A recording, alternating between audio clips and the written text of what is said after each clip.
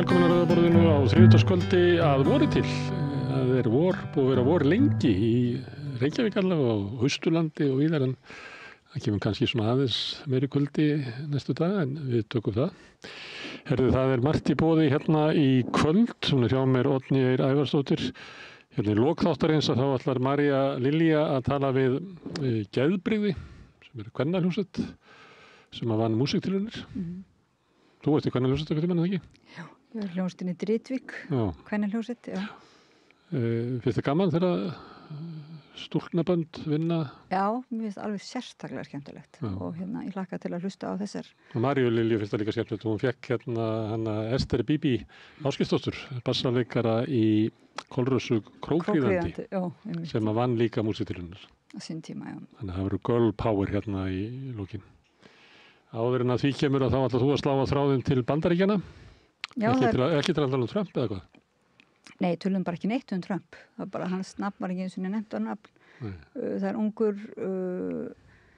ungur Íslendingur. Hann er að sækja um ríkisborgararétt. En hann lærði íslensku sjálfur, talar alveg ótrúlega góð íslensku og er að sækja um vinnu við forritun eða við tölvumál. Talar góða íslensku, henni aldrei komið til Íslands? Það var nú gott að þú skulur nefna þetta því ég glemdi að spyrja hann að þessu. Ég fann að ég glemdi, það var einhver spurning sem var svona lykil spurning sem ég fattaði núna, ég glemdi að spyrja hann. En hérna... Manstu eftir Georgiumanninum sem að lærði íslensku út í Georgiu og kom í viðtal, ég held að RÚV. Já. Hann fekk bara ríkisborgararéttinn sendan í pósti, held ég. Já, en þessi fær ekki slíka þjónustu, hans umsókn hefur ekkert verið svarað einu sinni. En hann er náttúrulega ekki komið, hann talar ekki lýtalaus íslensku. Georgiu maður því sem ég bara því ég myndi segja hann að þessi talaði lýtalaus íslensku, alveg sérstaklega góð og bara ég náttúrulega, en hann sagði það sko fyrst alveg, hann fengi, ef hann væri að biðja sækjum störf þá var hann svarað á ensku og ekki íslensku og Af því hann væri að hringja frá Bandaríkjunum og væri með bandarískt nafn. En hann er komið íslenskt nafn, hann heitir Nathan. Gæti verið bandaríslega. En ég spyr hann næst þarna Ísland. Ég held að komi fram samt í vídeónu sem ég horfði á sko. Hann er með vídeó á YouTube þar sem hann raunverulega mælir fram þetta bréf til Alþingis. Herðu, en áður en að því kemur þá hérna skal ég segja ætlar María Lilja að vera með hérna sem við kallum Radio Gaza. Hann Hjálmtýr Heiðdal, formaður Félagsins Íslands Palestína kemur til hennar og þau fara yfir það hörmungarástand sem að þar er og ætla bara ekki að linna. Nei. Og það var tímabil sem að við töldum að margir vonuðust að það veri betri tíð framundan en það hefur ekki orðið svo. Nei, það er bara svartara og svartara, hörmulegra. Hörðu, það er deilumál í íslensku samfélagi vindmyllur, þú ætlar að fjalla það? Já, bara raunverulega að tala við tvo mjög hressa andmælendur, það er Andri Skúlason og Kristín Helga Gunnarsdóttir rithöfundur, þau koma frá Landvernd og eru líka í félagskap sem heitir Mótvindur, þeir eru svona segja okkur frá bara þessu gríðarlegu vindmyllu áformum og setja í samhengi raunverulega við bara atvinnustefnu og bara ástandi á Íslandi núna og líka íbúalýðræðið og hvernig stendur á því að íbúar Íslands séu bara á móti þessu en samt. Eru íbúar Íslands á móti vindmyllum? Meir og minna, já. Það kannanir fyrir það? Hvað voru þetta eitthvað erfiða spurningar þér?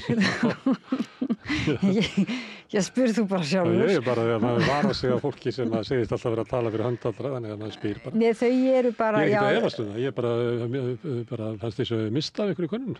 Nei, ég myndi vilja sjá svona könnun ég held að þau bara hafa verið í svo miklum tengslum við íbúa, þú veist, og voru að koma að fundi íbúa. Það vill ekki fá þetta heim til sín, sko. Nei. Það sama á Krátnar, það vill ekki fá þetta út í útkörfin, en það vil allir hafa þetta nýr í bæ.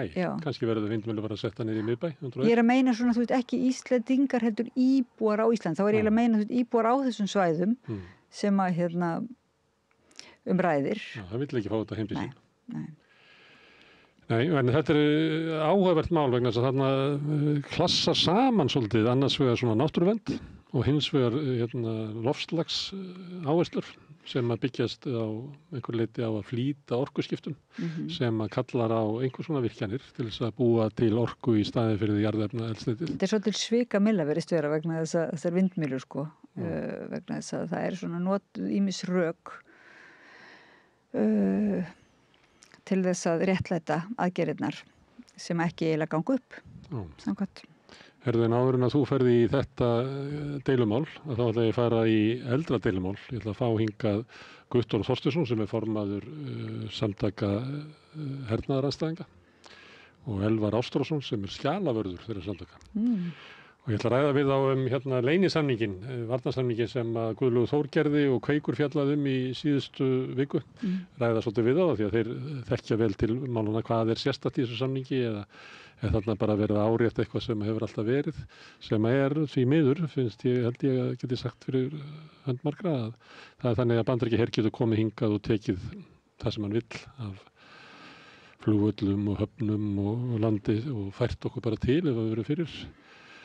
Þegar þú kannast við þetta í umræðinu Grænlanda, það er Daninni segja eitthvað, ég skil ekki alveg okkur Trump lætur svona því að Bandaríkjamenn geta gert hvað sem þau vilja á Grænlandi. Það kom nú einmitt í umræðinu sko vindmylu áformin og að þetta Ísland yrði þá sko bara að einu stóru iðnaðarsvæði og svona svokölluðu áhrifasvæði iðnaðarsvæða og líka þessi gagnaver sko, þú veist, það er ekki alveg þessi spurningum hvernig við ætlum að nota orkun okkar, það er ekki núna sem að útilokur það að við kannski munum nota orkuna til þess að búa til framleiða vopn til dæmis, hergögn. Gervigreind notar rosalega mikla orku. Verðum við ekki að vera gervigreind eins og allir aðrir í nútímanum og eiga svona gagnaver? Það þarf að skoða þessa kosti aðeins betur þegar þessi kostir koma oft fram eða kostir, þessir möguleikar þá virðast að vera góðir eins og vindmylurnar virkuðu fyrst en svo kemur kannski annað í ljós. Herðu, en ég ætla að tala við Elvar og Guttorm varnarmál og svolítið í samanburði við Grænlanda sem að það er alveg vitað að það kemur í til greina að Grænlendingar semji við Kínverja námuvinnslu eða eitthvað slíkt að Bandaríkjamenn munu bara stoppa það af því að líta svo á að Grænland til bara þeirra svæði og við ætlum svona aðeins að velta því upp með þeim hvort að Ísland sé raunverulega í þessari stöðu af því það er mikið verið að tala það núna af stjórnvöldum og kannski ekki síst frá Þorgerði Katrínu utanríkisráðherra að við þurfum að endurmeta svona öryggismat Íslands og hvort að við eigum þá ekki að taka það aðeins inn í alla þessa umræðu að við erum á skilgreindu áhrifasvæði Bandaríkjanna og Bandaríkjamenn ætla sér að ráða öllu hér hvort sem að við viljum það ekki og það er líka bara samningu fyrir það. Herðu, en talandi svona deilumál, við erum svolítið í því. Þú ert með meira umræðum Vók, þú ert með umræðum Vók í gær, meira Vók í kvöld, hvað er? Já, þetta botlaust alveg að þetta tala Vók? Nei, ég held að kannski margir segja bara nú sé komið gott og þessi búið að þvæla nóg þetta og þetta sé ekkit áhugavert sko í sjálfu sér en ég held að þessi svona hugtök þau eiginlega bara þetta er svo sko það sprettur upp svo margt eiginlega í tengslum við þetta þannig að mér finnst ágætt að nota svona tækifæri bara þegar að verða svona eins og einhver andstæð einhver mikla tilfinningar koma inn í spilið sko þá er þetta gaman að tjekka á þessum andstæðu pólum sko við fengum ég og Björn Þorláksson vorum taka á móti tveimur gestum Brynjari Karli körfubolta fræðingi og stúlkna þjálfara sérfræðingi. Aþennu upp í Breiðholti. Já, hann er svona stúlkna þjálfara sérfræðingur og er mjög Jónatemjari. Já, hann er náttúrulega verið gagnrýndur fyrir sína aðferð og margir mjög hrifnir og aðrir eru gagnrýnir og mjög skemmtilegt spjallið sem þú áttur við helgispjallið einhvern mann, þetta verður hátt í 4 tíma spjall, stórkostlegt. Við vorum að ræða það hvort að þetta var reyna að slá heimsmeti sem er 50 klukkutímar í svona spjalli. Já, við vorum nú í klukkutíma spjalla hérna og Valgerður Þorn Pálmadóttir sem kennir upp í háskóla kynjafræði og hugmyndasögu og það var mjög skemmtileg samræðan þeirra á milli að því að Brynjar Karl eins og Snorri Másson þeim eru svona heldur í nöp við kynjafræðinga og þannig að svo hélt samræðinu mitt áfram hérna bara fram í eldhúsi og þá eru þau bara sáu það, þetta var ekkit það var engin ástæða til að óttast kynjafræðinga og ég held að hún hafi bara alltaf enda að fara í hann alltaf kannski skrá sig í kynjafræði og hún alltaf að fara að æfa körfubolta. Já. Það er gaman að þessu að þú varst að tala, þá man ég eftir að þegar ég var svona unglingur að þá var fólk hérna sem var eitthvað á móti félagsfræðingum og sérstaklega þeir eru mentar í Svíþjóð, þá þóttu vera einhverju hópur sem að væri að spilla íslensku samfélagi algjörlega. Það var margir sem að muna þetta. Heyrðu, en áður en að því kemur að við förum í Vóki, þá er enn eitt heita deilumáli, það er tollandir hans Trump. Þegar að við byrjuðum á fjallumynda einhvern tímann í janúar, og þetta var nú svona leiðinni, búið rengjuleiðinni, að þá fekk ég Þorvald Gylfason, sem er nú mikill sérfræðingur í svona alþjóðaviðskiptum og öðru slíku. Og hann sagði að ég myndi aldrei finna neinn hagfræðing sem að myndi mæla með tollum. Og sagði bara, ég sagði alltaf að finna svo og hann sagði bara, gangið vel. En ég búin að finna allavega einn sem er hann Þorsteinn Þorgrímsson, sem var skrifstofstjóri í fjármálaráðuneytinu, í Seðlabankanum og samtökum iðnaðarins. Hann kynntist hagfræðingi í Bandaríkjunum sem að lagði svolítið upp eða svona afhjúpaði svolítið að þetta tal frjálsu viðskipti og lága tolla hefðu leitt yfir sig ykkur hagsæld yfir okkar heimsluta og lagði til svona vinda ofan að þessu og sömuleyti má halda því fram að þetta sé kannski svona grunnurinn af því sem að Trump er að gera. Þannig að Þorsteinn ætlar kannski ekki að halda með Trump en hann ætlar að svona að benda á að það er einhver hugsun í þessu og varar fólk við því að líta á þetta sem eins og einhvern geðrof í Trump. Þetta er raunverulegar hugmyndir og þetta er viðbrögð við raunverulegri hrörnun Bandaríkjanna og okkar heimsluta og annað slíkt. En ég fæ Gylfa Magnússon, prófessor í Háskólanum, til þess að býst ég við að hann muni andmæla honum. Ég held að hann sé svona frekar á því að tollar séu alltaf ondlaust og svo kannski takja undir sjúkdómsgreininguna, þá er kannski lækningin eins og sama. Mér finnst þetta mikilvæg umræða því að það er augljóst að við erum að gangi í gegnum einhverja breytingar í heimshagkerfinu, alveg eins og við erum að gangi í gegnum breytingar í sambandi við svona öryggismál. Það er svona einhver umpólun í gangi í heiminum. Bara á mörgum sviðum, í öllum sviðum samtímis. Þess vegna það er eins og okkur sé ekki stætt á að afgreiða hugmyndir sem geggjaðar eða svoleiðis, og við verðum með einhvern veginn að taka svona átt okkur á því hvaða hugmyndir eru í gangi í heiminum. Já, og það er svona óvinum mikil svona eldmóður í umræðinni núna, finnst mér einhvern veginn. Allir það sé bara þegar er nýbúið að gjósa eða það er kannski frekar þessi svona að því allt er að breytast núna. Það er ekkert að gjósa nálægt Washington í Bandaríkjunum, þar er mikil ólga. Jú. En svona hérna á Íslandi, ég virkilega tengi að síðustu daga, það hefur verið svona bara svakalegur eldur í umræðinni. Kannski á þetta sér allt sömu rætur einhvern veginn. Ég meina þetta manni sem sagði eitthvað fyrir 50 árum eða svo að þegar hann stóð frammi fyrir í sínu landi það var algjör stjórnmálakreppa, það var efnahagskreppa, það var bara stjórnsýslukreppa og lýðræði í kreppu og allt saman og þá sagði hann sem svo að þetta væri allt birtingamyndir af einhverjum vanda sem hann taldi að myndi liggja einhvers staðar djúpt í samfélaginu, taldi að einu sem getur læknað þetta væri einhverju sem að þekktu Guð eða kynnu að fara með list. Hann fór út í fátækrahverfin og stofnaði tónlistarskóla sem svar við svona óróa ástandi í sínu samfélagi. Kannski, ég veit ekki hvort að við finnum einhverja eina rót af þessu öllu, en við höldum áfram að fjalla hræringar sem eru í samfélaginu. Mér finnst það gaman, sérstaklega þegar er bara fullkomin óvissa eins og hvaða afleiðingar þessi tollabreiting Trump muni hafa. Það finnst það skemmtilegur svona punktur. Já, mér það líka alveg svakalega gaman.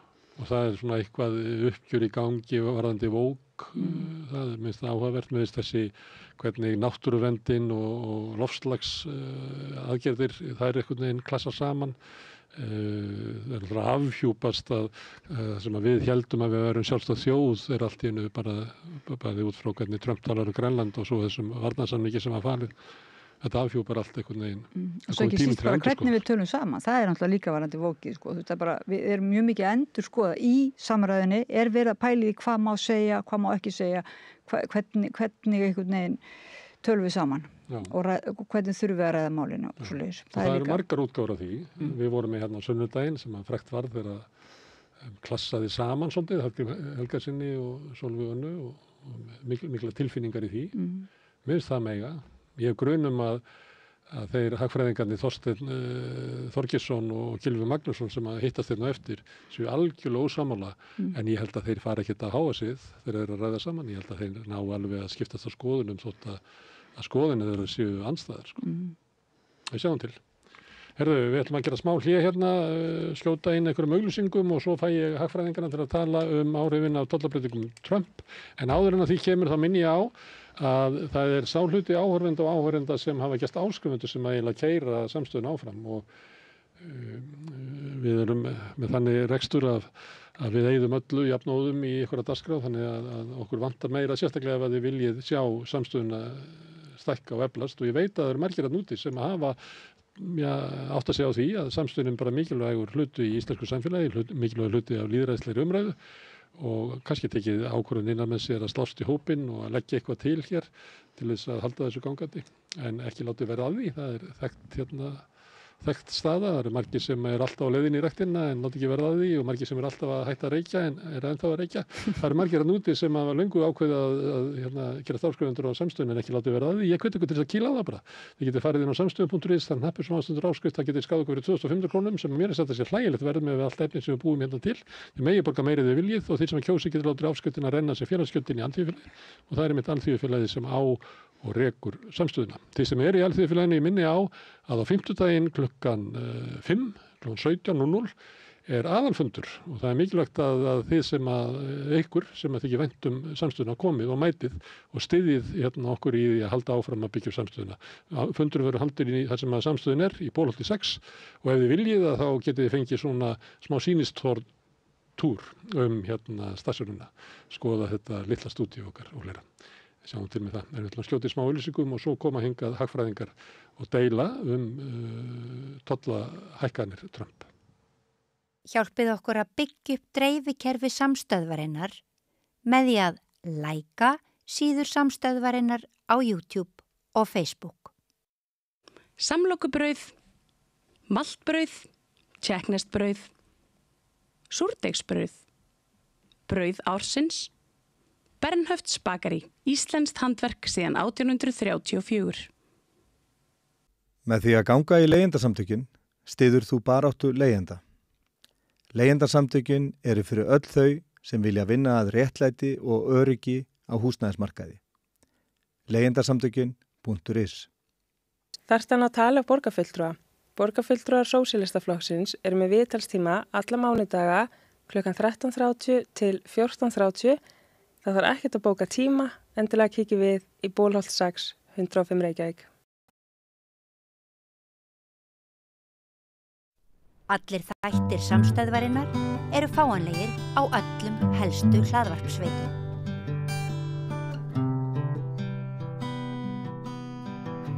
Já, við erum alltaf að reyna að skilja heiminn og skilja heiminn eftir Trump, getur við sagt.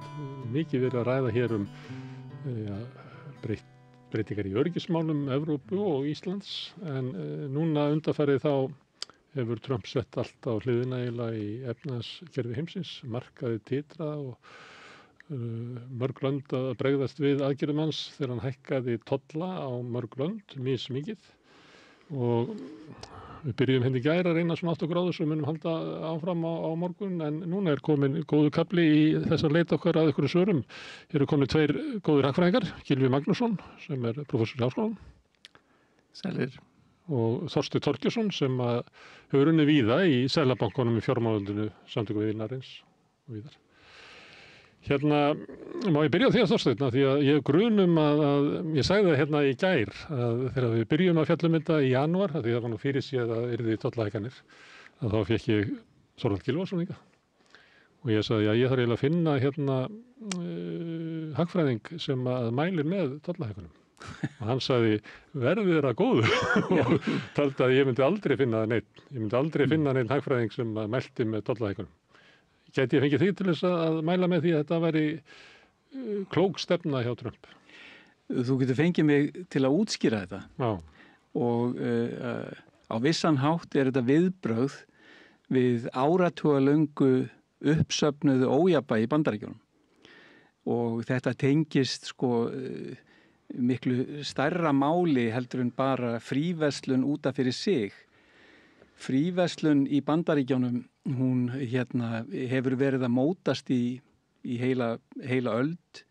Það hafa verið tollar áður í sögu Bandaríkjana en síðan fóru þeir lækkandi og aðrir tekjustofna ríkissjóðs tóku við að fjármagna ríkissjóð eins og tekjuskattar og aðrir skattar. En það hefur myndast svona mjög sterk rök með fríverslun bara í sögu hagfræði hugmynda frá Adam Smith til David Ricardo og fleiri að þá hefur komið sú skýring að þegar lönd sérhæfa sig á grundvelli auðlinda að þá geta þau hámarkað sína framleiðslu og framleiðslu í heiminum með fríverslun þannig að hver sérhæfi sig fyrir sig. Allir gera það sem þeir eru bestir í og aðrir njóta þess. Og þetta er bara, og það hefur eiginlega myndað mjög sterka trú meðal hagfræðinga að fríverslun sé góð. En það sem fáir eiginlega gættu að var að það voru hliðaráhrif af fríverslun og sérstaklega eftir að Kína opnaði 1978-9 og þeir fóru að, Bandaríkjamenn fóru að færa eða útvista framleiðslu til Kína og annarra láglaunaríkja að þá eiginlega soguðust burt mjög vel launuð framleiðslustörf og það starfsfólk sem var áður í þeim störfum að það þurfti að færa sig yfir í verðlaunuð þjónustustörf og þetta hafði áhrif á kannski beint á 6-7 miljón manns í Bandaríkjunum á þessum tíma. Sem eru þá íbúar svo kallar riðbelta sem eru þau svæði þar sem áður var öflugur iðnaður og sterkum verkefnis góðum eftirlaunaréttindum og fleira sem að verkafólki hafði barist fyrir að þetta er kippt fótunum undan fólkinu og það setur eftir í miklu lakari aðstæðum. Og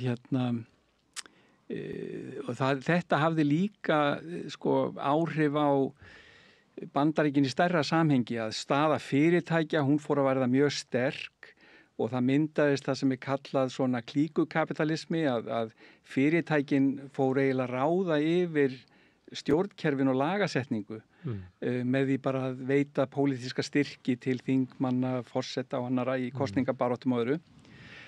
Og þannig að þeirra vilji kom fram og hagsmunir annara, þeir voru þagðir í hel hvað þetta varðar.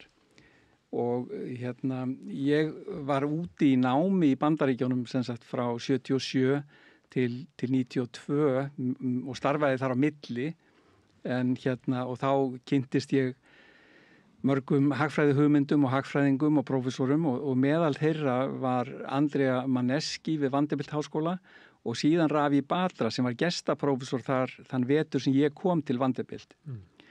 Og hann var með svona nýjar hugmyndir það að til dæmis að aukin ójöfnur í samfélaginu hefði áhrif á spákaupmennsku og þannig ferli sem valda síðan svona bólum, eignabólum og skuldabólum sem hafa tilhneigingu til að springa og það skapar þá mikið atvinnuleysi og erfiðleika í kjölfarið sem bitnar þá bara oftast af venjulegu fólki.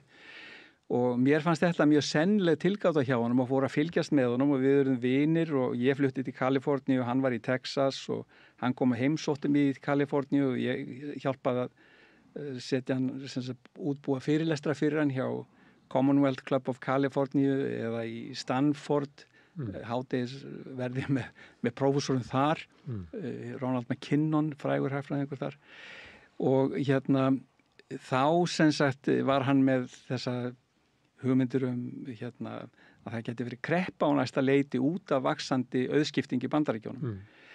Að hálfu leiti reyndist það rétt að því að spari sjóðir í Bandaríkjunum þeir fóru á hliðina 88, 9, 90 og 91 bandaríska bankakerfi veiktist og það var svona niðurlægð en það var ekki stór kreppa þar en það var kreppa í Japan, það var kreppa í Finnlandi og í Svíþjóð og við jafnvel fundum fyrir því sjálfur svolítið 1990 að það var ákveðin lægð í bankakerfinu hér. En þessi stóra kreppa gerðist ekki og hann hélt áfram að skoða þetta og mæla fyrir þessu og þá fór einmitt líka að bera meiri svona óstöðuleika, fjármálaóstöðuleika í hagkerfum vestrænna ríkja og líka í Asíu, 97 var Asíukreppan og Rússland var gjaldþrota 98 og svo var 2001 bólan og síðan kom stóri hvellur 2008. Og Argentína félli á öllum tímanum? Já, og heilmikið Mexikoskur peso vandi og annað. En hann var búinn að hélt áfram að skrifa bækur og spá fyrir því að þetta myndi gerast. En í millitíðinni skrifaði hann sem sagt bók sem ég tók þátt í að rannsaka að safna efni og jafnvel skrifa drög í sem heitir Góðsögnin fríverslun, áætlun endurreisn Bandaríkjanna. Hann skrifaði þetta 1993 og þessar hugmyndir komu strax á framfæri hjá bandarískum forsetaframbjóðanda Ross Perot sem kom Clinton að það því að hann dró fylgi frá Bush eldri 92 og Pat Buchanan var annar svona álitsgjaf í Washington sem vildi verða forseti og stofnaði Reform Party 96 og hann skrifaði síðan bók sem byggði á þessari The Great Betrayal en hann glemdi að nefna hugmyndina kemur frá Batra þannig að Batra fór í mál við hann en Trump síðan kynnist þessum hugmyndum í kosningabaráttunni 2000 þegar hann að gæla við að verða forsetaframbjóðandi Reform Party á móti Buchanan, hann meiri sér að byrja að rakka Buchanan niður eins og hann frægur fyrir að gera þegar hann á andstæðinga. Hæðastamönnum. En sem sagt, þannig að þessar hugmyndir koma sennilega inn til Trump þar og það sem hann að gera nokkuð megin þetta sem má kalla sem sagt blueprint eða skipulagsdrög eða hvað vil kalla það sem Batra var búin að teikna upp. En af mörguleiti er þetta að lýsa sögu sem er bara þekkt að það aukin misskipting og við getum sagt bara á nýfrjálshyggjutímanum. Það er aukin áhrif auðs á bandarísk stjórnmál sem að grefur undan þeim. Það er niðurbrot og það er náttúrulega opnum Kína og flutninga á störfum, innstörfum frá þróaðri hagkerfum, ef við getum sagt svo til Kína eða Asíu og annar landa sem að veldur þessum riðsvæðum bæði í Bandaríkjunum og Bretlandi sem hefur síðan gríðarlega áhrif á pólitík í viðkomandi löndum. En á hverju þetta tala þetta út frá tollunum einum? Nú, ég að koma að því, þú kliftir að tollanir hljóta að vera bara lítill hluti af allri þessari sögu. Já, en málið að Batra segir að ástæðan fyrir því að framleiðni eða framleiðsla í samfélaginu á mann að hún fór svona langt fram úr raunlaunum að þau sátt eftir var bara þessi, var annars vegar fríverslun og síðan þessi ógnarsterka staða stórfyrirtækja á vinnumarkaði. Þannig að hann leggur þetta fótum fríverslunar, þessi hliðaráhrif að færa framleiðsluna út úr landinu því að það ekki hluti af kenningunum sjálfum. Og til að sporna við þessu að því að það sem þau gerðu var að framleiða erlendis í láglaunaríkjum og flytja síðan ódýran innvarning afturinn í landið með því að setja tolla að þá er þetta nokkuð að loka á þá leið og þvinga þessa aðila til að koma með fyrirtækin aftur inn í landið til að hefja framleiðslun á ný og með því getur hækkað meðallaun fólks í Bandaríkjunum og sérstaklega þeirra lægst launuðu umtalsvert ef þau komast í þannig framleiðslu störf á ný. Og það er hugmyndin sem Batra að reifa og hún er algjörlega fræðilega því að hann gat sér fyrst orð sem súperstjarna á sviði alþjóða viðskiptahagfræði, International Trade Theory. Og er það þannig að Jónas Atli Gunnarsson var í gær og vitnaði til þess að hann hefði sittið í tíma hjá Ásgeiri Jónssoni seðlabankastjóra núna og hann hafi talað tuskudúkku ferli að það verið alltaf flust til hvar þær veru búnar til tuskudúkkan sem að þú sofnaði við eða börnið þín eða barnabörnin að það færðist á milli landa. Er það þannig að ef að Bandaríkjunum tekst að flytja framleiðslu á tuskudúkkum sem eru líklega bara framleiddar í Víetnam í dag til Bandaríkjanna með því að hafa svo háa tolla á innflutning á tuskudúkku frá Víetnam að kjör bandarísk verkalýðs batni og verði svipaður og hann hefði átt að vera ef hann hefði haldið í við framleiðni aukningu bandarísks samfélags frá 1970. Já, þetta hljómar svo sem vel en það er ekki raunhæf sem sagt dæmisaga hvað hefur gerst. Nú eru Kínverjar farnir að framleiða sko hátækni rafmagnsbíla, bæði Teslur og BYD bílana. Þeir eru að verða stærsti framleiðandi í heimi. Þeir eru með alls konar hátæknivörur, þeir eru farin að skjóta eldflögum til tungsins. Með töskudókun er dæmi. Ég segi það er ekki raunverulegt dæmi af því að þessi framleiðsla hún hefur gerbreyst á þessum tíma og umkvörtunarefni Bandaríkjamanna og Trump hefur orðað það þannig að þeir séu að stela einkaleyfum, þeir eru að stunda iðnaðarnjósnir, þeir eru að misnota sér alþjóða viðskiptin til að starfa óeðlilega. Og hann er eiginlega hegnaðum ekki bara fyrir það að vera láglaunaríki eða uppaflega, þeir hafa náttúrulega verið að vinna sér veg upp á við í launum, heldur fyrir þessa viðskiptahætti, hvað þeir hafa verið ósvífnir. Þetta er fyrstu ákvarðan sem er kannski teknar í bandarísku fyrirtækjum að flytja starfsemina. Hún var algjörlega og það var að Nixon, þetta kemur fram í skjölum frá Nixon og Kissinger heimsókn til Peking 1972 að þeir fóru að frumkvæði 1000 bandarískra viðskiptaaðila sem vildu komast inn á Kínamarkað. Þannig að þar, og þeir sögðu þeim að þeir myndu skoða málið en ætlaðu að gefa sér góðan tíma í það og það var ekki fyrir en Deng Xiaoping tekur við að Mao 1978 að þessi opnun verður. Gylfi, má það ekki vera að lækkun tolla hafi verið snjöll hugmynd á sínum tíma? En svo þegar framlíða stundir þá kemur ljós að það leysi úr læðingum alls konar vandkvæði sem við verðum að bregðast við, meðal annars aukin misskipting auðs, stórir hópar sem eru klipptir frá pólitískri þáttöku, niðurbrót verkefnishreyfingar. Já, já og nei, það er að segja að það er alltaf engin spurning um það að fríverslun hefur búið til mikinn auð víða og auðvitað ekki bara í Bandaríkjunum. Það er á grundvelli hennar sem að fjölmörg lönd í Suðaustur-Asíu og Kína þeirra stærst hafa brotist úr örbirgð til svona nánast allsnægta og milljarðar manna farið yfir hungurmörk þannig að það er alveg gríðarleg jákvæð áhrif af fríverslun en það er alveg rétt að það hagnast ekki allir. Það voru einhverjir sem að mistu vinnuna í íslenskum húsgagnaverksmiðjum eða raftækjaverksmiðjum þegar við gengum í EFTA fyrir 50 árum. Það eru alltaf einhverjir sem að missa störf þegar það verða svona breytingar og missa spón úr askir sínum. Á Íslandi þá hefur það nú bara leyst með því að þeir fara að gera eitthvað annað. Það er ekki mörg þúsund manns atvinnulausir á Siglufirði eftir að síldin hvarf. Þetta fólk er bara löngu farið eitthvað annað.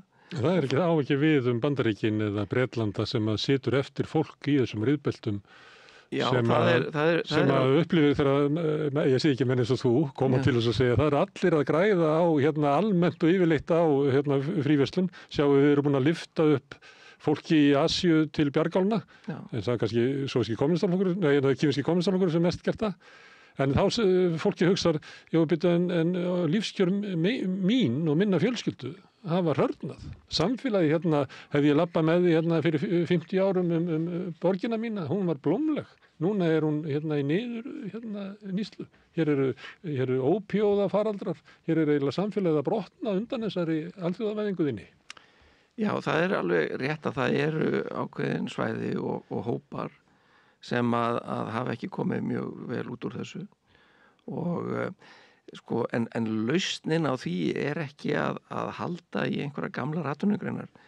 Það er til dæmis gaman að rifja upp að Trump var með einhverja þráhyggju á fyrra kjörtímabili sínu að endurreisa kolaiðnaðinn.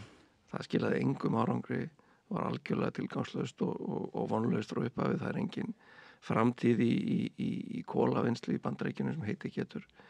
Og það er alveg það sama, það er engin framtíð í því að ætla að fara að færa skógerð eða framleiðslu á íþróttafatnaði eða að skrúfa saman einhver raftæki til Bandaríkjanna. Það í besta lagi býr til einhver láglaunastörf sem að er haldið uppi með verndartollum og ríkisstyrkjum. það er ekki leiðin til þess að taka á þessum vanda.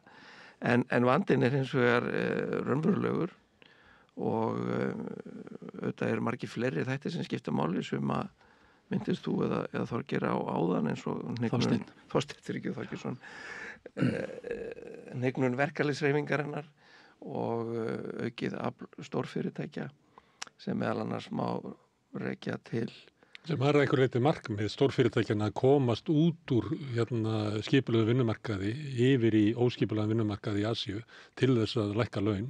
Já, og að draga úr skipulaginu á bandarískum markaði og síðan... Og nýju greinarnar, þar ekki verkalýðshreyfingar sko, eða félög. Nei. Þær eru fyrst og fremst í gömlu iðnaðinum og svo í Hollywood og meðal kennara og þar með þetta bara upptalið. Já, það eru nokkrar stéttir sem enn halda í þetta en verkalýðshreyfingin er ekki nema svipur hjá sjón í Bandaríkjunum.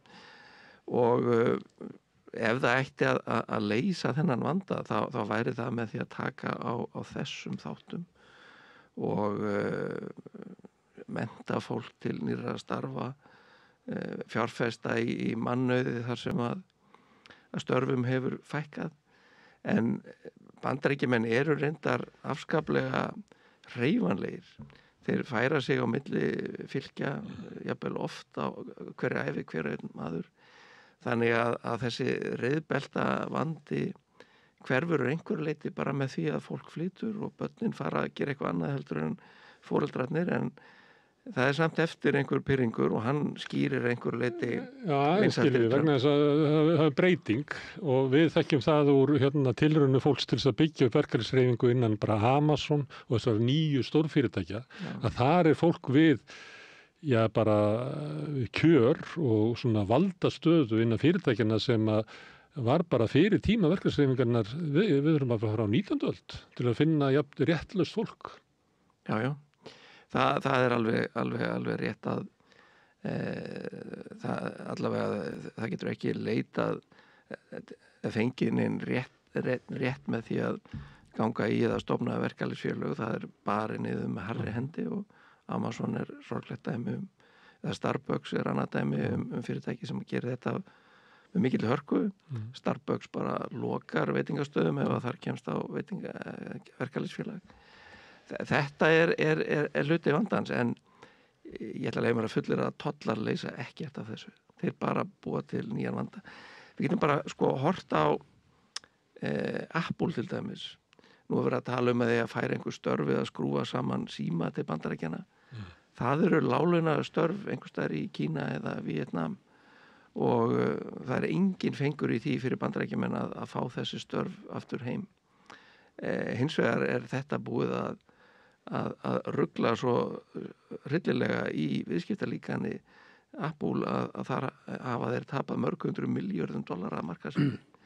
Það er bara miklu betra fyrir Bandaríkjamenn að vera með fyrirtæki eins og Apple og græða á því að vera þar með þróun og hugvit og forritun og slíkt, en vera með samsetninguna í Kína úr íhlutum frá Kóreu og Japan og Kína og raunar heiminum öllum.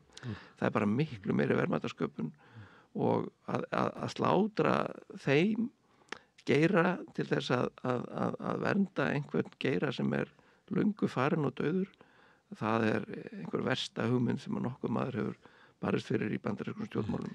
Ég ætla bara að koma að, ég sé þetta ekki alveg með sömu augum og Gylfi. Og Gylfi náttúrulega með alveg mjög skýra og rökfasta sýn á þetta, en ég sé þetta aðeins öðruvísi að þegar það er verið að flytja þessi störf, flytja þau á milli landa aftur inn til Bandaríkjanna, þá er ekki verið að fjárfesta í einhverjum gömlum fyrirtækjum, heldur hugmyndin að koma með alveg nýjustu tækni. Næsta kynslóð verksmiðja komið þangað. Næsta kynslóð og það er verið að innleiða vitmenni, að ég kalla það vitbyltinguna, gervigreindabyltinguna. Það er mér finnst það þægilegt orð eins og iðnbylting, vitbylting, en þeir eru að innleiða þessa nýju tækni í vélmenni eða róbota og ég held að hlutfall fjármagns á hvert starfsmann að það verður hærra mögulega heldur en í Kína, þannig að þetta verður ekki bara fólk með skrújárna, lítil skrújárna að reyna að setja saman eitthvað, þetta verður miklu vélrænna og Ég held að framtíðin sé nokkuð björt af því að ég held að hagfræðingar hafi yfirleitt björt í Bandaríkjunum? Já, mjög björt. Eftir þessar ákvarðanir? Þegar ég tala um hennan uppsafnað ójöfnuð í skiptingu verðmæta, þá hefur það skapað ýmis vandamál, til og með sér hlutabréfamarkaðurinn núna, hann í bólu, hefur verið í bólu, það 45.000 á Dow Jones, hafði engin trúa því fyrir 20-30 árum. En það sem gerðist í Bandaríkjunum var þegar framleiðni fór langt fram úr raunlaunum að þá jókst hagnaður fyrirtækjana og hvað gerist þá? Þá hækkar hlutabréfaverð og þetta hefur náttúrulega myndað ójafnvægi og það sem við gætum séð einhverjir timburmenn kannski á komandi ári út af þessu ójafnvægi sem verðmat fyrirtækin yrði bara nær því sem að þau geta staðið undir í venjulegu framleiðslu en ekki í einhverju svona spilavítis kapitalisma. Ef einhver áhersla verður á samkeppnislöggjöf sem fyrirtæki með megin illa við, að þá gæti sem sagt hagur af starfsemi fyrirtækjana að skila sér meira í lækkuðu verði eða betri gæðum og það hluti af þessu. Þannig að ég sé þetta sem mjög víðtæka breytingu í starfsemi bandaríska efnahagskerfisins og ég held að það eru margir sem fría Trump vits bara því hversu sjálflegur hann og hvernig hann kemur fyrir og hvað hann segir marga asnalega hluti en ég held að svona maður sem verður tvívegis forseti og á fína fjölskyldu og orðin á 700 milljarða króna í hreina eign að þetta engin vitleysingur og ég held að fólk flaski svolítið á því að kalla hann trúð og vitleysing að því að því bara illa við birtingu hans en skilur ekki að á bakvið þetta ákveðin pæling og hann með alls konar ráðgjafa og hvaðina. Og nýtur stuðnings og svona, þannig það líka blekkjandi að horfa á að þetta sé bara hans hugdettur. Hann klókur stjórnmálamaður, þó alveg eins og Gylfi bendir á, þá stingur hann upp á alls konar hugmyndum sem suma hverju eru algjörtella, en svona megin þorrin að einhvern veginn það kemst áfram og hann heldur sínu striki. Það ekki alveg þannig, hann lofaði frið í Úkraínu, hann ekki að gera það, hann lofaði frið í Miðausturlöndum, hann ekki að gera það. Hann að vinna í því. Já, en það ekki allt orðið eins og hann. En ég ætla ekki, en varðandi þetta, því að þú ert að vísa til svona hörnunar bandarísks samfélags sem að byggði á misskiptingu auðs og fleira og talar tollana eins og það ná að fara tilbaka. En ef maður að horfa á tíman þar sem að tollar voru háir, að þá voru líka fjármagnstekjuskattur og skattur á fyrirtæki og fleira miklu hærra. Þá var miklu meiri innviða uppbygging og kerfis uppbygging á vegum eins opinbera. Það var virkari atvinnustefna. Trump ekki að tala fyrir neina þessu. Hann að tala að það raunverulega lækka ennþá meira skatta á eina ríku. Já, hann að tala að þú ert með alls konar skattstofna. Tollar eru skattstofn. Hann að tala, þetta náttúrulega draumur hægri manna að minnka ríkið og með því að auka skattheimtu gegnum tolla, þá getur hann lækkað tekjuskatta. Og það svona sá díl sem hann að bjóða fyrirtækjum þegar þau koma tilbaka, þau verði ekki með mikla skattbyrði. En það alveg rétt að tollar hafa verið mjög háir í sögu Bandaríkjanna, oft 40-50%. Fjármagnstekjuskattur hefur kannski verið mjög hár, en samt sem áður hefur hagkerfið verið sjálfbært með mjög öfluga innlenda eftirspurn af því að hlutdeild til dæmis útflutnings og innflutnings af landsframleiðslu í Bandaríkjunum hefur ekkit verið mjög hár. Hún hefur aukist en hún ekki mjög há. Og þannig að þeir eru að mörgu leyti sjálfum sér nógir.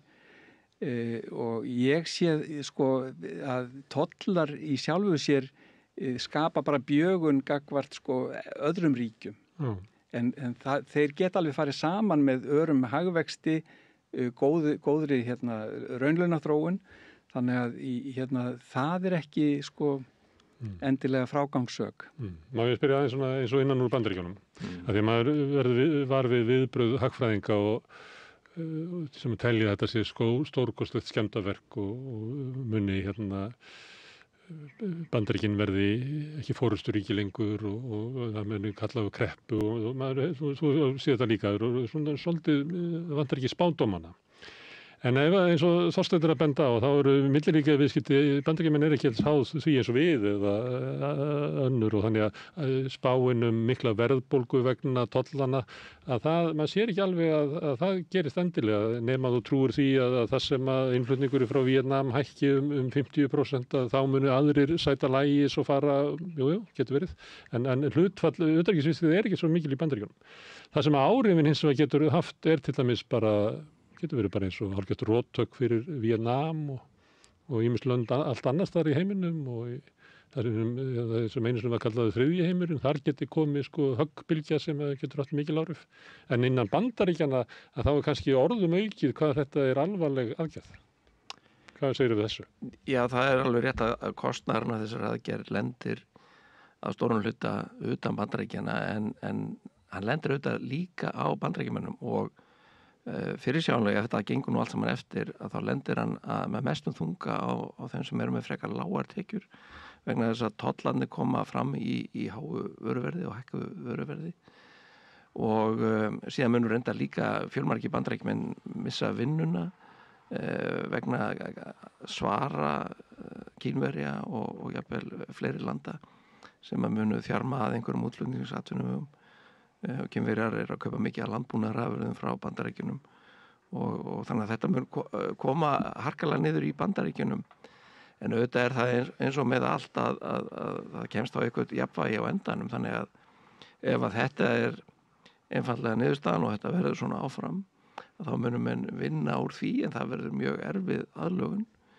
og það er svo sem erfitt að sjá fyrir sér nákvæmlega hvernig hún mun enda en það eru margir að spá því að það verði þá búið til einhvers konar fríverslunarkerfi það sem Bandaríkin ekki lengur hotsteinnin.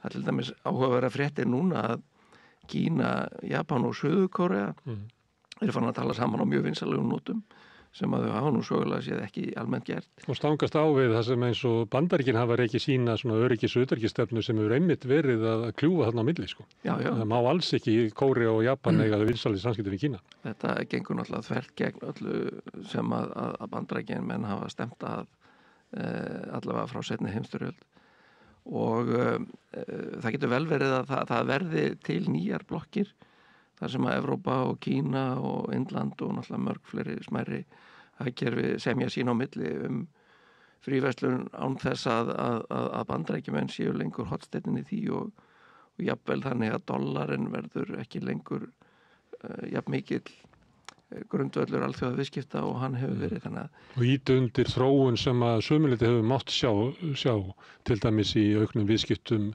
Afríku við Kína og svona hvað BRICS-löndin gera sig gildandi, að þá hefur verið svona undanfarin ár verið að tala að það geti orðið til eitthvað svona mótvægi við það alþjóðakerfi sem að Bandaríkjamenn byggðu hér upp eftir seinna stríð, þar sem að Bandaríkjamenn eru bara ekki aðili og þarf ekki að spyrja þá leyfis.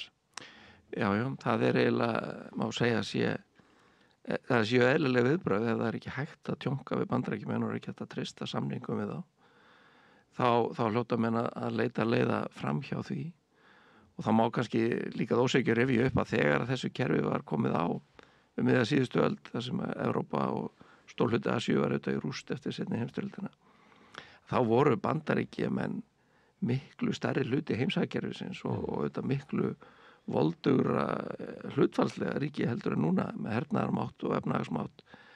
Þeir voru kannski 40% af heimshagkerfinu þá en eru svona 20% núna.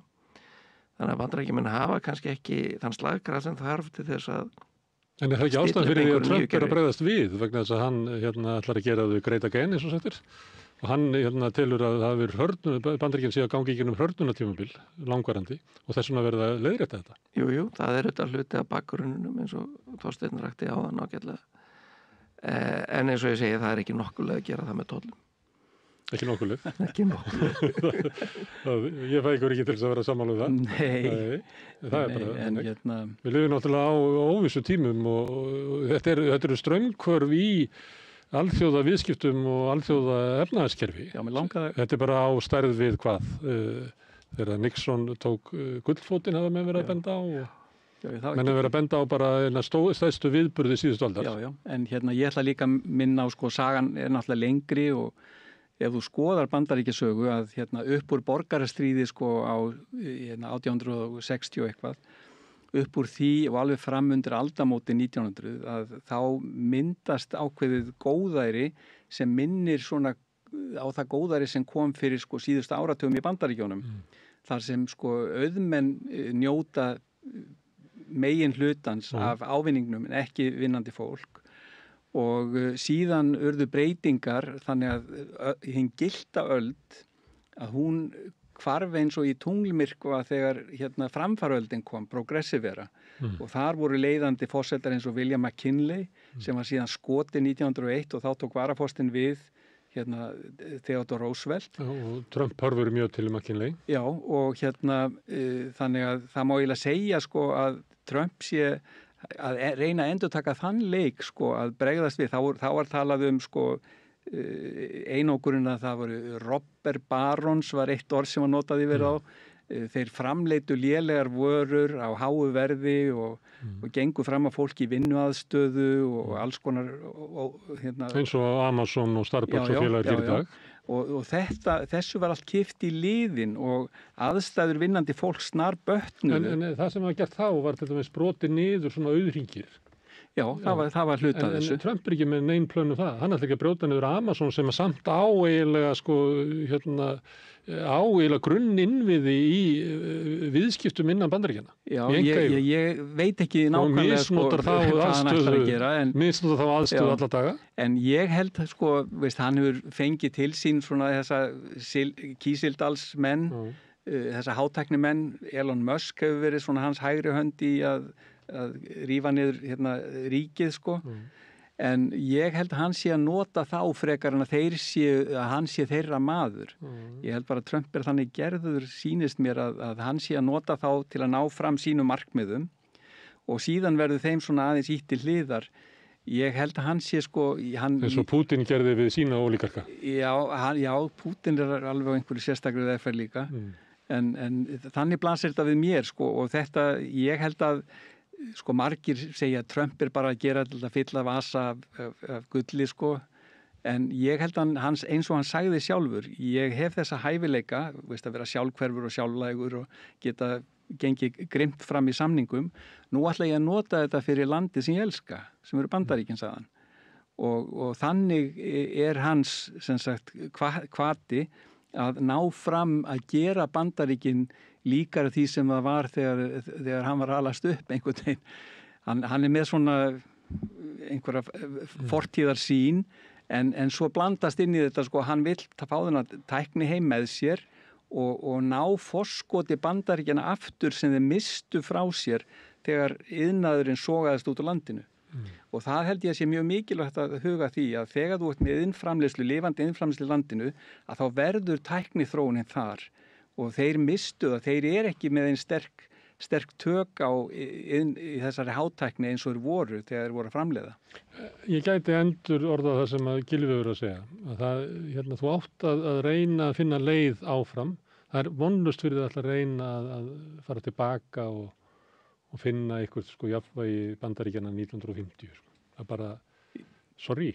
Já, ég meina það er ekki að segja sorry við mig, en ég held að í framtíðin hvað segir við því? Ég held bara framtíðin sé björt í Bandaríkjónum. Ég held það. Ég held einmitt sko að tollarnir séu lækning við mjög slæmum sjúkdóm sem varði í marga áratugi og síðan sko má ekki gleyma því að þetta er svo, hann er tvísaga eins og oft er sko, hann er annars vegar að tala um tolla og vill þá háa á svona, svo er hann að tala um að semja og hann vilji free and fair trade, þannig að hann er svona, hann svona sveiflast á milli sko að vilja semja og nú eru komið 70 lönd sem vilja semja við Bandaríkin af þessum 180 sem fengi á sig tollahækkun og þannig að hann er ekkit fráhverfur í sjálfu sér sko alþjóða viðskiptum en þau þurfa að vera á einhverjum svona merkantilískum eins og það kallaði í hagfræði grundvelli þannig að Bandaríkjamenn sé ekki að tapa og bestið eru að græða á því þannig að þeir séu viðskipta afgang. Hvað heit svo hagfræðistefna á íslensku? Merkantilísmi. Kaupauðgistefna, já. Hún gekk upp eða hvað? Nei. Nú? Skelfur. Er þetta þú að halda þér fram að hún hefði gengið upp? Nei, ég er bara að segja að þetta Já. er hans hugsun. Já, Ég er bara ok. komið til að útskýra þessa hugsun, ekki að ég sé að styðja hana. En ég sé þetta sem ákveðna lækningu líka. En eitt sem ég velti fyrir mér er að hlusta á okkur, að báðir eruð að benda á svona ákveðin vanda sem að fylgdi alþjóðavæðingunni og nýfrjálshyggjuárunum og aukinu auðskiptingu og öðru slíku. Og einu sinni var hagfræði var bara stjórnmálafræði, spratt upp úr stjórnmálafræði. Og hagfræði, það er erfitt að slíta hann á milli að alltaf var að reyka hagfræði án eiginlega einhverja svona hugmynda réttlæti og annars líkt. Ég veit ekki hvað þið eru því en að einhver leiti fannst manni það vera hrunið 2008. Má ég aðeins, þetta kemur beint inn á efni þessara bókar. Já. Og í þessari bók að þá er verið að leggja áhersluna ekki bara á hinnar hefðbundum kenningar sem Gylfi er að kenna á daginn og sem heita ýmsum nöfnum eins og klassísk hagfræðikenning, nýklassísk, keynesísk, nýkeynesísk eða þá hérna, hann kennir, það eru allar hér, ég þýddi þessa bók í fyrra og gaf út í Almenna bókafélagið og hún fjallar sem sagt klassík-keynesíska nálgun sem er bland af klassískri og keynesískri hagfræði, lagar galla hvoru tveggja, en aðal áherslan er samt sko hvernig hann er að draga saman að framleiðin í hagkerfinu, sem sagt, svo framleiðsla mann, að hún er nátengd sko framboði hagkerfisins og það er heildar framboð og heildar eftirspurn sem eru alltaf að togast á og heildar framboð, það ræðst svolítið af launum. En eins og hann bendir á í þessari bók, þegar ójöfnuður fyrir vaxandi, þá það líka skuldir til að ná heildar eftirspurn upp, þannig að það verði ekki atvinnuleysi og samdráttur. Og þannig að hann tallaði fram þessu klókt á því að halda uppi hærri launum. Hann bara segir að í mín túlkun er að hann er með leggja áherslu bæði á verðmætasköpun. Við sjáum til dæmis að Hannes Hólmsteinn var með ráðstefnum daginn frelsi til fjármagns verðmætasköpunar og sumir í Sjálfstæðisflokknum þeir tala að stefnaflokksins sé kjörnuð í verðmætasköpun. Svo eru aðrir flokkar sem leggja áherslu á skiptinguna. En í þessari bók er bent á leið hvernig þú ert að halda báðum uppi, bæði verðmætasköpun frelsi til hennar og líka skynsamri skiptingu, þannig að það er gert bara á hagfræðilegum grunni að heildar eftirspurn mæti heildar framboði og þá ertu sem sagt að vaxa og allir eru starfandi og það er svona meiri sátt í samfélaginu frekar en þegar það er mikið atvinnuleysi eða mikil verðbólga og svona þref og vandræði og óhagkvæmni. Sem aldrei verið meira, við höfum aldrei verið í klofnar í samfélagum, ekki á mína tíð á Vesturlöndum, heldur en núna. Kannski aðeins fyrir þína tíð, ég man eftir ég var í menntaskóla. En ég var varðandi pólitíkina og hagfræðina, að þið verða að benda á svona ýmissa ágalla í bandarísku samfélagi og sem að við þekkjum kannski miklu minna mæli, en er samt hlutið þessu. Og þarna kemur Donald Trump og adressar þetta og hann, við erum að tala um hans aðgerðir í þessu.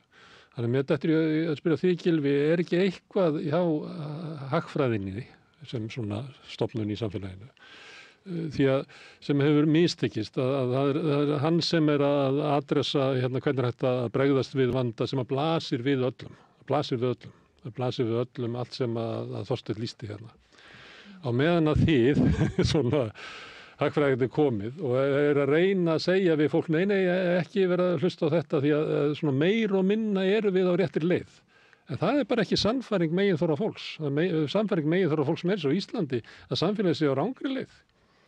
Já, það er alveg rétt og án efa má kenna hagfræðinni eða hagfræðingum eitthvað af því.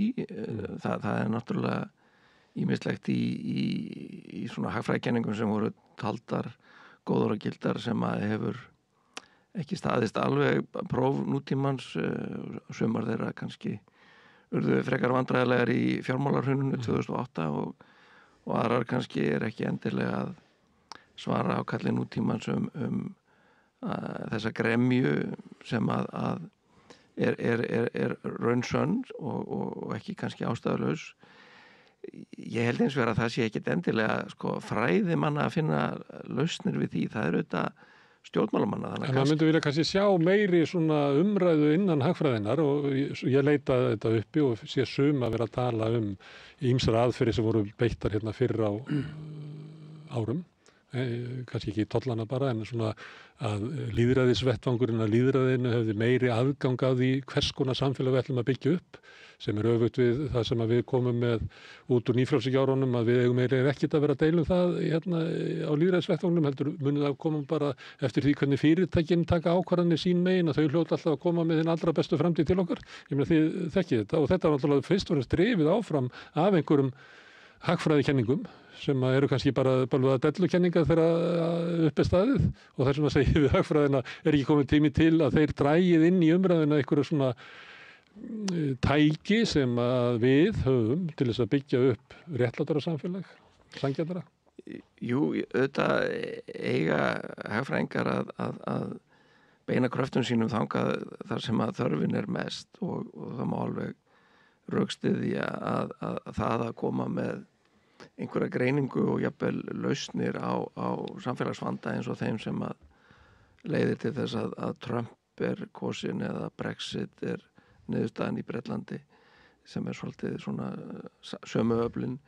Það má alveg leiða góðrauka því að hagfræðingar ættu að reyna að horfa meira á þetta og koma með svör, en ég vil samt ekki ganga svo langt að allast til þess að hagfræðingar séu bara svona einhverju teknikratar sem að fínstilla gangverk hagkerfisins og allir séu ánægðir. Það er auðvitað hlutverk stjórnmála geirans að takast á hugmyndir og lausnir, og kannski má segja að jú, hagfræðin hefur einhver leyti brugðist, en auðvitað hafa þá stjórnmála menn brugðist einhver leyti líka. Það má kannski segja til dæmis í Bandaríkjunum að demókrötum hafi ekki tekist að finna svör sem að duga frá sjónarhóli þeirra sem eru að kjósa Trump. Heldur þið hluti að þessu stjórnmálakerfi sem Þorsteinn var að lýsa, sem að auðfólk hefur eiginlega tekið yfir?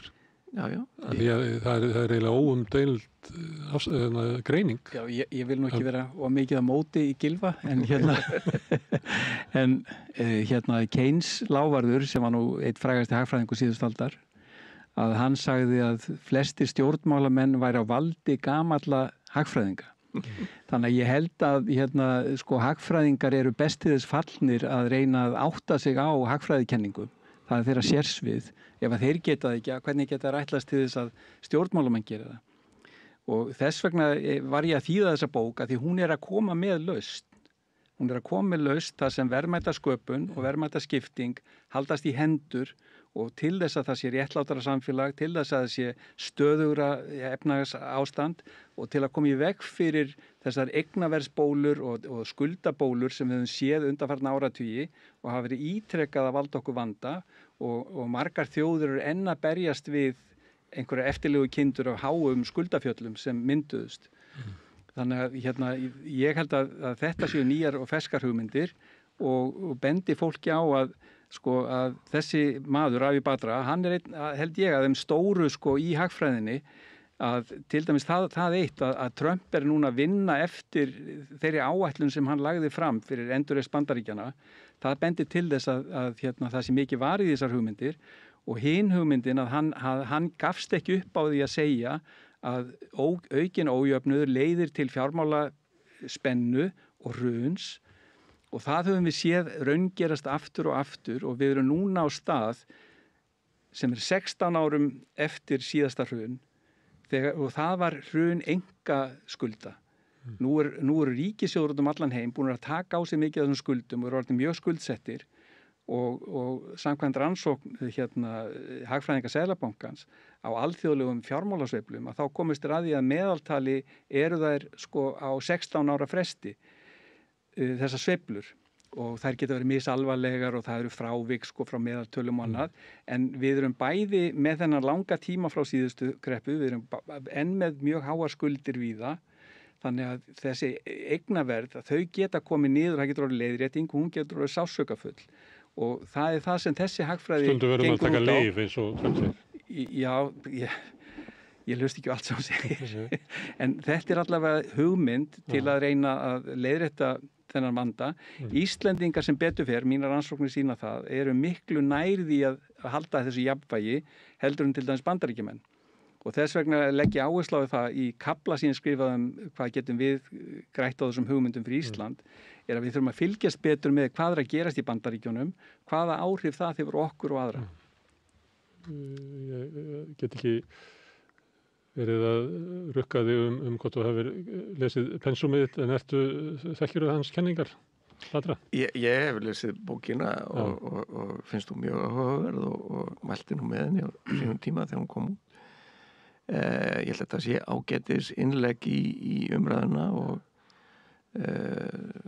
klassískar hagfræðibækur sem eru líklega ennþá notaðar svona mestu í kennslu, þær eru með ákveðna galla og þessi er auðvitað ekki fullkomin en hún er kannski með aðra galla heldur en það sem mest eru notaðar og það er ágætt að vera með val og geta fengið hugmyndir úr fleiri áttum heldur en bara þær sem að hafa verið svona nokkuð viðurkenndar undanfarna áratugi. Það er ekki eitt sannleikur sem að ríkir í hagfræðinni eins og kannski menn héldu fyrstu árum þessar aldar, 10. áratugum. Það er þarna grundvallar misskilningur og það verðist gleymast ofta að hagfræði eru auðvitað félagsvísindi og þar lendi mjög flókin. Þetta er ekki eldfrúavísindi, það eru mjög einföld vísindi en félagsvísindi eru flókin. Ég meina Ögmundur Jónasson sagði eins og að þeir sem eru hagfræðingar, þeir eru menntar í nýfrjálshyggju. Og þá var hann að vísa til þess að hafi verið svo ríkjandi ein hugmyndastefna sem að var yfir greininni í aðdraganda hrunsins. Það má vera en það er auðvitað kannski svona frekar gróf alhæfing, það er auðvitað ýmsar aðrar hugmyndir sem komast að. En Þorsteinn, háir vextir, háir tollar í Bandaríkjunum. Já. Önnur lönd verða að endurskipuleggja sín utanríkisviðskipti, gera samninga kannski við Kína sem er náttúrulega gríðarlega öflugt hagkerfi og verður eitthvað svona breytingar. Er ekki hægt á því að á bakvið þessa tollamúra verði svona löt fyrirtæki sem eru vernduð og þurfu ekki að eiga við samkeppni við það sem að hlutinir eins og þú varst að upphafa að tala að það var hugmyndir á bakvið frjálsviðskipti að allir gerðu það sem eru bestir í en núna er það ekki málið lengur heldur að við verum öll að gera það. Jú, sko, Adam Smith orðaði þetta þannig að specialization is limited by the extent of the market, að þegar þú stækkar markaðinn þá eikuru getur til að vera með sérhæfingu og þar hann leiðandi eikuru framleiðni og eikuru þá framleiðslu. Það á alveg við í ríkjum sem eru með 370-400 miljón manns og Bandaríkin ætli ekki að hætta í alþjóðaviðskiptum, það er svolítið miskilningur held ég. Og það sem ég held að kannski Evrópubúar fara átta sig á eftir að bandaríska módelið fyrir að virka sem ég reikna með að það geri, að þeir fara að endurgera sig sem fyrirverandi tollabandalag að því að vandi hálaunaríkja er viðskipti við lálaunaríki. Og ég meina það hefur margt gott leitt af því sem hefur gerst með fríverslun. Ég er fyrstu til að benda á það og það hefur einmitt Japan, Suður Kórea, Kína, þessi lönd hafa náð að fóta sig og verða hærra launuð samfélög og velferð íbúana hefur snar batnað. Og það getur leitt af sér eins og faðir minn sagði alltaf að eftir því sem Kínverjar verða ríkari því meiri verða kröfurnar í frjálsræðisátt. Það var hans skoðun. En þannig að við vitum ekkert hvar þetta endar en ég held að það að þessi vestrænu hálaunaríki séu í viðskiptum við lálaunaríki á grundvelli þess að lálaunaríkin framleiða allt fyrir þau, að það getur verið að hætta og minnka. Varandi þessi áhrif á tollana og það er búið til lágt atvinnulíf sem er kannski hugmyndin sem að Íslendingar hafa verið haldið að því, þú nefndir húsgagnaiðnað og við vorum með alls konar iðnað skipasmíðar og fleira sem voru vendað með tollum. Já. Og erum ennþá með landbúnað og nú eru komin annars konar rök, ekki bara viðskiptaleg að kannski ættum við að halda upp í tollunum, bara út af fæðu öryggi og þessi hollari matur sem er búin til í nærumhverfi og alls konar rök fyrir því og þá má eiga við húsgögn og skipasmíðar eða hvað. Já, þetta væri hægt að færa einhver rök fyrir því Íslendingar ætti að vera sjálfum sér nægir eldavélar og ískápa og Rafa endurreisa það. En auðvitað þegar maður skoða málið í grunninn þá kemur í ljós að það er ekki heil brú í því. Auðvitað sko enn fráleitara fyrir okkar örhagkerfi ætla að vera sjálfum sér nægjur allt heldur en risahagkerfi Bandaríkin. Þau gætu nú kannski gert þetta í krafti stærðarinnar en það væri samt mjög vont fyrir þá. Þetta er sko einhver ég veit ekki hvort maður á að kalla það þráhyggja eða ofsóknarbrjálæði. Sko umræðan Kína núna. Þú talar svolítið þess að það hafist ekki búist við í áratugur saman að þurfa að verja lækkutolla eða viðskiptafrelsi. Já, ég er bara mjög gaman að því, en sko ef við horfum aldarþreiðung aftur í tíman, eða til 9. áratugurins ætla ég að segja, þá var umræðan Japan í Bandaríkjunum alveg eins og umræðan Kína núna. Þeir voru svo hræddir við Japanina, þeir voru svo fúlir yfir því að þeir voru að taka yfir markaðin fyrir sjónvarp og vídeotæki og faxtæki og hvaða nú var sem og bíla. Og heldur bara að þeir sæju sæng sína útbreyta, þeir myndu aldrei geta keft við Japani. Japani myndu kaupa allar eignir Bandaríkjanna. Já, og þeir voru keftu einhver Rockefeller Center og eitthvað fleira. Svo bara leistist þetta, reyndar bara leistist að hluta með því að Japanir urðu svolítið bensínlausir. Og ég held nú reyndar að það séu allir að horfa fram hjá því að Kínverjar að verða svolítið bensínlausir líka. Að vísu fer þeim óbóðslega fram í þekkingu, en líðfræðin í Kína er alveg skelfileg, meðal annars út af einspatsstefnunni. Þannig að Kína verður ekki stór hluti heimshagkerfisins þegar fyrir að líða þessu öld eins og þeir eru núna. Það koma kannski Indverjar í staðinn. Verða kannski helmingi færri í lok aldarinnar heldur en verið í dag. Já, þannig að þessi ótti við Kína... Horfir, það getur náttúrulega breyst. Jú, getur svo sem allt breyst. En sko þessi ótti við Kína er dálítið ýktur. Alveg eins og óttin við Japan á sínum tíma var ýktur. En maður kannski aðeins sko, að því við erum að tala núna langt fram í tíman og spá og allt það, það má kannski hafa í huga, það er ekki um að vika frá því að Trump tilkynnti þetta rugl. Og það er nú alls ekkert ljóst að þetta sé bara endaleg niðurstaða í málinu, langt frá því, og það er bæði vegna þess að hann getur nú bakkað sko, getur nú farið að semja og gert eitthvað og hann getur meira sér sagt að hann hafa alltaf ætlað að semja, hann finnur alltaf einhverja réttlætingu fyrir því sem hann gerði eftir á, en jafnvel sko þó hann ætli að þráast við að þá er hann nú ekki einvaldskonungur og hann er komin á ystu nöf þess sem að völd embættisins leyfa og það er hægt að stoppa hann bæði með dómskerfinu og jafnvel með fulltrúadeildinni og þinginu. Það er eiginlega fulltrúadeildin sem á að hafa frumkvæði að og hafa mest að segja tolla í Bandaríkjunum samkvæmt stjórnarskránni og þar hafa republikana næfur þunnan meirihluta og ég sé nú fyrir mér að sko ef allt verður í steik á næsta ári þegar að þeir fulltrúadeilda þingmenn eiga aftur að sækja nýtt umbóti kjósenda þá verður þeir... Og peninga til þeirra sem er fjármagnað á sem er ekki allir hlindir tollastefnu Trump? Nei, þá munu þeir nú sjá undir ilja þeirra. Þeir þora ekki að mótmæla Trump núna vegna þess að þá halda þeir að hann muni grafa undan þeim í prófkjörum. En ef að staðan verður hann þannig að hann verður hann mjög ofinsæl og stefnan mjög ofinsæl þá munu þeir vinda ofan að þessu ekki setna heldur en í aðdraganda næstu þingkosninga. Nú eða eftir þær ef að þeir missa meirihlutann þá. Þú hefur búið í Bandaríkjunum, heldur að stuðningurinn við þessa stefnur Trump sé nægur að hann hafi pólitísk þrek til þess að koma í gegn vilja margra auðugra manna sem hafa haft hag af að safna auð á alþjóðavæddum kapitalisma. Já, ég sko, hann er alltaf komin að léttasta skeiði kallinn og hann náði sér merkilega á strik eftir innrásin í þinghúsið 2001, bara ótrúlega, verða endurkjörinn. En hann er svona svolítið ólíkinda tól eins og Gylfi lýsir og það er náttúrulega ómögulegt að spá fyrir hvernig viðtökur þingmann og þjóðar verða við honum svona þegar fram í sækir, en ég held að þessar öldur sko, þær eigi eftir að lægja og að þetta verði í lægi og ef að honum tekst þetta að þá verður hann búin að skipa sér á bekk með sko, nú þór ég alltaf að segja þetta fyrir Íslendinga því að þeir trúa þessu ekki, að hann verði meðal skástu forseta Bandaríkjanna þegar uppi staðið. Akkur afsakar þegar þú segir þetta?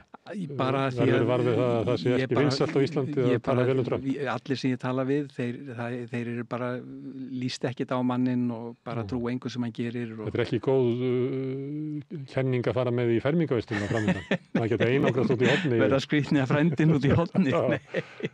En ég held samt sem áður að hann sé að gera merkilega hluti sem þarf að gera. Og þar hann að taka frumkvæði eins og Gylfi vill að stjórnmálumenn geri, að hann búinn að velja sér leið og er að framkvæma hana. Og svo bara eins og með öll mannanna verk og allar leiðir sem við veljum, að það koma einhverjir gallar í ljós síðar. Þá verður leiðrétting og önnur leiðrétting og svo framvegis. Ég held að hann sé bara hluti af ákveðinni leiðréttingu, sögulegri leiðréttingu. Þarfri leiðréttingu? Mjög þarfri leiðréttingu? Já, ég held það. Ég hef verið að hlusta á hagfræðing út allar heim. Sumir að spá bara heimskreppu og hvað viltu spá? Ég veit að þú vonar að þetta gangi tilbaka. En segjum að svo sé ekki. Hvað getum við verið að horfa upp á? Já, ég held að líklegast að sviðsmyndin sé nú að þetta svona endi með einhver skonar samningum eða þessi undið ofan að þessi Bandaríkjunum. Og þá verður auðvitað verulegu skaði að þegar orðið Bandaríkjamenn eru búin að missa orðspor og traust og það verður þeim dýrt. Ég held að það sé nú kannski ekki alveg hægt að fullyrða að Bandaríkjamenn get ekki lengur endurheimt stöðu sína sem svona forysturíki vesturvelda sem að fá aðra með sér bæði efnahagsmálum og varnarmálum en þeir eru búin að veikja þá stöðu allverulega. En auðvitað er hægt að leysa úr öllu þannig að jafnvel þó að hlutabréfamarkaðir hrynji og einhver fyrirtæki fer á hausinn að þá er hægt að stilla upp einhverju nýju líkani en ég fæ ekki séð að það sé neitt gott sem kemur út úr þessu nema kannski ef að önnur ríki með ESB og Kína og smærri aðila í farabrotti stilla upp nýju fríverslunarkerfi sem að... Við erum með fríverslunarsamningu í Kína. Já, það er mjög athyglisvert. Bandaríkjamenn voru ekkert sérstaklega ánægðir með það held ég.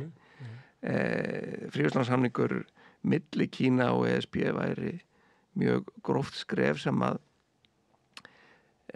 var eiginlega pólitískt óhugsandi fyrir þessa vitleysu í Trump en bara fyrir 3 vikum sko. Fyrir 3 vikum. Meðan annars út af Úkraínustríðinu og fleiru. Já, kannski verður þetta til þess að menn hysjöpum sér brækurnar og fara að gera það sem gera þarf og semja aukna fríverslun. Stundum er gott að spyrja í svona efnahagsmálum. Hvaða merkingu hefur þetta fyrir mig?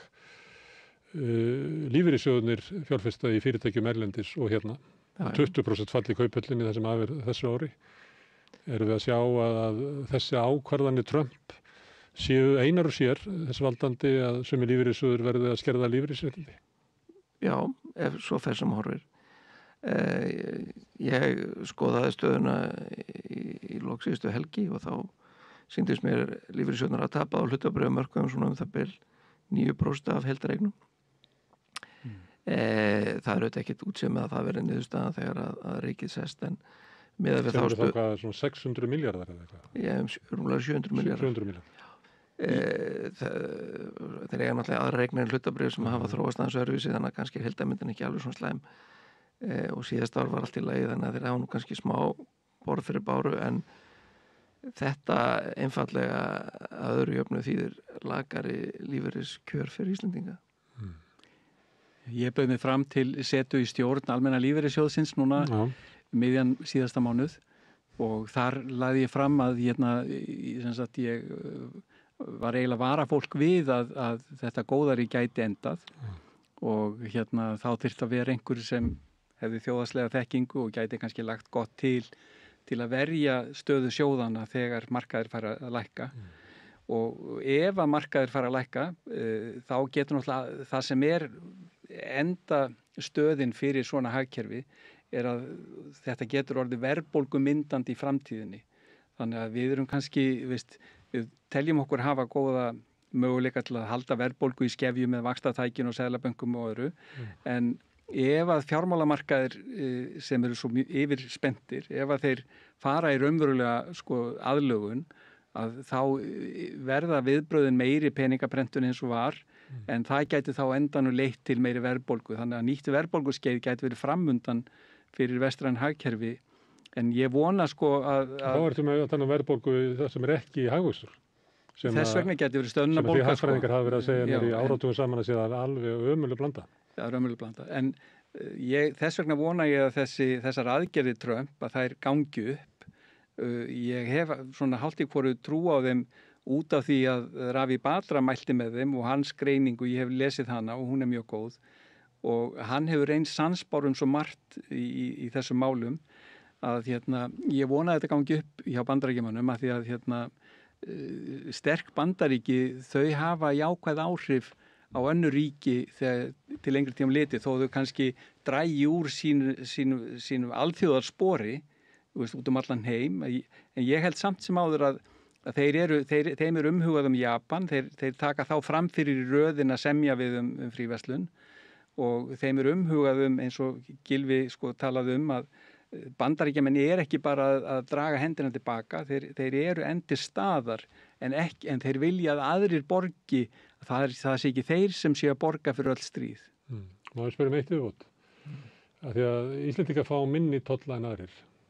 Er þetta svona tækifæri fyrir Íslendinga að vera með svona tolla mismunna viðskipti í gegnum Ísland, svipað og Íslendingar hafa verið að flytja vörur til Rússlands þráttur viðskiptabann í gegnum Kazakstan og Hvíta-Rússland og hitt og þetta. Er þetta það mikill munur að við förum að umpakka vörum frá löndum sem eru með hærri tolla? Ég sé nú kannski ekki stór tækifæri því þetta er alveg rétt, við erum til dæmis með lægri tolla en Evrópa og mun lægri en Kína, en væntanlega munu nú bandaríski tollverðir vera með einhverju uppróna vottorð og eitthvað vesen, en það verður alveg örugglega ef að þessir tollar verða áfram einhver tíma, verða einhver tilhneiging til þess að koma fram hjá þeim með einhverju svona, þar að segja einhverju vara sem í raun og veru komið frá Kína verður allt í ná pappirnum komin frá einhverju landi með 10% tolli. Þannig að við verðum með verksmiðju í Njarðvík sem skrúar saman kínverska vörur til þess að segja þessu íslenskar. Verksmiðjurnar fara til Bandaríkjanna, það er bara alveg ljóst. Það borgar sig ekki að stoppa hér. Herðu, áhugavert að fá okkur að tala þessi mikilvæg mál sem ég veit að fólk að velta fyrir sér. Þetta flókin staða og stundum erum við með svona mál sem svo mikil óvissa í því að það kannski stundum erfitt að taka þátt í umræðinu sem það því að það svo mikil óvissa í því en ég þakka ekki kærlega fyrir að koma hingað, Gylfi Magnússon, professor og Þorsteinn Þorgeirsson. Takk fyrir. En við ætlum að halda hérna áfram við rauðaborðið, við erum alltaf að reyna að skilja þennan heim og þetta samfélag og okkur sjálf í leiðinni. Næsti kafli eftir augnablik. Með því að ganga í leigjendasamtökin styður þú baráttu leigjenda. Leigjendasamtökin eru fyrir öll þau sem vilja vinna að réttlæti og öryggi á húsnæðismarkaði. Gerist áskrifendur á samstöðinni og taki þátt í að byggja upp öfluga og róttæka samfélagsumræðu.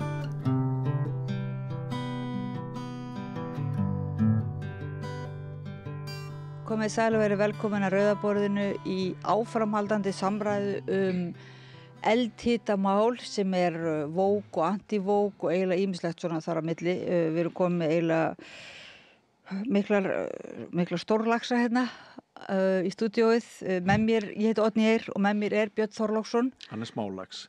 Og svo það Brynjar Karl, stúlkna körfuboltaþjálfara fræðingur og eiginlega tilvonandi sósíalisti ef að marka má færslurnar á Facebook sem að menn voru allir spenntir fyrir þegar þú stegst inn í þessa vókumræðu. Nýfundna ást. Já, þegar þú kemur inn í byltinguna, ég hugsa mörgum finnist vera komið svona ákveð liðsinni í byltinguna og svo það Þorgerður Valgerður Þótt Pálmadóttir. Dóttir Þorgerðar. Kennari í kynjafræðum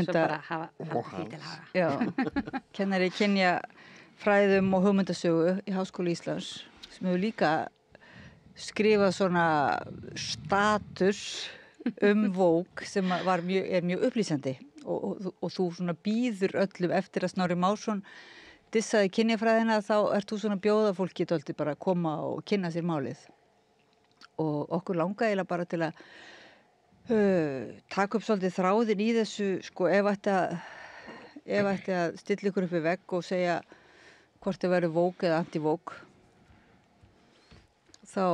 Já, ég er vók. Þú ert vók? Alveg, alla leið.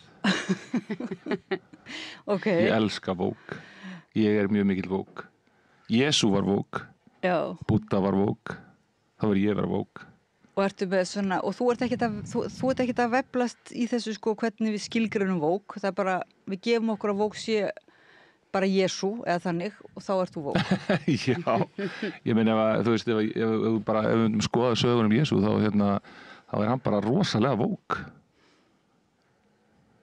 Að því að vók í þessu skilningi er þessi bara, getum við gefið boltanum milli þín einmitt, þar sem þú skilgreinir vók sem svona sko sem Jesú. Svo Jesú, já, mér finnst þetta bara fín líking, sko. Ég var að mynda að hugsa það svona hvað, því vók þýðir greinilega mikið, bara alls konar fyrir mörgum, mismunandi. Og margir leggja þessa merkingu í, það er bara, þú veist, hlusta, sína tillitssemi og vera meðvitaður eða meðvituð samkennd. Bara, já, samkennd og, já, ég er líka vók, sko. Já, ég segi fyrir mig líka, ég er vók í þessum skilningi, en svo finnst maður svona, ég sé svolítið fyrir mér vókið sem er þessi réttsýnin og bara réttlætskendin og þetta vilja fá bara allir hafi sömu röddina, sko, og þú veist að stéttabaráttu að vera ekki slitin í sundur við almenna mannréttindabaráttu og eitthvað svoleiðis. En svo finnst manni sko kannski aðferðafræði sem að stundum er kennt líka við vók sem er slaufunamenningin, dómharkan, þú veist, eins og Sólveig Anna var að lýsa í spjallinu við Rauðaborðið helgina, sem er þetta að hvað var að skoðanalöggur eða allavega var á netinu mikið talað þetta skoðanalöggur og svoleiðis og það er þá önnur hliðavóki sem maður þarf ekki að gangast. Myndir þú segja að þú væri þarna mikið í slaufunamenningunni? Já, sko, ég fór aðeins, sko, ég er svona með stigvélin á jörðinni. Hvað þýðir það? Það þýðir það bara, ég er ekkert eitthvað að velta mér of mikið, sko, upp úr öllum þessum svona fræðum. Nei. En þegar ég byrja að sensa svona að það er eitthvað að gerast og eins og til dæmis bara áhugavert þessu í mínu tilviki, sko, ég er mjög feminískur en svona þeir sem eru með fyrirlega bandið svona í fjölmiðlum til dæmis, þeir þola mig ekki, sko. Og ég hef alltaf verið að velta fyrir mér bara hvernig stendur á þessu og þá koma til mér alls konar fræðingar og þeir byrja að útskýra fyrir mér, sko, hvað það er sem að hver ég tikka ekki boxinn og eitthvað svoleiðis.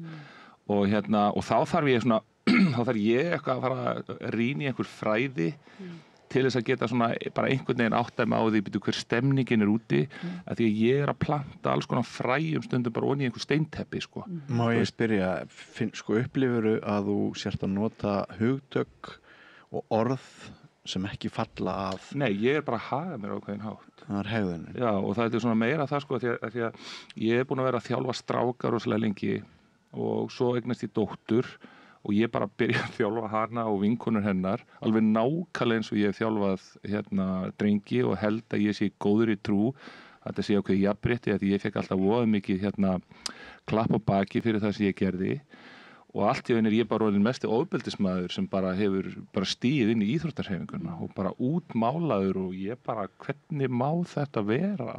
Vegna þess að þú talaði mannamál, samatungumál, stelpunar og þú... Já, og bara rosa harður við þær, sko, þú veist, á köflum og og svo er það bara alltaf þannig með krakkana mína að þau verða rosalega sterk og ég hef ofboðslega gaman að því einmitt að vinna með svona krakka sem að hafi ekki fengið tækifæri því að þau unnu kannski ekki genalottóinu, sko, og mér finnst gaman að vera með krakka sem eru lítil í sér, sko, þú veist, kvíðakrakkana og allt þetta og mín leið til þess að, sko, styrkja þau er náttúrulega bara að við köllum þetta bara inni og í gegnum allt, sko, og það er eitthvað svona, þú veist, svo kemur einhver og segir já, það heitir exposure therapy í sálfræðinu og þá segir bara já, ok, þá vil ég bara gera exposure therapy og mér finnst ekkert eitthvað, það er ekkert nýtt og þetta meikar alls svo mikið sens en en svo, þú veist, og svo er þetta bara þannig að ég er bara að lenda á alls konar vekkjum og svo bara allt í einu stígur menntaelítan, bara einhver svona partur af einhverju menntaelítu upp á móti mér, sko. Fólk sem er vók. Nei, það ekki Vogue, sko, af því að það verið að tala Vogue og anti-Vogue. Ég kalla þetta ekkert anti-Vogue, ég kalla þetta Vogue-rán. Það er alltaf cool að þýða það bara yfir á ensku, sko, Vogue-jacking. Ég sem að coina þetta bara og gefa út bók sem heitir Vogue-rán. Og svo getur bara verið með Vogue-ræningja, sko. Ekki, sko, Og hvað þýðir það eiginlega? Já, það er bara fólk sem tekur Vogue-ið í gíslingu. Og þetta bara svipaði svo með, sko, því að nú ég bara algjör Jesú maður, sko, og ég bara búin að pæla mikið í Jesú og mér finnst Jesú geggjaður. Og svo þegar menn fara einhvern veginn að taka Jesú og ætla að nýta hann á pólitískan hátt, þá verður þetta svo mikið clusterfuck, sko. Þetta náttúrulega gerist rosalega oft, sko, þú veist, auðvitað í líka sósíalismanum og bara í eiginlega öllum hugmyndafræðum sem að byrja með einhverju, í flottum hugmyndum og jáfnvel byrjar framkvæmd að vera góð og svo einhverju sem að taka það yfir og setja bara ofbeldi inn í það, sko, og ákveða að treysta ekki fjöldanum eða treysta ekki fólki, sko. Já, svo það líka eitt, sko, með þetta ofbeldi, sko, af því að það verðist vera rosalega, sko, svona, hvað segir maður, þetta er svo breið lína. Ég var að tala við konu í gær sem er borgarfulltrúi sem að koma og ég var að kynna hana fyrir, stelpunum mínum. Ég er alltaf að fá svona konur að hitta stelpunum mínar og líka svona sína þeim svona það sem við erum að gera. Ég er að reyna athygli borgarinnar, sko, því að ég er náttúrulega, þú veist, svo er ég að vinna með stelpur og ég er að vinna með Íslendinga af erlendum uppruna, sko, og við vorum að tala sko, hún hefur sjálf lent í miklu ofbeldi og hún var sjálf að tala það, sko, hvað henni finnist ofboðslega erfitt, hvað veru margir sem að tækju líka, sko, ofbeldiskonsepti og rændu því, hijakuðu, þú veist, ofbeldiskonseptir. Og allt í einu er þetta bara allt einhvern veginn metið að jöfnu, sko, þú veist, það að einhver frægur listamaður klípur einhverja stelpu í rassinn, mjög óviðandi hegðun, þú veist, ef einhver myndi gera það við dóttur mína, þá myndi ég, og hún kemur til mín og segir bara hvað á ég að gera og þá segir bara, þú náttúrulega bara lætur viðkomandi heyra það, ef þú ert á einhverjum stað, til dæmis í vinnu eða einhverju slíku, þá þarfstu náttúrulega bara að reporta það og segja bara, heyrðu, þú veist, þetta er algjörlega óviðandi, ég tekið ekki mál og svo framvegis og ég myndi aldrei nota orðið ofbeldi beint yfir það vegna þess að, sko, ég hef sjálfur lent í alls konar svona harassmenti og ég geti sagt að ég verði fyrir miklu ofbeldi á internetinu og ég verði fyrir miklu ofríki til dæmis frá íþróttahreyfingunni og ég verði fyrir alls konar ásökunum alls konar hluti og ég bara einhvern veginn, sko, ég hugsa alltaf með mér, sko, ef ég ætla að fara að henda orðinu ofbeldi inn í þetta þá finnst mér ég vera gengilsfell á svo mikið, þú veist, alveg ofbeldi, þannig að við þurfum að vera með einhvern svona stigsmun á þessu og svo þurfum við líka dálítið að átta okkur því að, sko, eins og til dæmis það sem ég er að gera og fellur rosalega illa í krami hjá, sko, vógræningum er að ég til dæmis mest, og ég held að þetta sé það sem ég er að lenda í til dæmis með stelpurnar mínar, sko, það er einhvern veginn það að ég, sko, berst gegn því að sko, að fólk einhvern veginn gefi þeim einhvern fórnarlamsstimpil og svona gaslýsiðar, skilur nú ætla ég að ræna orðinu gaslýsa, skilur nú er ég að ræna því orði og ég er að segja bara, sko, þá að gaslýsaði í það að þú eru náttúrulega átt af því að þú ert stelpa og samfélagið er á mótið þér og það er ekkert sem við getum gert og þú ert bara í minnihluta hóp og bara, þú veist, mér finnst óbúðslega leiðilegt oft á tíðum að sjá til dæmis hvernig er tala við þolendur. Þú munt aldrei ná þér eftir þetta. Þú veist, ég segi bara, veistu það, að þú hefur bara val og þetta er að fara að gera þig sterkari. Og þetta virðist ekki falla vel hjá vógræningum.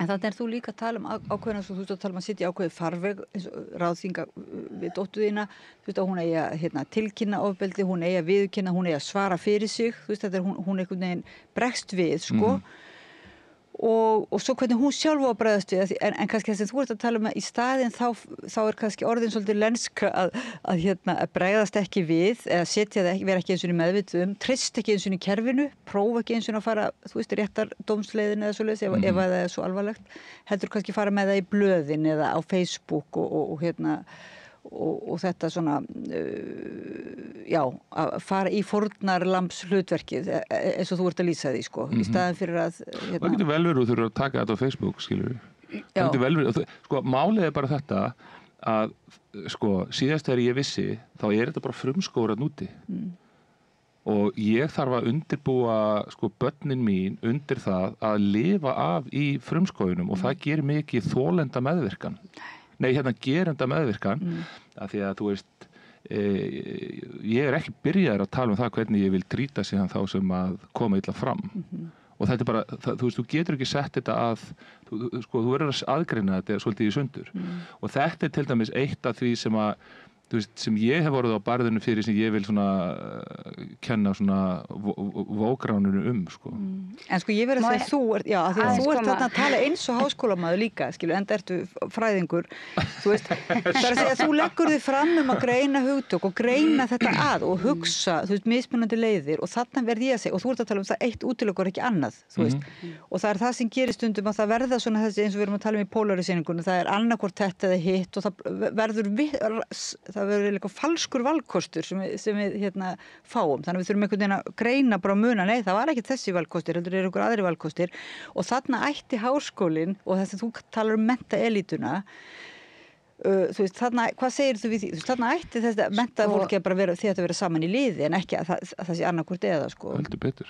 Já, nú veit ég ekki alveg, kannski er ég hluti af þessari menntaelítu, ég veit ekki alveg hvað það er sem að menntaelitan hefur ásakað þig eða hvernig af hverju þú hefur verið talin vera ofbeldismaður og eitthvað svoleiðis. Já, ég fer að googla þetta við tækifæri. En það sem mér dettur í hug helst að kannski hafi verið gagnrýnt í þinni svona, orðræðu og þínum stíl kannski, er að þú svona, ef maður talar um svona þessa kannski það sem hefur verið flokkað sem karllægir eiginleikar og svo kvenlægir eiginleikar. Ég myndi nú vilja segja sko að þú veist, jákvæðar og góður eiginleikar í fari manneskju og ég held að þú sért sammála með því ættu bara að vera kyn hlutlausir og eru það í raun. Að bara hvað einkenni góða manneskju? Hún er, hvað er góða dygðir sem við vera þú veist, sjálfstæði hugsun og hafa eitthvað þol fyrir mótlæti, vera heiðarleg, vera góð. Þú sagðist að tala um mig þetta. Já, nei, ég bara að segja. Já, bara, en kannski það sem en líka að sína umhyggju. Og kannski til dæmis eins og það sem ég naut í myndinni þig, að það var kannski þetta, þú veist, þessi harka, þessi ofuráhersla á hörku og svona, kannski svona, það sem ég fannst hljóma í mjög tepruleg, en svona ljótt orðbragð og svona. Það var ekki ljótt orðbragðinni? Nei. Það er næst að gefa þér, sko. Já, ok, það getur verið. Kannski er ég að blanda saman minni reynslu úr körfubolta. Ég hröklaðist sjálfur, þannig, ég hætti í körfubolta því að... Það var því að þú varst ekki hjá mér, sko. Já, það getur verið, sko, en mér varst rosa gaman að spila körfu, sko, bara æðislegt. Kemur svona, kannski ekki mikilvæg sportista fjölskyldu, svo kynntist ég körfu þegar ég var 13-14 ára. En svo varst mér bara að keppa við, sko, stelpur oft var það stelpur frá Suðurnesjunum og þær voru svo harðar og orðbragðið var svo ljótt. Það var að skipta út bara, hvað er að dekka þessa ljótu tussu þarna? Já, guð, það er alveg bannað hjá mér. Og það bara alveg, bara upp og síst og fer maður út bara þú veist, klökkur í og bara alveg, ups, ég held að við væri með náttúrulega verið í íþáttum. Liðsheildinni. Hvað er pointið? Nei, pointið, það sem að ég get ímyndað mér kannski einhver hafi gagnrýnt þig og það sem að ég veit að til dæmis Sólveig Anna, nýja fyrirmyndin þín hefur verið gagnrýnt fyrir. Ekki nýja, hann er búin að vera fyrirmynd í mörg ár, sko. Já, ok, já. En ég er ekki að segja að ég sé... Statusnum þínu Brynjar Karl frá því á sunnudaginn að þú ert orðin official sósíalisti eftir að hafa hlustað á Sólveigu. Já, þetta var bara svona, þetta var andleg ölfun sem ég var í, sko, og ég er búin að vera að díla við timburmennina, sko, hérna eftir á. Já. En maður okkar að segja líka þetta með, þú veist, það sem þú sagðir áðan, með, sko, ekki að fórnarlambsvæða, ekki vera, sko, þú veist, taka fólki einhvern veginn völdin í rauninni til þess að bregðast við einhverjum aðstæðum og þú veist að líka þú eru að hafa eitthvað svona gritt, þol fyrir mótlæti og þannig. Ég er bara alveg sammála því. Og svo þessi lýsing, sko, það er frumskóður að núti. Það er svona, já, býttuna við. Já, minn svona feminismi gengur svolítið út á það, já, býttuna við. Á þetta endilega að vera einhver frumskóður að núti. Þú veist, er það endilega harka, hvað með mýktina, hvað með þú veist eins og vorum að tala með Þú mátt ekki rugla saman hvernig þetta er með við hvernig þú vilt þetta sé. En annað sem myndi líka bregðast við það sem við varst að tala og sem að einmitt Snorri kom líka inn á þessi fórnarlambsvæðing. Sko í fyrsta lagi þá að því við erum að tala hugtök og hvernig merking breytist og það er að leggja nýja merkingu í gömul hugtök og hugtök er ekkert stabíl eða stöðug. Það er bara þau eru bara hérna í ykkur flæði en sko fórnarlamb, þetta er eitthvað hugtak sem að er eiginlega svolítið búið að henda út af listanum, að þá er á ensku þá talað sko survivor, einmitt eins og þessu út af þessu sem að þú varst að tala áðan að þú veist, það ofbeldi sem ég hef orðið fyrir einkennir mig ekki og þarf ekkert að hefta mig í öllu sem að ég tek mig fyrir hendur í framtíðinu. Ég var þolandi þarna, ég var fyrir ofbeldi og en ég meina það þarf ekki að skilgreina alla mig og alla mína framtíð og allt það. Og sömuleiðis finnst mér líka kynjafræðingar eða feministar ef einhverjir hafa talað gegn þá eins og einhvers konar skrímslavæðingu eða svona þetta með að tala þú veist, skrímslavæðingu gerenda, við talum það gerendur þá í ofbeldismálum og þá ertu að búa til identitet eða sjálfsmynd eða típu bara fast hlutverk þú ert bara ofbeldiskona í staðinn fyrir að upplifa öll reynsla er ferli, allt er ferli þú ert auðvitað, getur verið að þú þurfir að viðurkenna að þú hafi verið fórnarlamb á einhverju augnablikki og síðan taki við, skilur það raunverulega talandi Jesú Krist, þú veist, og það eru í þessu í trúarbröðunum er oft svona ferli, svona ritual, þú veist, svo fer í gegnum iðrunina og svo fer í gegnum sáttar, eitthvað svo leið sem okkur vantar svolítið okkar samfélagsstundum og þá koma þessar neglur, þú veist, þú ert bara í þessu hlutverki, þú ert fórnarlambið og þá kemst aldrei út úr því.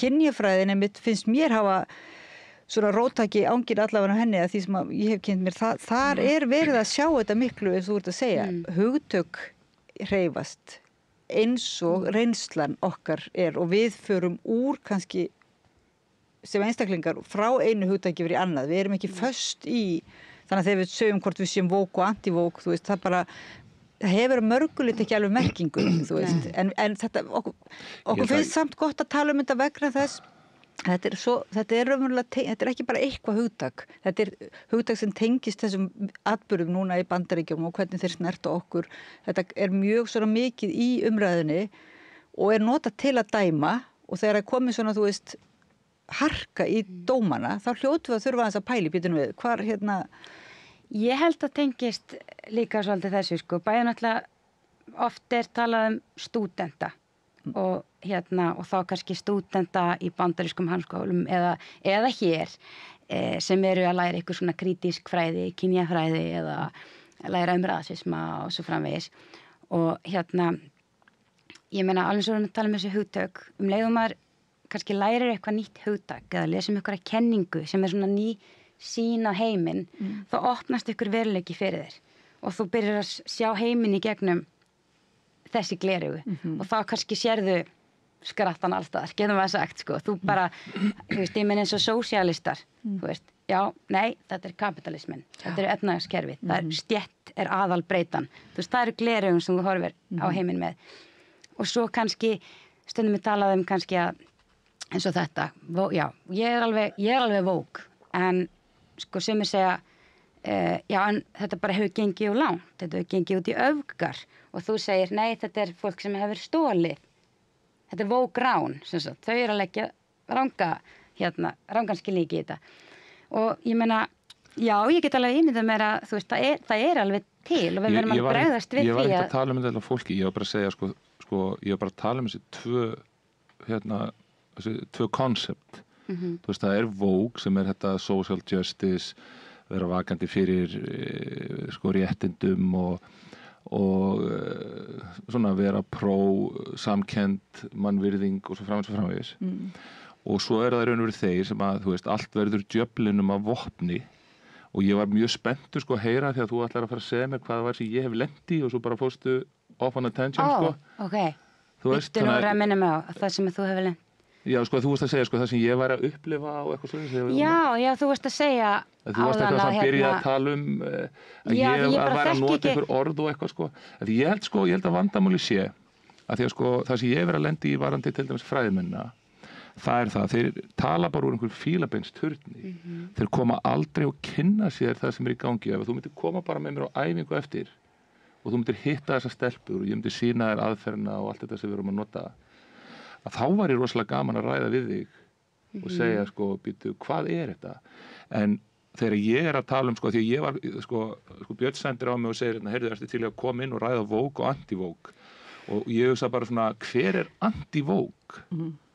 Hver er anti-Vogue? Það er enginn að tala um það. Jú, það er nefnilega svolítið mikið verið að tala um það. Anti-Vogue, að því að ef við skilgreinum orðið Vogue, sem er þetta, social justice og allt þetta, þá held ég að bara langflestir séu þar. En svo er bara málið að byltingi getur börni sín, allt verður djöflunum á vopni, auðvitað verður þetta allt pólitískt, þú veist, bara leið, þetta er bara svo mjög áhugavert því að ég er að þjálfa stelpur þegar svona MeToo-byltingin fyrir í gang og þá er ég með, þá ákvað ég, í dag er það þannig, það er engin kona að þjálfa í meistaraflokki kvenna í efstu 2 deildum, þetta er bara galin staðrind og þetta er dálítið áhugavert því að svo eru konur að taka yfir í öllum stjórnunarstöðum innan stofnana og eitthvað svona, mér finnst það bara frábært og svo er einhverjir kallar sem fara að væli við því og þá sé ég bara strákar, hvað er að stoppa ykkur? Ég meina, farið bara að standa ykkur og gera eitthvað í þessu þú veist, og það er bara sama sem ég segi við stelpurnar, en ég sagði við þær stelpur, mér langar til þess að gefa ykkur tækifæri og svo er það annað, þú veist, jafnrétti og allt þetta, þú veist Vogue ræningarnir, þeir fara alltaf að berjast pólitíkin fyrir að ganga út af það að nú þarf að kynjakvóta. Hvað djöfus kjaftaði það? Bara, þú veist, pæliði í því. Pæliði í pólitíkinni þegar einhver segir, já, jafnrétti, en svo ætlar að kynja halla, þú veist, og það fatta það allir, auðvitað hallar og konur. En ég skil ekki alveg hvar er verið að tala um kynjakvóta og í hvaða samhengi? Hver er að mæla? Það sem er verið að tala um það, það stundum vantar konur inn í ákveðin störf og stundum vantar kalla inn í ákveðin störf og þegar ég horfa á þetta að því að ég á svo erfitt með það að fara í fræðina því að ég fer bara inn í minn geira sem er þá bara körfuboltaþjálfun og ég á fyrirtæki og er búin að vera ráðgjöf í einhver 20 ár fyrir bestu þjálfara í heimi og stæðstu íþróttali í heimi og þetta er allt kallar og skilju, ég er bara algjör kall, ég er alinn upp sem algjör kall remba í raun og veru af því að í mínum heimi að þá eru bara, þú veist, ég man eftir því, ég hitti sennilega bara besta þjálfari sem ég nokkuð tíðan hitt, sem var kona sem heitir Pat Summitt, hún er bara legendary coach í Bandaríkjunum og man alltaf eftir þessu, ég gæti ekki beðið eftir að hitta því hún var að þjálfa á University of Tennessee og það var gæjarna sem hitt Bruce Pearl sem var að þjálfa kallana sem var eitthvað svona smá legend og ég gæti ekki beðið eftir því að hitta hann af því að ég bara tengdi ekki við hana þú veist, ég bara gæti ekki tengt við hana og þetta er svona regret hjá mér að hafa ekki bara setið með henni lengur og allt þetta er svona fordómar Þetta var gamli Brynjar sem var svona ekki búin að Já, og raun og veru nýja því ég er alveg fullur af fordómum ennþá en ég hef enga áhyggjur af fordómum mínum vegna þess að þú veist ég er ekki að reyna að vera með fordóma Þú ert vakandi sem er þetta upprunalega hugmyndur Vogue þú ert vakandi, þú ert svolítið meðvitaður og ég vil taka umræðina og ég vil taka umræðina til dæmis við þetta fræðasamfélag sem er alveg fullt af fordómum og hún kom meira sem er fordómi þegar hún ætlaði að byrja að segja við erum að nota rosalega mikið einhverjum slæmum orðum og það er bara allt í lagi og þá bara leiðrétti ég hann alveg eins og það ef ég segi einhverja hluti og þá kemur hún til mín og segir nei, þetta ekki svona, þú ert að kynna þér En byrju, í hvað samt skólaleik erum við í okkar samfélagi þegar sem að ein er að leiðrétta þetta og þú ert að fara að leiðrétta, allir er að leiðrétta stílana, það er einhver hugsun þá það er einhver rétt hugsun að það sé hægt að leiðrétta. Já, en sko pointið mitt var bara, býta, að klára pointið, ég fór aðeins hérna í burtu, svo ákvað ég að halda sem sagt þjálfaraskóla fyrir konur og ég sagði bara fá mín hérna bara fullt af konum og mér langar að gefa ykkur tækifæri til þess að auka virði ykkar. Þegar það er það sem ég held að jafnrétti snúist fyrst og fremst þá fara sko fyrstu mánuðina þá gera stelpurnar ekkert annað en að segja mér frá einhvers konar perraskap og vanvirðingu og hlutum sem þær eru að takast á við og ég horfði á þetta og ég segi já ég hef lent í fullt af þessu hlutum en ég er nógu valdeldur til þess að takast á þetta þannig ég segi bara ok, þú veist, við þurfum bara að byrja þar og fara inn í það þannig að það er svo rosalega stór partur af þessu sem gengur út af það að við þurfum að efla fólk og gefa fólki tækifæri til þess að geta staðið í alls konar rugli og hörku og bla bla bla inn í þessu í staðin fyrir það að ætla bara að segja hérna, heyrðu, nei, tökum bara standardin niður. Er ég að meika Nei, en þarna náðu þið Sólveig Anna líka saman því hún er með sínu fólki er að valdefla og í stéttabaráttu fólk sem er lægst í samfélagsstiganum og þá, sko, að því að eitt er það eins og þú segir, ég meina hún og fleiri, eins og þú segir, það er kannski fáir sem að vilja ekki kannast við það að vera með samkennd og vilja öllum sínum minnstu bræðurum og systurum vel og svoleiðis. En svo kemur þetta prógram, pólitíska prógram, eða þú veist, þetta svona starfsprógram sem þú situr og mér virðist að vera þannig að hún og kannski eins og Efling þau segja sko við og hérna í Þýskalandi fleiri flokkar segir, þú veist, við í okkar prógrami, við getum ekki verið að hugsa skiljið bara vera alltaf að tala minnihlutahópa og svoleiðis, við verðum bara fókusinn verður að vera á stéttabaráttunni og hitt kemur númer setna sko. Kleipum honum að þess að mér langar fyrir hönd fólksins í heita pottunum í Sundlaugalandsins aðeins að bara síðast í gær í heita pottunum í gær, þá var fólk í Vesturbæjarlaug að ræða þessa uppákomu á samstöðinni á sunnudaginn, þess vegna sitjum við hér við verðum vitni að þessum heiftarlegu viðbröðum sem verða í kjölfarið á Rifrildi Sólveigar Önnu og Hallgríms Helgasonar og það þyrlar upp alls konar svona nýjum hugmyndum hvað er vók, hvað er anti-vók og þú ert komin með þetta hugtak sem við erum að kljást við í dag og svona og ég satt þarna í klukkutíma með fólkinu í heita pottinum í gær og hlustaði á sögur fólksins og ég samsamaði mig bara býsna vel í því sem þau voru að segja.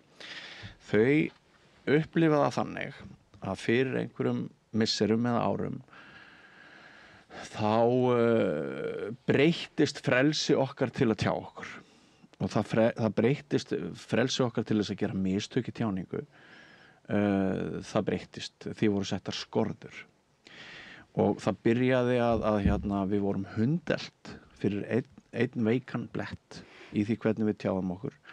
Þau voru hann mörg sem sögðu, ég er hægt að skrifa status á Facebook, það er alltaf einhver sem kemur og neglir mig fyrir að ég er náttúrulega ekki sérfræðingur í þessu og eitthvað svona.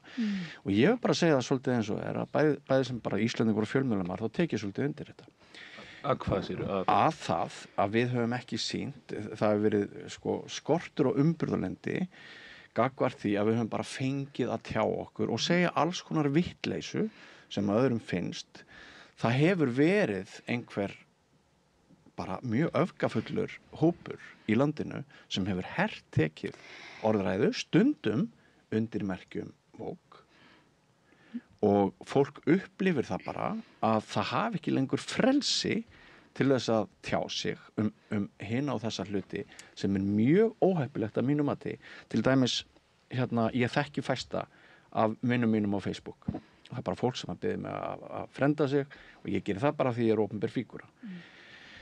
Mörg hundruð vina minna eru með skoðanir sem ég finnst algjörlega viðbjóðslegar en mér finnst mjög fróðlegt að fylgjast með þeim og heyra þau tjá sig og aldrei dytti mér í hug að fara á veggið þeirra og ætla að fara að laga þau. Og ég held að þessi þreyta, bara fólkinu í heita pottunum og mér sjálfum, við erum bara sammála það. Ég veit ekki hvort þetta er sérfræðingaveldið sem hefur tekið orðræðin í gíslingu. Ég er ekki viss að svo sé. en það hefur orðið mjög mikil skautun, stundum undir merkjum Vogue og þess vegna hefur bara svona, það hefur komið vaxandi óþol, vaxandi pirringur og núna bara springur fólk út. Það er búið að halda niður í sér andanum, misserum saman, það heldur í fram að tjáningafrelsi þess hafi verið skert, misserum saman, af því að við erum svo hrættum að mistiga okkur eitthvað í umræðinni. Þú varst að tala blaðamennina og körfuboltann. Ég vil líka benda á það að það er munur á veruleikanum og hugmyndafræði á öllum stigum. Við getum, þegar við erum með krútlega sæta 4 ára krakka í einhverju íþróttastarfi, við getum öll notið þess þegar er ekki samkeppni í hópnum. En svo verður til eitthvað sem heitir samkeppni og lífið er brútal. Lífið er spurning um samkeppni. Það er spurning grjótarða samkeppni. Þegar börnin okkar eru fullorðin, þá keppa þau við önnur á sama aldri alls konar stöður. Og þá bara nýrveruleiki og á einhverjum tímapunkti verður þetta brot í þjálfun og í íþróttamennsku og bara hellingur af fólki hefur vaðið uppi hér í þessu landi sem á öðrum löndum sem hefur ekkert vit á því sem það er að tala en það skiptir sér samt að því og það vill sem sagt það vill koma þeim málstað á framfæri að veröldin sé einhvern veginn sem hún er ekki. Þetta var umræðin í heitapottinum í Vesturbæjarlaug í gær og manstu þegar við vorum í fyrra, ég hef alltaf verið svona talið mig á rosalega mannréttinda sinna sem ég er, mikinn mókust á allt það, en ég held að það hafi verið í ágúst í fyrra sem við satt við þetta rauðaborð og ég sagði ég er svolítið þreyttur á þessu og að mér fannst að orðræðan væri orðin hertekin og það voru margir búin að slá eignarhaldi á hana. Ég held að það sé hluti af þessu meini. Já, ég held að það sé alveg rétt, en það má ég bara segja því svo við tölum nú meira viðmennir, að ég held að sem sagt, getur ekki verið, þú ert að spyrja hvort sérfræðingarnir hafi hertekið og séu komin í þetta. Nei, ekkert endilega sérfræðingarnir, bara einhver já, en getur ekki líka verið pólitíkin, af því að svörtulistarnir, þeir náttúrulega eru mjög einkennandi fyrir þá, til dæmis í Bandaríkjunum sem voru elt upp í sósíalista á síðustu öld. Og í pólitíkinni, svona mjög hægri og fasískri pólitík, þá er þetta svona mjög mikið tekið tæki, þú veist, að setja upp svarta lista eitthvað sem er með rangarskoðanir eða hættulegar skoðanir, ógnar örygginu, þú veist, þessi er ekki, og búa til þessa svörtulista og ég held kannski að reiði sumra er það að menntaelítan hafi einhvern veginn farið bara líka í þetta hlutverk að setja þessa svörtulista. Hvað segir þú um þetta? Mér finnst svolítið áhugavert að hlusta á þetta vegna þess að ég hlustaði eitt podcast í gærkvöldi sem að ykkur tengdi við á Facebook sem að átti víst að vera podcastið sem að Sólveig Anna væri búin að hlusta á. Ég svo sem hef alveg orðið vör við þessa umræðu lengi og við tala um þetta, hvernig þessi vókismi bara er búin að taka yfir í háskóla í Bandaríkjunum og menntastofnanir og öll þessi umræða menntaelítuna og eitthvað svona og svo einmitt svona umræða frá, kannski helst frá vinstrinu. Það er ágætt að tala um það að það er náttúrulega vókismi er gagnrýndur bæði frá hægri, trömpustum og svo frá vinstri og þetta er svona, þetta er sumt er líkt og margt er ólíkt en frá þessari vinstri gagnrýni, það finnst mér svolítið áhugavert að það er svona, vinstri menn eru stundum svolítið veikir fyrir svona samsæris hugmyndum og þegar maður heyrir svona umræðu það, og það er svona og það er svona umræðan einhvern veginn, já, bara kynjafræðingar og einhverju critical race kennarar eru búin að taka yfir háskólana, kerfið og háskólana og ráða og eru með bannlista og maður er bara býtu, hafið þið stigið fæti inn í háskóla þetta bara, ég kannast bara svo ekki við þetta. En hvað kemur þetta þá samt? Þú veist, en þetta er kannski, þetta er náttúrulega líka einhver hræðsla, þú veist, eins og þú varst að segja áðan, mjög þetta góð punktur að til með ofbeldi, gera greinamennu ofbeldi, að þú veist, hvað köllum við ofbeldi? Er það ef ykkur skrifar eitthvað, þú veist, andmælir þér á Facebook eða ef að til dæmis þú skrifar eitthvað og þú notar kannski hugtök sem að þykja ekki viðeigandi í dag eða búið að andmæla eða búið að greina í tætlur, þið vitið og og ykkur svona segir, heyrðu, já, ég myndi nú ekki nota þetta svona og þá bara þetta ofbeldi. Það hérna samsæri kynjafræðinga sem með svartan lista af venjulegu fólki sem þau vitið, þetta verður aldrei svona ofbeldi. Nú við, já, erum við ekki bara að ræða saman eins og þetta, þú veist, má ekki þetta verður svolítið svona, fólk rosalega auðsæranlegt og eins og við vorum að tala áðan og ég alveg sammála því það sem að þú ert að tala bæði í svona, bara eins og í íþróttunum og samvætti við bara hvaða eiginleika við viljum þjálfa upp í okkur sjálfum og sjá í öðrum eitthvað þol, þú veist. Ég meina, það líka erfitt ef maður upplifir það að maður að missa eitthvað og það sér maður líka bæði í hægrinu og vinstrinu að það þú veist, Make America Great Again. Þetta byggist á nostalgíu, þetta byggist á hugmyndinum að það hafi verið áður eitthvað sem við höfum mist. Og hjá Trump það þannig að gender eða kyngerfi eða allt sem heitir eitthvað critical race eða eitthvað grefar undan þjóðarheild. Þetta veldur sundrungu og bara, já, og en sama eiginlega upp á teningnum líka í vinstrinu, þú veist. Já, allt þetta talum þau vitið, áréttni eða, þú veist, fordóma. Já, svona microaggression. Já, sem ég finnst mjög mikilvægt hugtak að við tölum en þú veist, þetta sundrar samstöðunni, ég myndi nú segja bara vinstri menn hafa nú bara gegnum sögun að vera ágættir í því að sundrast hvort sem að en ekki pínu munur á þessu fræðin eiga að vera að þróa og fræðin eiga að vera í samræði við þann sem hefur reynsluna og það sem með reynsluna getur fengið sjónarhort frá þér og þú getur fengið sjónarhort frá þér og þetta getur verið svona og þá hlýtur að vera ákveðin svona ferli en það sem að kannski við erum að mótmæla öll, það ákveðin kretta, þú veist, það ákveðin þegar þú ert búin að einhverjir kannski fræðimenn, það náttúrulega alltaf einhver minniluti kannski í fræðimennsku sem að vilja bara þú veist, festa niður hugtökin, svona þetta, þú ert svona og notaðu til að stimpla. Ég upplifa þetta ekki, nú hef ég hef lært kynjafræði í Bandaríkjunum, Svíþjóð, Íslandi og ég hef kennt þetta fag og ég get ímyndað mér, ég veit alveg hvað þið eru að tala að það þú veist, einhvers konar svona, þú veist, ég meina þetta alveg til, þú veist, einhvers konar, þú veist, svona siðferðis, svona lögga. Akkur kynjafræði, kennd í, þegar dóttir minn var í kynjafræði er á þessari önn. Á hvaða stigi? Á menntaskólastigi.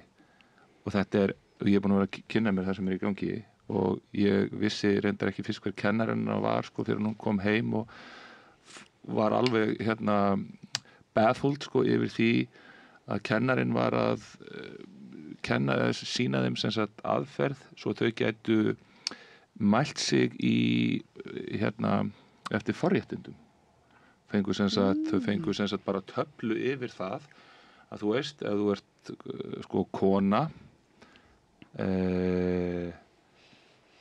lesbísk svört skiljiði að þá varst alltaf komin í minn og minni forréttindi og hún kom alveg heim og hún svona, mér fannst þetta eitthvað svo skrítið og svo fór ég að kynna mér sem sagt námsefnið og ég held að það væri bara ótrúlega áhugavert að setjast með þér og bara fara í gegnum hvernig verkefnir eru lögð upp, hvaða ritgerðir og hlutir eru sem sagt lagðir til hliðsjónar, hvernig sem sagt nálgunin og bara svona kennsluaðferðirnar. Ég hef gríðarlegan áhuga á kynjafræði, mér finnst þetta merkilegt. Ég hef setið Það opið fyrir skráningar. Já, ég bara að því að reynsla mín af kynjafræðingum á Íslandi, hún er skelfileg. Hún er bara skelfileg og ég geti bara, þú veist, ég er með alls konar documentation það og ég geti farið rosalega. Er það kynjafræðingar eða er það einhver sem taka kynjafræðina og staðlana og nota því vopn? Já, mér finnst það, til dæmis þegar ég hitti svona eina fyrirmynd sem ég á, sem er Magga Pála í Hjallastefnunni og þegar myndin kom út á þessum tíma þá hringja Hjallastefnu kennarar í mig þegar allir að hatast í mér. Það er aldrei áhugavert samt þegar myndin var sýnd erlendis að því að myndin var hálf finnsk að þá voru sem sagt fræðingar í Finnlandi fannst hún meiri háttar en að því að ég var búin að vera skotspót fjölmiðla á svona í aðdraganda að myndinu og var í fjölmiðlabandið í 4 ár, ég er ekki athyglisjúkari heldur en það að ég er búin að vera þarna í 4 ár og segja ekki neitt og ég leyfði fordómunum bara að Mér svona finnst þetta gerjur. að segja aðeins nákvæmara hvaða, því til dæmis ég sá þessa mynd og mér finnst þetta bara mjög flott og ég er bara sammála mörgu. Ég skil af hverju Magga Pála hefur haft samband við þig eða að því ég meina ég bara þetta með hvernig við vinnum með þú veist, kynjamótun og kynjaða eiginleika og til dæmis eins og hjallastefnunum það sem verið að svona styrkja mjúka eiginleika í strjákum og kenna þeim að tala tilfinningar og eitthvað svona, samkennd og stelpurnar að vera styrkja þær í meira svona eins og þú ert að gera, þú veist, svolítið svona gritt, svolítið þú svona. veist ekki að þegar ég er með strákana, þá er ég akkurat þar líka. Já, en þú ert alltaf að segja að þú hafir orðið fyrir svo miklu, miklu aðkasti og ég veit ekki alveg svona, við getum útskýrt aðeins frekar hvaða var sem varst gagnrýndur fyrir og hver var, Já, frá hendi kynjafræðinga þá. Þetta er svo mikið, ég veit að, og sko, við ættum eiginlega, sko, ég ætti eiginlega að fara yfir það með þér bara, sko, prívat og persónulega. Erum við að tala annan þátt jafnvel? Já, sko, það væri nú gaman að þið myndu koma og ræða þetta. Já, en þarna þarf ég að draga líka bara ákveðna, sko, leikendur inn í þetta. Já, það er svo sem að vera að tala nöfn eða þannig, mér er skemmtilega að halda sig á svona, bara hvað rök erum við að tala það myndi allir fatta það leið og ég myndi ræða það, sko. Ef þið væru til í að koma og deilaði með okkur og hlustendum og áhörundum við Rauðaborðið, þá væri það náttúrulega alveg stórkostlegt að ég held að þetta væri ykkar samlega, það væri bara mjög en að því að við erum bráðum búin með tíma því miður og við lögðum upp með þetta woke og anti-woke konsept og þá sem við erum sem betur við búin að afbyggja dálítið í umræðinni en sko ég er að pæli að því að þú byrjar að vera lýsi yfir stuðningi við Sólveig Önnu sem segist vera anti-woke eða segist ekki vera anti-woke.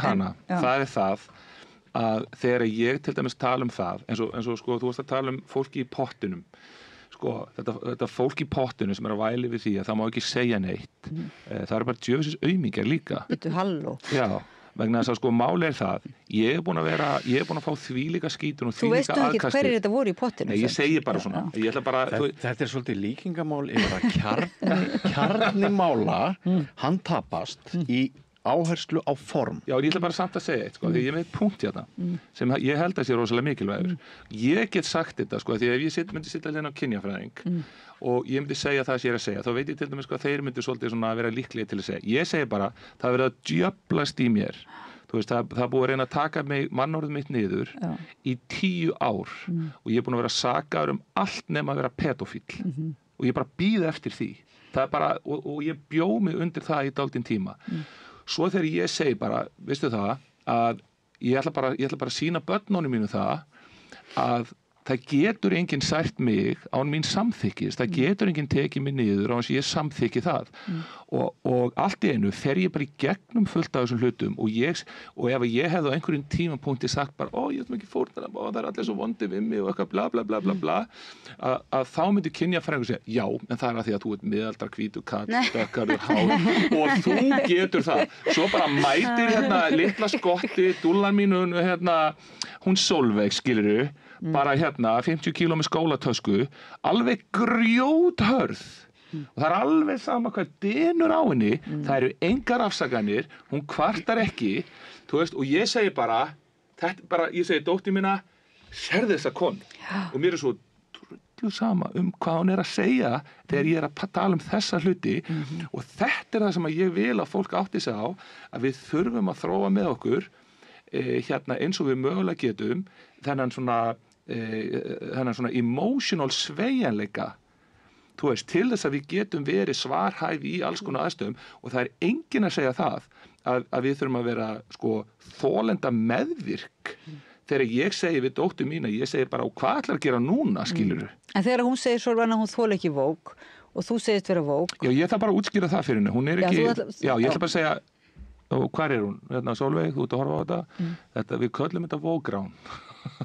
Já, þannig að hún sé raunverulega bara þegar hún er á móti vók þá hún er á móti vógræningum. Hún er vók í gegn, það er allir vók sem eru með eitthvað common sense, sko. En sko, þú veist, eins og þetta pottadæmi og þannig og svona polarisering.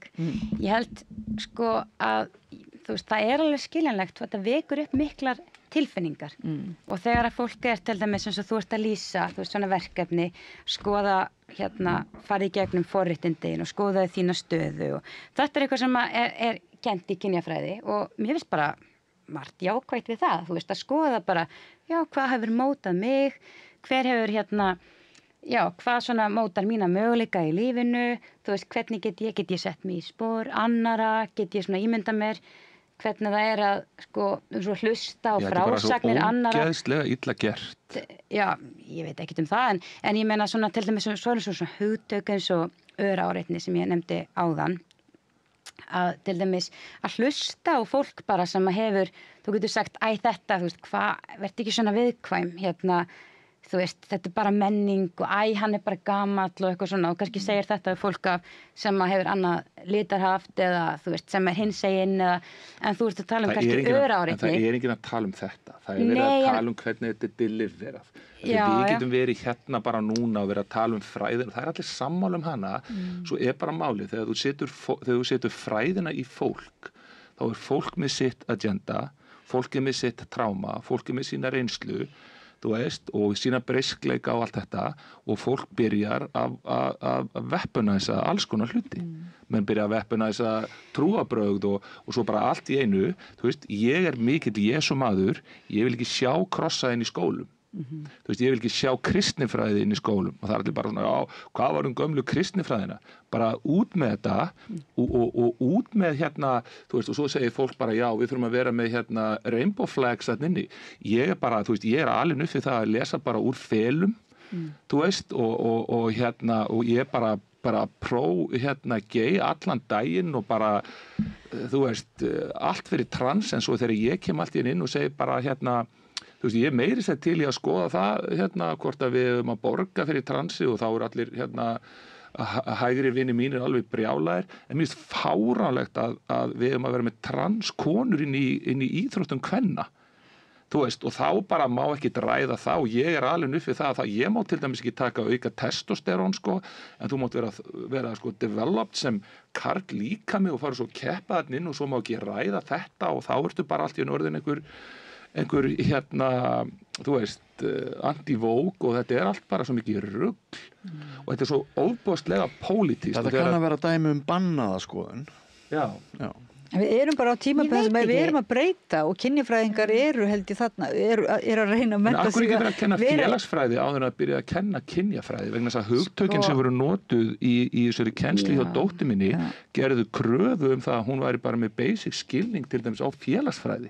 Já, nú eru kynjafræði og félagsfræði bara mjög skild fræði og kynjafræðingar, bara svo til að halda því til haga, er ekkit alltaf er ekki einsleitur hópur og er ekki sammála allt og ég þetta kynjafræði, nú hef ég innsýn inn í heimspeki, félagsfræði, sagnfræði, kynjafræðin er eitt svona sjálf, mest svona internal krítiska fag sem ég hef nokkuð tíman kynst, það er bara svo mikil sjálfsgagnrýni, það er bara svo mikil, Allir þessi kynjafræðingar í Íslandi, þetta er bara eins og rosalega þéttur hópur, sko. Alveg svakalega. En það sé nú kannski vanþekki vegna þess að ég veit það ekki. Ég þarf að skutla stelpunum minni í próf, ásækir. Takk fyrir samræðuna. Við byrjum að heilsa í heitapottin. Hvað heldur eiginlega fólk í heitapottin? Já, en sko, takk Björn. Já, ef að hætta áfram með þetta við höfum 5 mínútur. Ég er svo gaman að við höfum 5 mínútur, já, en ég bara segja að því að þú myndir vera svolítið ósáttur ef að nú er ég komið svona basic kennar, nú er ég komið kennaraprikið á lofti, sko. Þú myndir vera svolítið Brynjar þá myndir vera ósáttur ef að við myndum sitja alla körfuboltaþjálfara undir sama hattin, sko. Þeir eru dálítið þar. Allir nema þú. Já, ég er svona sore thumb, sticking out. Og það getur vel verið að Valgerður sé líka að séu kynjafræðingar séu svolítið, ég meina það er svolítið hættulegt finnst mér þegar allt hefur búið að Snorri Másson og fleiri tala kynjafræðinga, það hljómar eins og svo skakkur óvinnur einhvern veginn, eins og það sé svo búið að velja sér rangan óvin. En sko ástæðan fyrir því að ég var sammála honum er að þetta er algjörlega mín upplifun og ég er karl í feminískri baráttu. Já. Og ég er búin að vera í 10 ár og það er ekki eins og ég sé búin að vera að bá svona mína skoðanir því ég bara býð og er þetta svona og er þetta svona og ég held að ég sé ágætis svona tilraunarotta í þessu íslenska umhverfi vegna þess að þú veist, mínar pælingar þú veist, það einhvern veginn lenda á borðinu hjá kynjafræðingur, ekki einn kynjafræðingur sem hefur komið og sagt eitthvað jákvætt það sem ég hef verið að gera eða vilja kynna sér.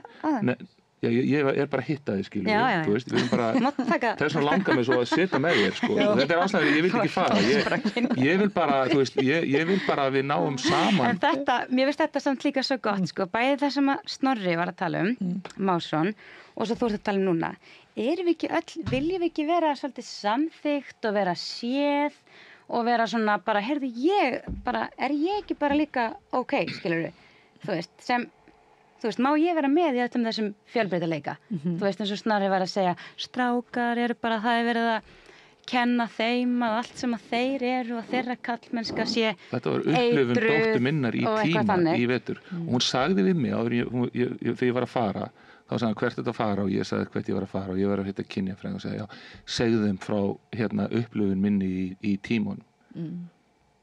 Og ég get náttúrulega ekki talað um neitt. Hún upplifði að það var talað kallmennsku. Það var talað niður til strákana. Já. Þeir voru settir raunveru í þá stöðu að þeir höfðu ekkert val forréttindi sín. Af því ég held að hún upplifi sig sem mjög mikla forréttinda píu til dæmis í körfubolta. Af því að hún að fá meiri tækifæri, meiri stuðning heldur en allir vinir hennar og félagar hennar sem eru sko strákar sem eru í körfubolta, þeir öfunda hana.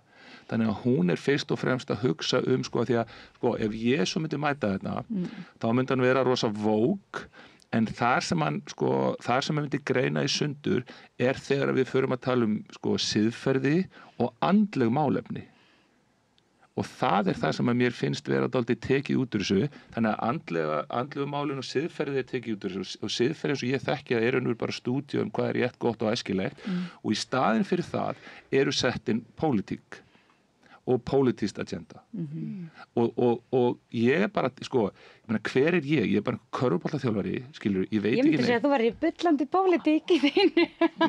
Sko, þetta bara mjög mikil kynja pólitík.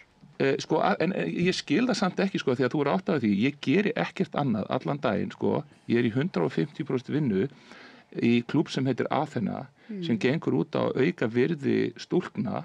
Mér finnst það mjög pólitískt. Það kynja pólitískt. Já, það mjög pólitískt, en þegar við erum að gera þetta, þá lendum við í, þú veist, einhverju andstöðu, en pælingin nú bara svo, þetta ekki meiri pólitík heldur en það, að ég myndi gera nákvæmlega sama með strákana. Þetta mig. Þannig að þetta ekki, það sem að þið eru að vinna bæði í raunverulega einhvers konar valdeflingu og raunverulega að bara taka móti raunverulega breytingum og nýjum tímum og svo leiðis, en það við eigum í vandræðum með samræðuna, það nokkuð ljóst. Alveg klárlega. Og þess vegna erum við nú hér, þú veist, af því að sumir segja að skiptir engu máli hvað við ræðum, en ég held að skiptir máli að við prófum okkur aðeins áfram og þegar það skiptir engu máli þessi hugtök og svona og þetta menntaelíta og þetta mentafólk, sko, eitt með mentaelítur en menta fólk, það skiptir einhver máli. Auðvitað skiptir það máli. Það einhverjir sem sérhæfir sig að pæla og greina orðræðuna og samræðuna eins og það sé ekki jákvætt með, þú veist, að því að við notum tungumáli líka til að dæma, þú veist. Þannig ef við ætlum að fara út úr þessari stöðu þar sem við erum bara öll komin í það að dæma, nota tungumáli til að dæma og flokka og að ef við ætlum að nota meira til þess að opna og efla og vera í samræðu, sko, að það þurfi svolítið að taka höndum saman. Þegar þú ert að tala það, þú veist, að það verður einhver að vera í fræðunum allt þetta, þá ég myndi vera sammála rosa miklu af því sem Valgerður að segja. Já. Það sem þú lendir síðan allt í hennu í það kemur einhver úr fræðasamfélaginu og byrjar að horfa á einhverja heimildamind og byrjar að fara inn á vísi.is og byrjar að taka einhverja svona stikkprúfu úr sko drullunni. En það það eiginlega ófaglegt, sko. Og það það sem ég að segja. Já. Og þess vegna og þá verðum við að segja, og ég man til dæmis eftir því, það einn félagsfræðingur, Víðir Halldórsson, sem að steig fram einhver tímann og hann segir sko, að því að sko ég hef tekið eftir því Hafrún Kristjánsdóttir sálfræðingur og yfir íþróttadeildin í HR og Víðir þau sko stíga fram þegar hlutir verða current og mér alltaf þótt þetta svolítið skrítið svona alltaf taka þátt í dægurmála þrasinu einhvern veginn þegar þú ert raunveru þegar hlutverk þitt í raunveru að rannsaka og bíða og koma svo eftir með eitthvað að þá segir hann og ég á þetta einhvers staðar á teipi þá þá segir hann sko ef að við þyrftum alltaf að vera, við fræðingarnir þyrftum alltaf að vera að kynna okkur hlutina, þá gætum við aldrei tekið þátt í umræðinni. Nei. Og ég hugsaði bara, what the hell? Já. Býtu, hvaða djók er þetta? Og þetta er bara eins og svo oft áður, það segir engin neitt vegna þess að þú veist, það er engin að þetta er bara svo mikið amateur hour sko. En er þetta ekki, þú ferð þá á, fyrst að þú ert körfubolta Þú kemur á æfingu og ég sess mig kynjafræðingur í háskóla. Og þú ferð og skráður. Amen. Og tíminn er búinn og Brynjar Karl, þú ert stórkostleg, Oddný. Stúlkna körfubolta þjálfarafræðingur og Valgerður fyrirgefðu, Þór Pálmadóttir, kennari kynjafræði og hugmyndasögu í Háskóla Íslands. Hjartans þakki fyrir að koma og bara ráðast á þennan hnút góðir hlustendur og hlustendum og áhorfendum þakka ég fyrir og Birni Þorláksinni fyrir að vera með okkur og hann þurfti að stökkva. Laufey Líndal Ólafsdóttur, tæknikonu, þakka ég líka fyrir að varpa þessu beint í mark yfir til ykkar og við höldum áfram eftir smástund hérna við rauðaborðið. Ég heiti Oddný Eir, takk. Samlokubrauð, maltbrauð, tékkneskt-brauð, súrdeigsbrauð, brauð ársins, Bernhöfts Bakari, íslenskt handverk síðan 1834. Allir þættir samstæðuverinnar eru á YouTube.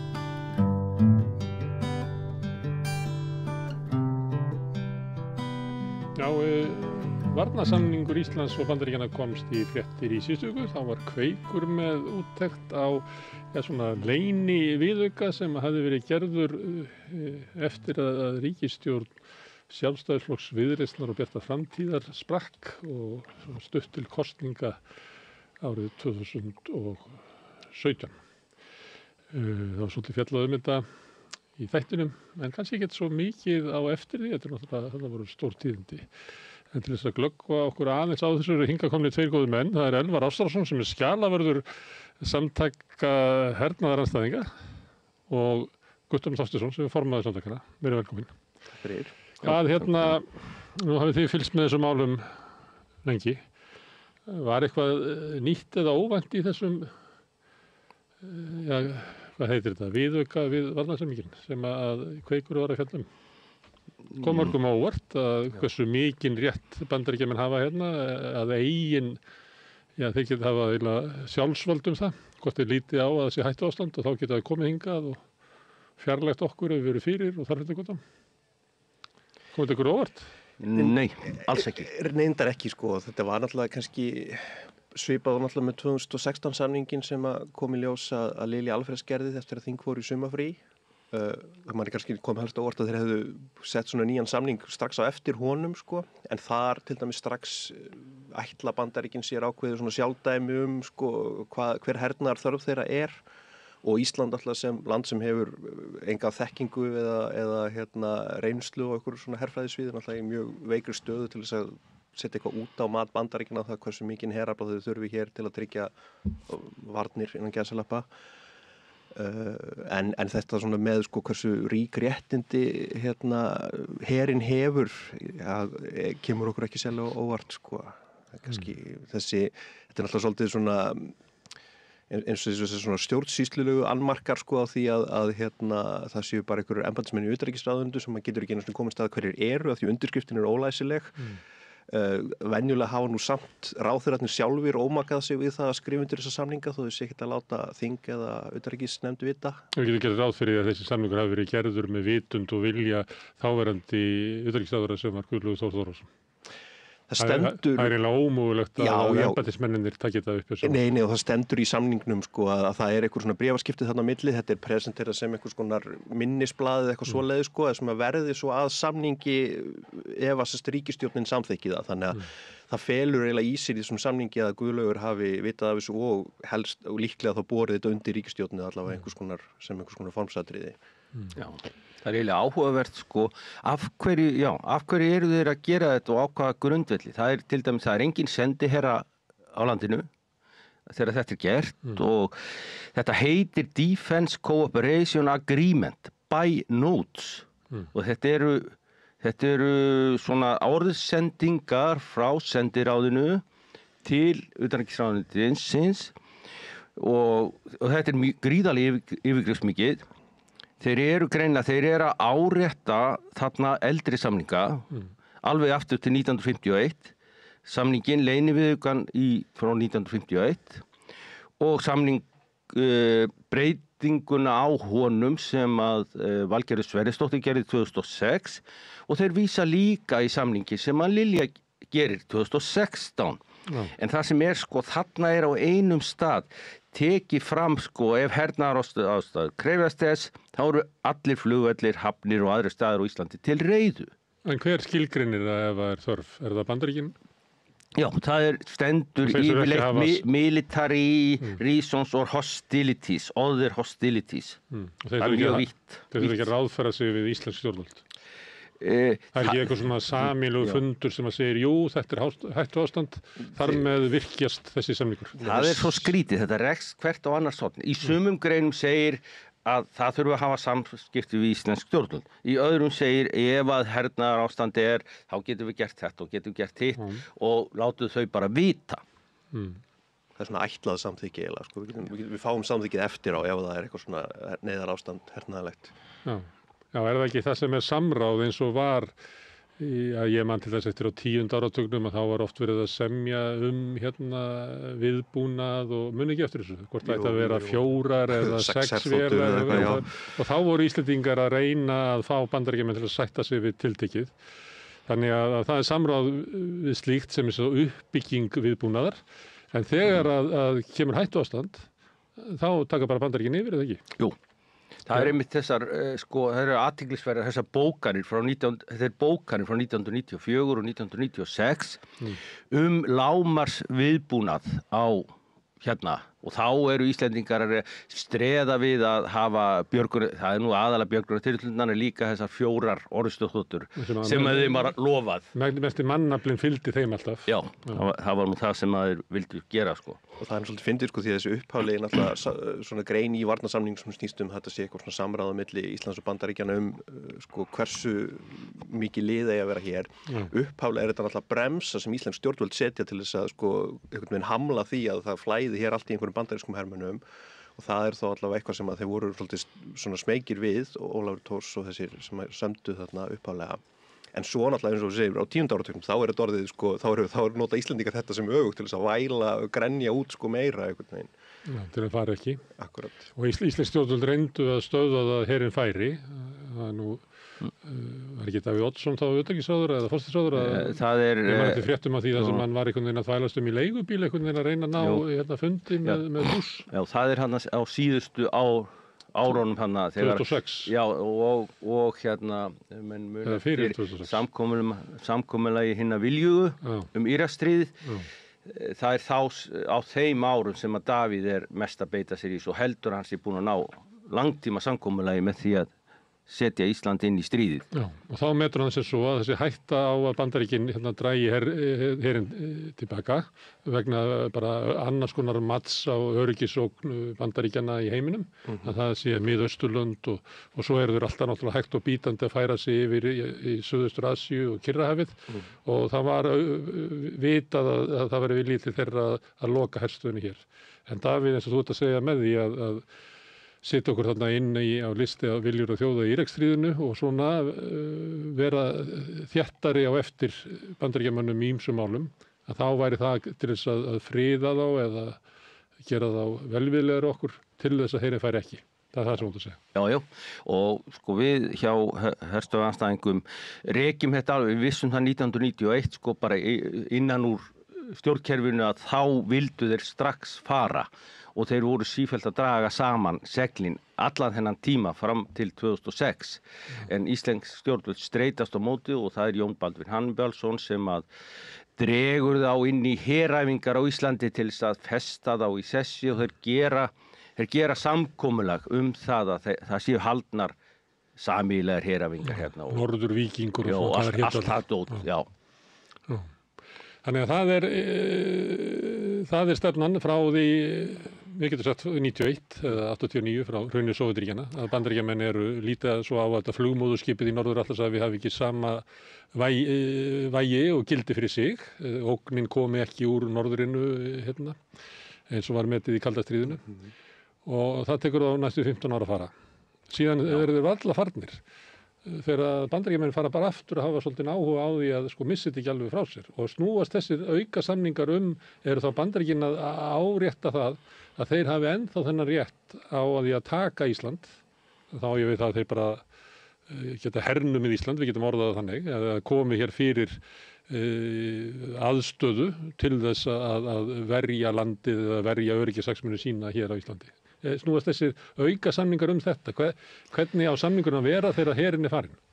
Er þetta að tala þá samningi 2017? Já, 2017, 2016 veitnar í líka. Já, það er eiginlega engin leið að sjá það út frá íslenskum sjónarhóli hvort það séu Íslendingar. Það er alveg greinlegt að það er Lilja sem hefur frumkvæðið þarna 2016 og Íslendingar eru greinilega orðnir bara, þeir vilja hafa meiri tengsl út á við og þeir gera þetta svo mikið öðruvísi við Bandaríkin. Það er þeir eru alltaf að sækjast eftir einhverjum herstyrk, þeir treysta ekki þessum samkomulegi, það er mjög skrítið núna, það er alltaf verið að tala, við erum að efla samstarfi við Norðurlöndin og hin og þessa, en í gegnum tíðina alveg frá mjög öflugt eftir 2000 eru gerðir varnar og öryggissamningar við öll Norðurlöndin og Kanada og Bretland. Og Bretland, það er samningur sem að Norðurlöndin og Bretland eru í, ég man ekki hvað sá samningur heitir. Jet eða eitthvað svona viðbragðslið. Það er Guðlaugur Þór sem gerði hann. Það er annar svona samningur sem birtist eftir sumarþing. Það er þá íslensk stjórnvöld sem eru að reyna að ef að við þau eru að gera þetta í góðum hug. Þau eru að baktryggja sig eitthvað. Til að varnarsamningur sé ekki nægur og eru þar leiðandi að búa til samninga við önnur ríki. En á sama tíma er þessi endurskoðun, ég bara velta fyrir mig, hvor er það Íslendingar? Þú segir að það hafi verið Lilja 2016 en óvíst hvað er þessum samningi? Guðlaugur er nú eins og hann hefur nú ekki frumkvæðið nokkur sköpuðum hlut. Það veist maður ekki, það er yfirleitt alltaf ykkur á bakvið hann sem ítir í hann. En af hverju eru þeir að gera þetta? Þeir þurfa að gefa rosalega mikið eftir. Það er eins og Bandaríkjamenn hafi bara ekki haft neitt sérstakan áhuga á að gera þennan samning. Það er ekki farið til Washington til undirritana eins og hefur alltaf verið gert við Bandaríkjamenn og það er einhver undirtilla hérna, það er ekki einu sinni, ég gat ekki fundið að þetta hefði verið Tjarstafer eða fyrsti sendiráðsritari sem hefði skrifað undir þetta á sínum tíma. Kann það ekki að vera tímasetningin að það eru bara 4 vikur í kosningar held ég? Já, það getur verið tímasetningin. Þetta verður bara óþægilegt fyrir Sjálfstæðisflokkinn og Guðlaug að þetta dytti einhvern veginn inn í kosningabaráttuna? Já, þeir vilja ekki birta þetta. Þetta er hvergi hjá stjórnarráðinu. Þetta er bara í þessum plöggum út í Washington. Sem er öfugt við hvernig íslenskir stjórnmálamenn hafa hegðað sér hingað til. Að þeir yfirleitt þrá mjög að vera með eitthvað svona myndir af sér að taka í hendurnar á bandarískum. Já, það er einmitt það Þetta er afar einkennilegt. En það er nú samt alltaf kannski svolítið staðan eftir að herinn fer 2006 að þá eru Bandaríkin svolítið komin með óskastöðu sína sem að rauninni vildu alveg frá lokum kalda stríðsins að þau vilja hafa aðstöðu hér og þau vilja hafa millilendingar og möguleikan á því að koma með lið og eitthvað svoleiðis og ef það eru stríðstímar eða eitthvað svoleiðis. Náttúrulega eftir kalda stríðið þá hafa þeir ekki sérlega miklar áhyggjur af Rússum en þegar þeir losna við allar skuldbindingar sem að varnarsamningurinn setur eða svona Íslendingar gefa frá sér alla samningsstöðu með því að semja ekki almennilega aftur eða bara segja upp varnarsamningnum þá geta Bandaríkjamenn komið þegar þeim sýnist með þann herafla sem er sýnist og það var allir eins og kom hérna fram í kveik þeir birtast aftur 2014 með þessar kappátaleitaflugvélar og þá vísa þeir í að þetta sé ekki föst viðvera af því að þeir skipta þeim út reglulega þannig að þeim langar ekki til að hafa einhverja fasta herstöð þar sem þeir þurfa að binda eitthvað ákveðið lið en þeir vilja hafa eins mikla aðstöðu og bara þeir sjálfur vilja og það er alltaf svolítið gefið með þessum Lilju samningi 2016 og það var það svona kvittað upp á það og fordæmin líka sem að koma eftir að þeir fara byggja aftur upp aðstöðu eftir 2006 eða 14. Kann að vera bara kostnaður útreikningur hjá Bandaríkjaher að ef að er fasta lið hér að þá þarf að hafa skóla og kirkju og kaupfélag og ég veit ekki hvað og hvað, en ef þú ert að senda menn bara í svona verbúð að þá ertu með lágmarksaðstöðu fyrir hvern og einn, býstu við? Já, það leiðir hugan að því sko, ástandur sem er núna að Þorgerður Katrín og fleiri þarna inni eru endalaust að hamra á því að Íslendingar eigi að bara borga allt sem að þeim er sagt að gera, sem er bara spurning hver er að segja það. Þetta er eins og þau séu bara sko, strengjabrúður af því að áður fyrir snerist þetta allt það að Íslendingar ætti ekki að borga neitt. Allir samningar snerust það hvað fá við hvað græðum við á því að hafa herinn. En núna er eins og sé búið bara að segja þessu fólki, já nú eigi þið að láta ríkissjóð borga. Og á þessum árum sem þú ert að vísa til þá var sættist Bandaríkjaher á að borga og borga meira. Hann vissi alveg að það voru einhver verktakafyrirtæki sem voru ógráðum að vissu að því að sko eimskip og samskip skiptu á milli sín varnarflutningunum og ógruðum. Þannig það var alveg vitað að vegna þess að þetta var bara litið á að veri mikilvægt að vera hérna út frá bandarískum hagsmunum og þeir horfðu í gegnum fingur sér við þetta að því Íslendingar væru að tína af þeim. Það er akkurat eitt sem er sagt upp í þessum samningum, hvort það er 2006 eða 16 þá er aflagður eitthvað viðauki sem er frá 80 eitthvað sem snýst akkurat það að íslensk stjórnvöld megi velja hvaða verktakar séu inn sko, þannig að það er tekið út hermangið sem að var náttúrulega hafði gríðarlega áhrif í íslenskum stjórnmálum, hafði gríðarlega áhrif í íslensku efnahagslífi, byggði hér upp svona ákveðin auð sem að voru bakhjarlar tiltekinna stjórnmálaflokka. Bara nútíma samfélag byggist á þessum hermangi sko frá milli 50 og 60 sérstaklega. Og Bandaríki voru sátt við þetta vegna þess að þetta ýtti undir þau stjórnmálaöfl sem að þeim hugnuðust þegar að sko kalda stríðið var kannski raunverulegt svona fram á 8. áratuginn þegar var svona hugmyndur að þjóðir í okkar heimshluta væru að velja sér hvaða leiðir vildu fara. Akkurat. Og þá ýttir Bandaríkjunum þetta. Já, þeir kaupa sig náttúrulega inn í landi byrja 1948 að setja Íslendinga inn í Marshall aðstofuna sem hefði náttúrulega að samkvæmt öllum skilgreiningum áttu við aldrei að fá aur úr því voru náttúrulega ríkasta þjóð Evrópu þá og kaupa stjórnmálumenn til þess að setja okkur inn í NATO og þeir dæla peningum inn í landið sko næstu 15 árin. Það er upp undir 20% af gjaldeyris innflæði landsins kemur frá þessu sömu árin. Það má lesa þessa landsölu í Adolfsstöðinni til dæmis. Já. Og þetta Marshall-aðstofan hún náði fram yfir 1970, þetta síðasta láni komi út af Búrfellsvirkjun það leyti. Já, það var þar allra síðasta. Og hafði mikil áhrif hér. En núna er önnur staða í heiminum og við skulum kannski hafa minna á það að þessi samningur var gerður við ríkisstjórn Trump á fyrirhluta fyrri kjörtímabili hans. Akkurat. Og það voru mikil samskipti við Bandaríkin á þessum tíma. Pompeo til þess kom til landsins sem er ekki algengt. En það var til þess að slökkva á öllum hugmyndum að Ísland gengi inn í belt og braut. Það fjaraði út eftir það. Guðlaugur Þór var örugglega áhrifamaður á því að hérna var opnað fyrir að fólk frá Venezuela geti leitað hæli, farið fram fyrir röðin og fengið sjálfkrafa 4 ára dvalarleyfi. Það var svona hluti af einhverju brölti Bandaríkjamannum valdaskipti í Venezuela. Og gerist alltaf Twitter eitthvað einn. Þannig að það voru mikil samskipti við Trump-ríkisstjórnina. Núna er Trump-ríkisstjórnin ekki eins hún er ekki eins vinsæl á Evrópu og hún var kannski ekki vinsæl þarna og kannski sérstakt hvað Guðlaugur Þór og félagar voru hrifnir af þeim. En núna er til þess talað um Grænland og Trump vill bara taka Grænland til að vera bara hlut af út frá svona öryggissjónarmiðum Bandaríkjanna, bæði út af sko legu landsins en líka þarna eru alls konar málmar og eitthvað fleira sem að er bara eðlilegt að við tökum svo lendi ekki í óvinna höndum og við vitum allir að þótt að sé verið að tala um sjálfstæði Grænlands að þá getur það aldrei orðið neitt að Bandaríkjamenn mun aldrei una þeim að til dæmis gera námusamninga við Kína að þá munu Danir stíga fram og segja við skilum ekki hvaða læti þetta í Trump. Ég meina, Bandaríkjamenn geta gert hvað þeir vilja á Grænlandi. Það var alltaf máttla. Við erum með varnarsamningu þá og þeir með bara hafa eins margar herstöðar en þeir vilja og bara gera það sem þeir vilja. Og hvaða læti þetta, segja þeir. Og þá veltum maður fyrir sér. Á það ekki sama við Ísland?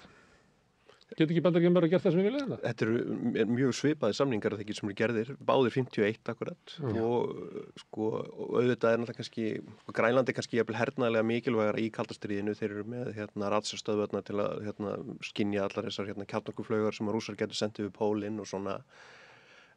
Þannig að þeir hafa mjög, og þeir eru með kjarnorkuvopn þar, en já, ég meina það maður horfir akkurat á þetta upplaupi á Trump akkurat velti fyrir sér af hverju ósköpunum, af hverju gera þeir ekki bara það sem við sýnist með þetta og líklega einhverja kenningar þetta akkurat að þá sé þetta kannski frekar sem snúist einhverjar mögulegar signingaleiðir sem opnist þegar pólarnir bráðni og eitthvað svoleiðis að það verði fram hjá Grænlandi og að þeir vilja stoppa Kínverjana þar en ég menna eins og þú segir sem er umræða sem við þekkjum mjög á Íslandi já, sem við verið drefin áfram Ólarnir Grímssyni þessi umskipunarhöfn í Finnafirði þessi miklu umskipti sem að verða þegar norður í opnast með einhverjum hætti og þau eru bara horfir á landakort að þá er náttúrulega Rússland á helmingin af öllu landi sem er að pólnum, alla lögsöguna Bandaríkin bara örlítið sneið ég held að sé varla 50% en svo eru svona lönd sem að Trump og félagi líta á sem veik Kanada, Danmörk Noregur og maður velti fyrir sig hvort að þeir tali ekki bara að vera mikilvægt að þeir hafi bara sterkari stöðu á þessu svæði. Jú, og maður sér allir, finnir allir eins og með Finnafjörðin þar sem voru þessar hugmyndir uppskipunarhöfn kínverskra að þá akkurat mjög í kringum það, þá allt í einu helgar landhelgisgæslan sér eitthvað öryggissvæði þar. Þannig að það er því er svona beinlínis einhvern veginn það hafi ekki komið einhverja skipanir það er það að tryggja þetta í rauninni fyrir þá mögulegu umsvif varnarliðsins eða landhelgisgæslu eða eitthvað svoleiðis til að kannski bremsa þessar áætlanir að Kínverjar færi eitthvað að skipta sér af sem gæti verið merkið þess að Bandaríkjamenn geta eiginlega gert það sem við vilja þeir geta ef að koma einhver hugmyndur kínversku höfn í Finnafirði þá er bara eitthvað í gang og gerist eitthvað þannig það er í lóma bara kom einhver fyrirmæli inn í utanríkisráðuneytið sem maður sér á þessum samningum að eru svolítið svona bara framlenging á utanríkispólitík Bandaríkjanna og þarf ekki að fara í gegnum Íslands þing eða neina almenna umræðu greinilega hér þannig að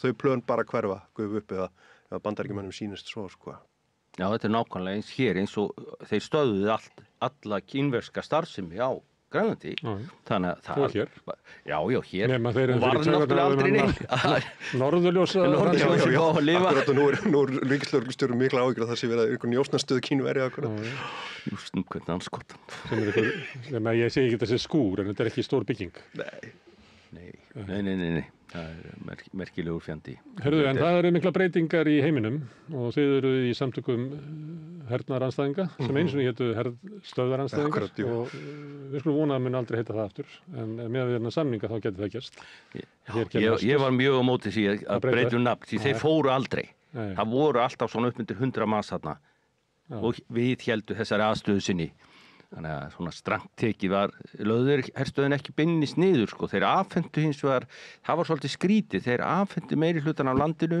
til Íslands skiluðu því en eins og einhver fór að braska með húseglunar já, þeir færiðu girðinguna tóku helmingin af öllu tóku allar íbúðasvæðið það allt saman en ég held að það sé ekki rétt og það er bara alls ekki rétt það sem að hann sagði í Kveik að þetta væri alfarið íslenskt land, íslensk stöð og allt það. Þeir létu aldrei af hendi flugskinn og þvílega. Þau voru alltaf undir yfirráðum Bandaríkjamanna og þessi sprengjuskýli og það allt saman.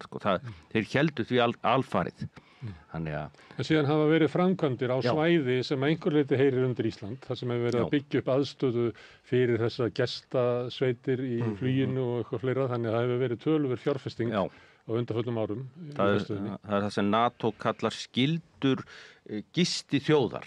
Að þú átt að standa kostnað því þegar að koma eitthvað fólk frá NATO-ríkjum til þess að gera eitthvað á landinu þá átt þú að sjá það að gefa þeim að borða og hýsa þá og allt tvínlíkt Já, það er til samningur sem ég er oft vitnað í, ég hef aldrei séð hann var gerður í London þarna sumarið 1951 skildur NATO þjóða við sín á milli og það er oft vitnað í þennan samningu, ég hef aldrei nefnt að fara og ná í hann en heitir SOFA. Það er ekki ákvæði í honum að eitt NATO-ríki geti ekki hótað hernaðar innrás í næsta eins og Trump gerir. Það er einhvern veginn ekki, menn hafi ekki verið það framsýnir en það hefur reynt á það, við skulum nú ekki gleyma því. Landhelgisvesinið á Íslandi reyndi mjög á þanþol þessa samnings og einmitt þá kom vel fram, það var ekki gert ráð fyrir eitt NATO-ríki réðst á annað en þá Íslendingar beittu því ákaft að það væri einmitt að það mætti ekki. Og nutu svona einhver leyti stuðnings Bandaríkjanna því, ekki áberandi og ekki á yfirborðinu. Nei, bak við tjöldin eitthvað. Bak við tjöldin að Bretarnir stóðu orðið einir eftir í því. Og það er líklega af því að Bandaríkjamenn hafa alltaf metið Ísland hernaðarlega mikilvægt fyrir sig. Já, og við verðum alltaf föst inn á þessu bandaríska áhrifasvæði bara svo lengi sem þeir skilgreina sig. Þannig að það er svolítið fyndið þegar það er verið að hlusta á íslenska ráðamenn til dæmis út af þessu breytta ástandi í heimsmálum, tala sko NATO sem eitthvað skjól einhvern veginn gegn Bandaríkjónum eða evrósku NATO-ríkin.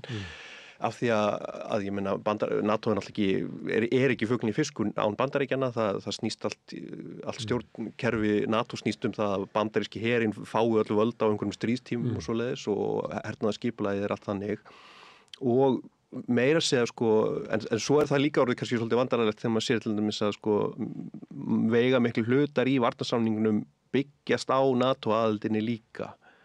Þannig að þetta er allt orðið svolítið flókið sko þegar það er að koma upp þessi rifa á milli Evrópu og Bandaríkjanna. Ef það gerist, ef það heldur áfram að gerast, það er að gerast sko.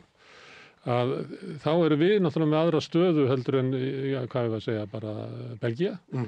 Við erum á skilgreindu áhrifasvæði Bandaríkjanna. Algjörlega. Og ég meina Bandaríkjamenn vita það. Við látum stundum eins og við vitum það ekki, eins og við höfum eitthvað valkost. Pútín veit það. Kína veit það, það veit þetta allir, það er bara að gera árás á Íslandi sem að, ég segi ekki það sama og gera árás á Washington, en það er stórveldi sem að myndi gera eitthvað slíkt að það væri að espa Bandaríkin upp með allt hætti heldur en eða ráðast inn í Úkraínu eða Eystrasaltslöndin.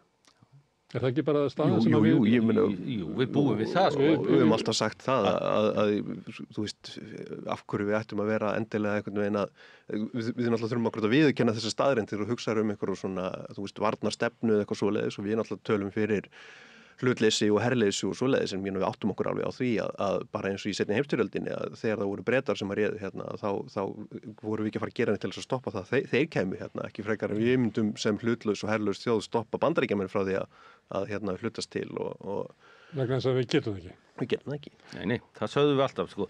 Við rekum þá ekki burtu. Þeir fara á sjálfstöðum og eina hættan sem er fyrir okkur sem sé stríðshætta er svo að við setjum upp verulega ögrandi hernaðarmannvirki hérna á landinu og það var sérstaklega hættan á þessum tímum kalda stríðsins eftir 1980 þegar voru hérumbilörugt að þeir voru með kjarnorkuvopn á vellinum og það þýðir að þá var hún orðin algjörskotmark.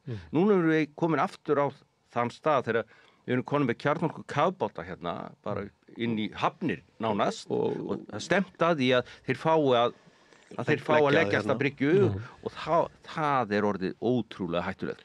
Og þá eru þið að tala kafbáta sem eru með kjarnorkuvopn, ekki bara knúnir af kjarnorku. Já, það virðist alveg vera liðið, þeir eru alveg búin að gleyma yfirlýsingu Geirs Hallgrímssonar það að það mætti ekki koma kjarnorkuvopn inn í íslenska landhelgi.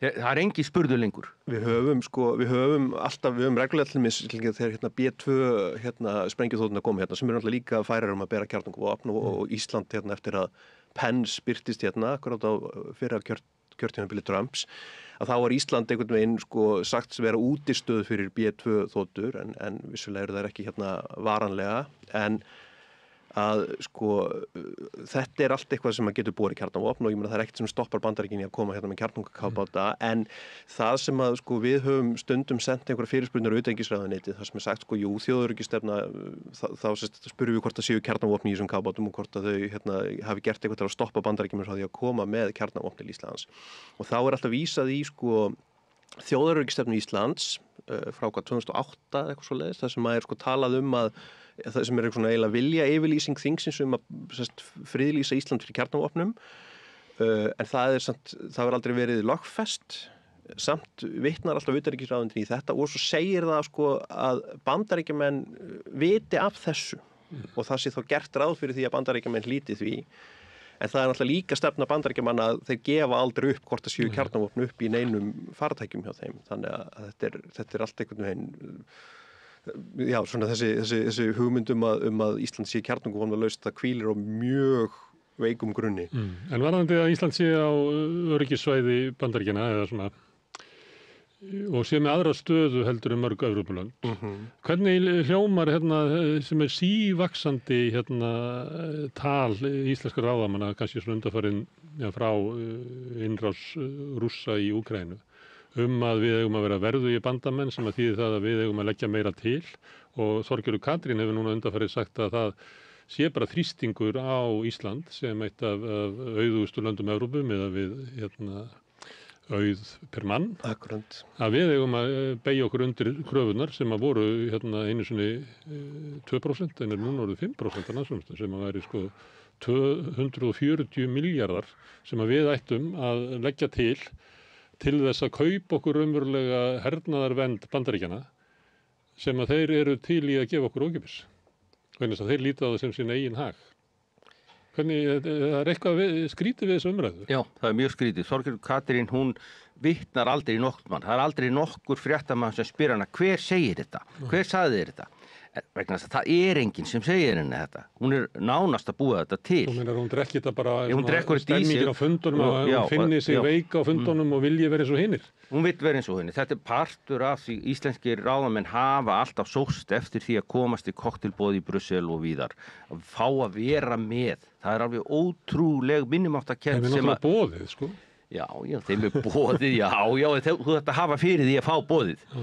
Og þú þarft að hegða þér almennilega, stilla þér upp fínum myndum og skála við rétta fólkið, sko. En þeir vilja vera með í kokteilboðinu.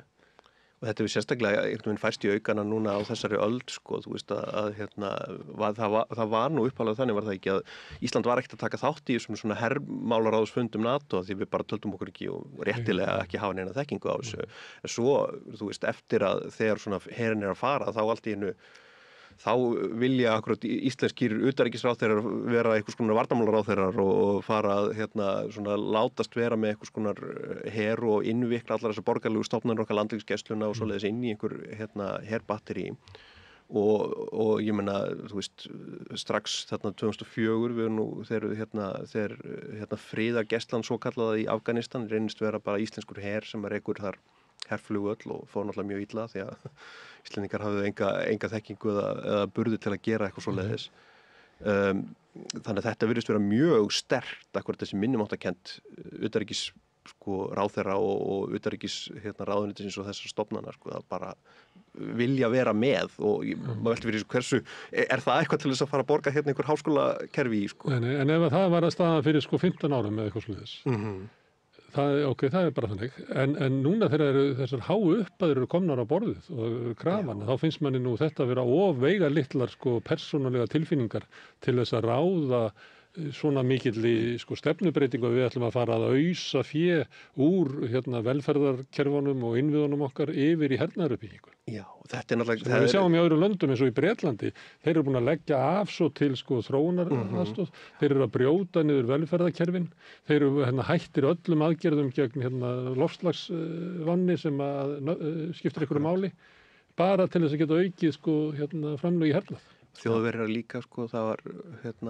er talið í Evrópu allt svona, við þurfum að spara í velferðarkerfum til þess að borga undir hennar her og það er einhvern veginn kaldhæðnislega að þetta akkurat það sem að Trump var að kalla eftir, en svo þetta gert sem einhvers konar, látið vera sem einhvers konar ansvar gegn yfirgangi Trumps og Bandaríkjanna. En þetta greinilega bara einhver stemming sem smitast til Íslands eða, maður veit ekki, það getur náttúrulega verið einhver á bakvið þarna ef að þú ert að leita eftir einhverju efnahagslegri baktryggingu hjá Evrópusambandinu, þá getur maður alveg séð fyrir sér að það séu einhverja kröfur að Ísland geri eitthvað meira í varnarmálum en við skulum náttúrulega ekki hafa við skulum ekki láta okkur detti í það að huga að Evrópa sé akkurat að fara að verja Ísland hérna gegn einhverjum bandarískum afskiptum. Gegn Bandaríkjunum? Já. Nei, það er mjög áberandi munurinn á samningu sem við gerum við hinnar þjóðurnar hérna við Norður-Atlantshafið. Þar er öll áherslan lögð á samstarf í öryggis- og varnarmálum en í borgaralegu almannavarnarstarfi. Það er eiginlega í öllum þessum samningu, þá er það gegnum gangandi sem er þveröfugt við allt sem þú gerir við Bandaríkjumenn. Það er eins og menn passi sig á því að styggja ekki Bandaríkjumenn með því að fara í nái samstarf við aðrar þjóðir sem við hefðum alveg geta gert við til dæmis Noreg. En kannski er það vegna þess að sem að Guttorm er að benda á að það er kannski ólíklegt að herir þessara landa fara að verja okkur. Þess vegna eru samningandi kannski meira, er það ekki þá meira netárásir og slíkt sem við heyrum svo sem í fréttunum að það verið að magna upp eitthvað svona hernað til hliðar við hernað. Allt svona mígrastarfi í kringum öryggismál. Er þetta líka þegar þú talar við, þegar þú sér þessar menn sem er að tala að byggja upp eigða einhverjum peningum íslenskar varnir að við förum að borga eitthvað svoleiðis og svo þegar þú ferð að krefja þessi rök og skoða þegar þú skoðar þessi rök fyrir því að stofna íslenskan her til dæmis að þá eru þau algjörlega byggð á einhverju sýnustöð. Það er allt tákrænt að vita það fullkomlega íslenskur her er aldrei að fara að verja Ísland gegn einu. En þegar þú ferð svona onni hvaða svona konkrét ógnir þeir benda á, þá er það alltaf bara eitthvað svona netárásir, það sé fara að klippa á kaplan okkar eða eitthvað svoleiðis. Og sumt af umræðinni sem er er svar við kröfum á Íslandum að þeir verji meiri peningum í hernaðaruppbyggingu og þá er það ok ef við erum að beygja okkur undir þær kröfur og þá skulum við allavega reyna að verja því þá bara að byggja blandiríkisgæsluna á eitthvað sem að gagnast okkur einhverju leyti því að eyðist ekki öll í það að kaupa vopn sem er náttúrulega kannski krafa frá Bandaríkjunum að stór hluti af hernaðarútgjöldum Evrópuríkjanna fari til þess að kaupa vopn af Bandaríkjunum til þess að bæta bandarískan efnahag. Herðu, en er ekki Ísland og NATO heyri burta en þá ykkar krafa? Það var gerð könnun, það var bara Gallup var að birta könnun í morgun.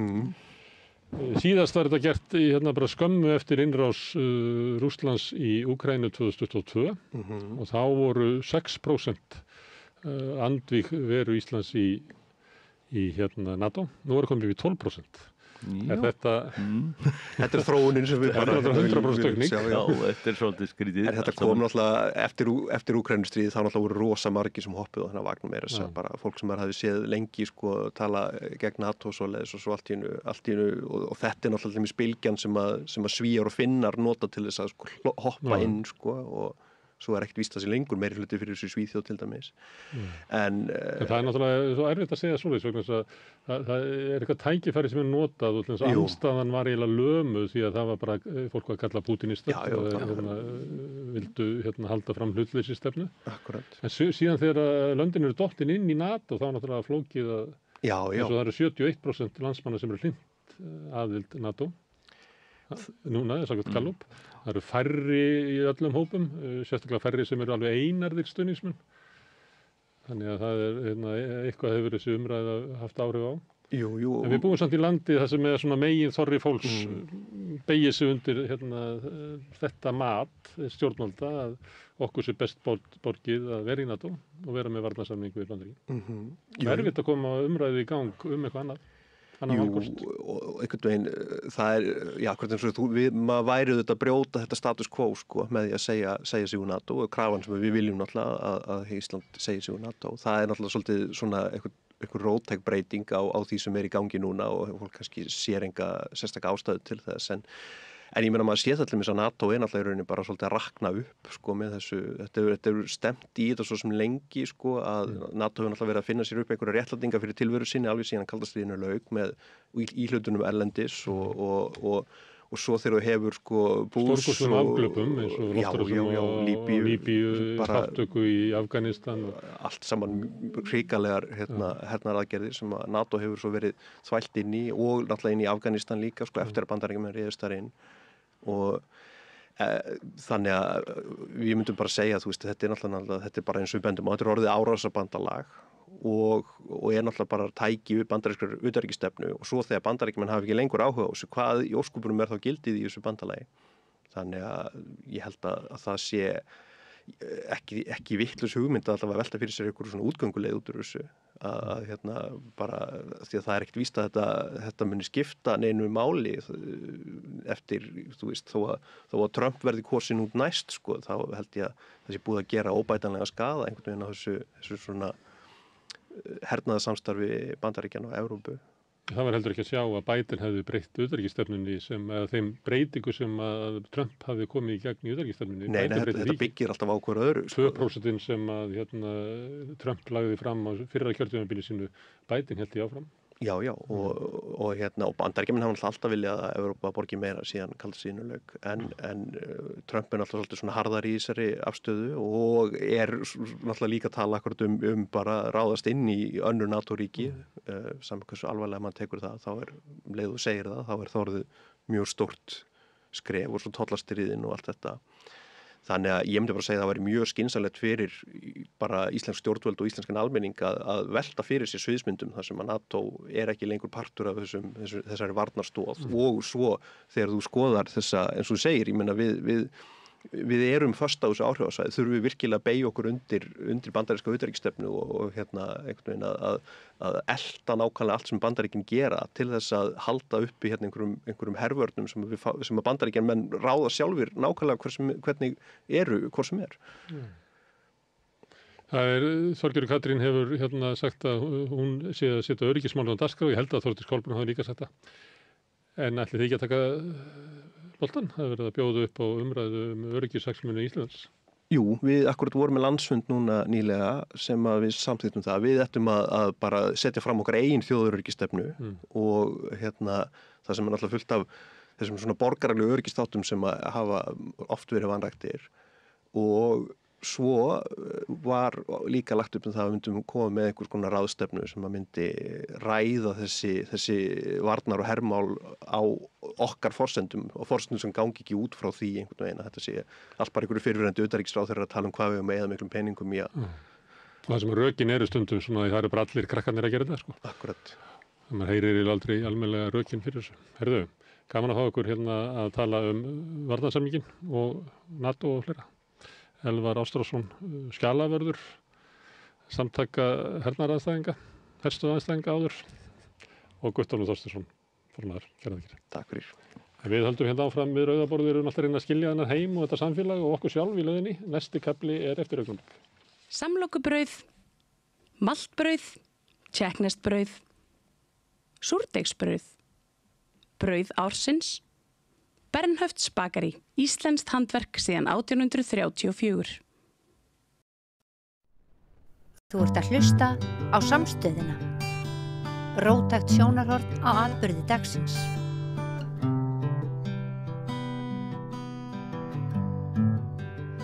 Komið sæl og verið velkomin að Rauðaborðinu í spjall mótvind og meðvind og hér eru komnir fulltrúar frá mótvindi og landvernd. Það er Andri Skúlason, verkefnisstjóri á landvernd og Kristín Helga Gunnarsdóttir rithöfundur og bara meðlimur í, er ekki, mótvindi og landvernd. Stjórnarmaður landvernd. Stjórnarmaður landvernd. Og þetta er bara svona hálfgerð yfirhærsla hver er staðan í vindorku áformunum sko á Íslandi. Þetta er þessi svakalegu áform að reisa þessa miklu vindmyllugarða og virðist vera sem svona íbúar út land séu ekki rosalega sáttir. Þannig að mótvindur hefur verið að mótmæla. Og hvað gerist svo? Hvernig er eitthvað hlustað á þessi mótmæli eða? Já. Og landvernd er náttúrulega þungamiðjan svo það sé tekið fram í þessari baráttu og reyna að koma réttum upplýsingum á framfæri hverju sinni. En staðan er einfallega svo að það er haldið áfram að setja á laggirnar áform. Þau eru orðin núna, ég var að færa inn síðustu áformi, númer 41 vindorkuverkefni í síðustu viku og það ekkert stopp á því. Það haldið áfram að setja, menn að helga sér reiti, hingað og þangað. Þetta svona dálítið eins og í fiskeldinu, það verið að hamstra svæði. En hvað svo verður úr erfitt að sjá vegna þess að það eru mjög stórir hnökrar á því að gangsetja þetta allt saman. Og ég held við vitum það nú alveg innst inni að það verður ekkit af þessu öllu. En þá það ekki nema 10%, þá það allt of mikið. Þegar þú segir menn að helga sér reiti og eru með áform, hvaða menn eru það? Þetta eru erlend orkufyrirtæki, við getum nefnt Sefir, norskt fyrirtæki og Beregu, við getum nefnt Kjær, Kjær, sem franskt fyrirtæki. Þetta eru svona 2 stærstu leikandir á sviðinu, svo Landsnet með komið reyndar í nýtingarflokk með sín vindorkuver í Vaðölduvirkjun heitir það, annað 150 megawatt og svo blöndu lundur sem kallað. Ef ekki kallað blöndu ver. Og svo fara fyrir þessum vindorkuverum og af því þetta ekki lundir og garðar og fara fyrir þeim mjög kunnuleg íslensk andlit líka sem svona leppar og húskarlar þessara erlendu stórfyrirtækja. Sem eru jafnvel búin að klára ýmislegt heima hjá sér og þurfa bara að herja á aðra lendur eins og í Noregi. Í Norðurárdal einum og sér bara í flasinu á Baulufjalli og Laxfossi og þeim perlum öllum þar, Grábrókarhrauni og Grábrók, þar einn 3 stór erlend fyrirtæki, frönsk og norsk og íslenskir húskarlar þeirra. Gamlir þingmenn og alls konar greifar. Og þeir kannski tala það eins og hefur oft verið að það sé svo jákvætt að erlend fjárfesting og þessi flottu fyrirtæki sem eru með uppbyggingu erlendis komi hingað og veiti af sinni þekkingu og byggi upp í góðu samstarfi Íslendinga. Þetta ekki svona rökin oft og líka svo það orkuskorturinn sem búið að tala þar en það sé virkilega þörf á að byggja þetta upp. Já. En þessi vindorkuver sem búið að setja á kortið, það vandséð hvernig þeim verður startað því að til þess að þau geti selt sína orku þá þurfa þeir 30-40% svo kallega jöfnunarorku. Hún verður ekki fengin úr vatnsföllum og þeir hafa engan aðgang að þessum vatnsföllum. Landsvirkjun hefur ekki aukreitis orku til að afhenda þeim. Þannig að faktist séð þá þetta náttúrulega bara ósjálfbært eins og þeir eru að leggja þetta fram en þess að þeir vindorka getur ekki snúist nema að fá vatnsafl á móti. Erlendis þetta gas eða kjarnorkuver eða annað stöðu orka sem að jafnar.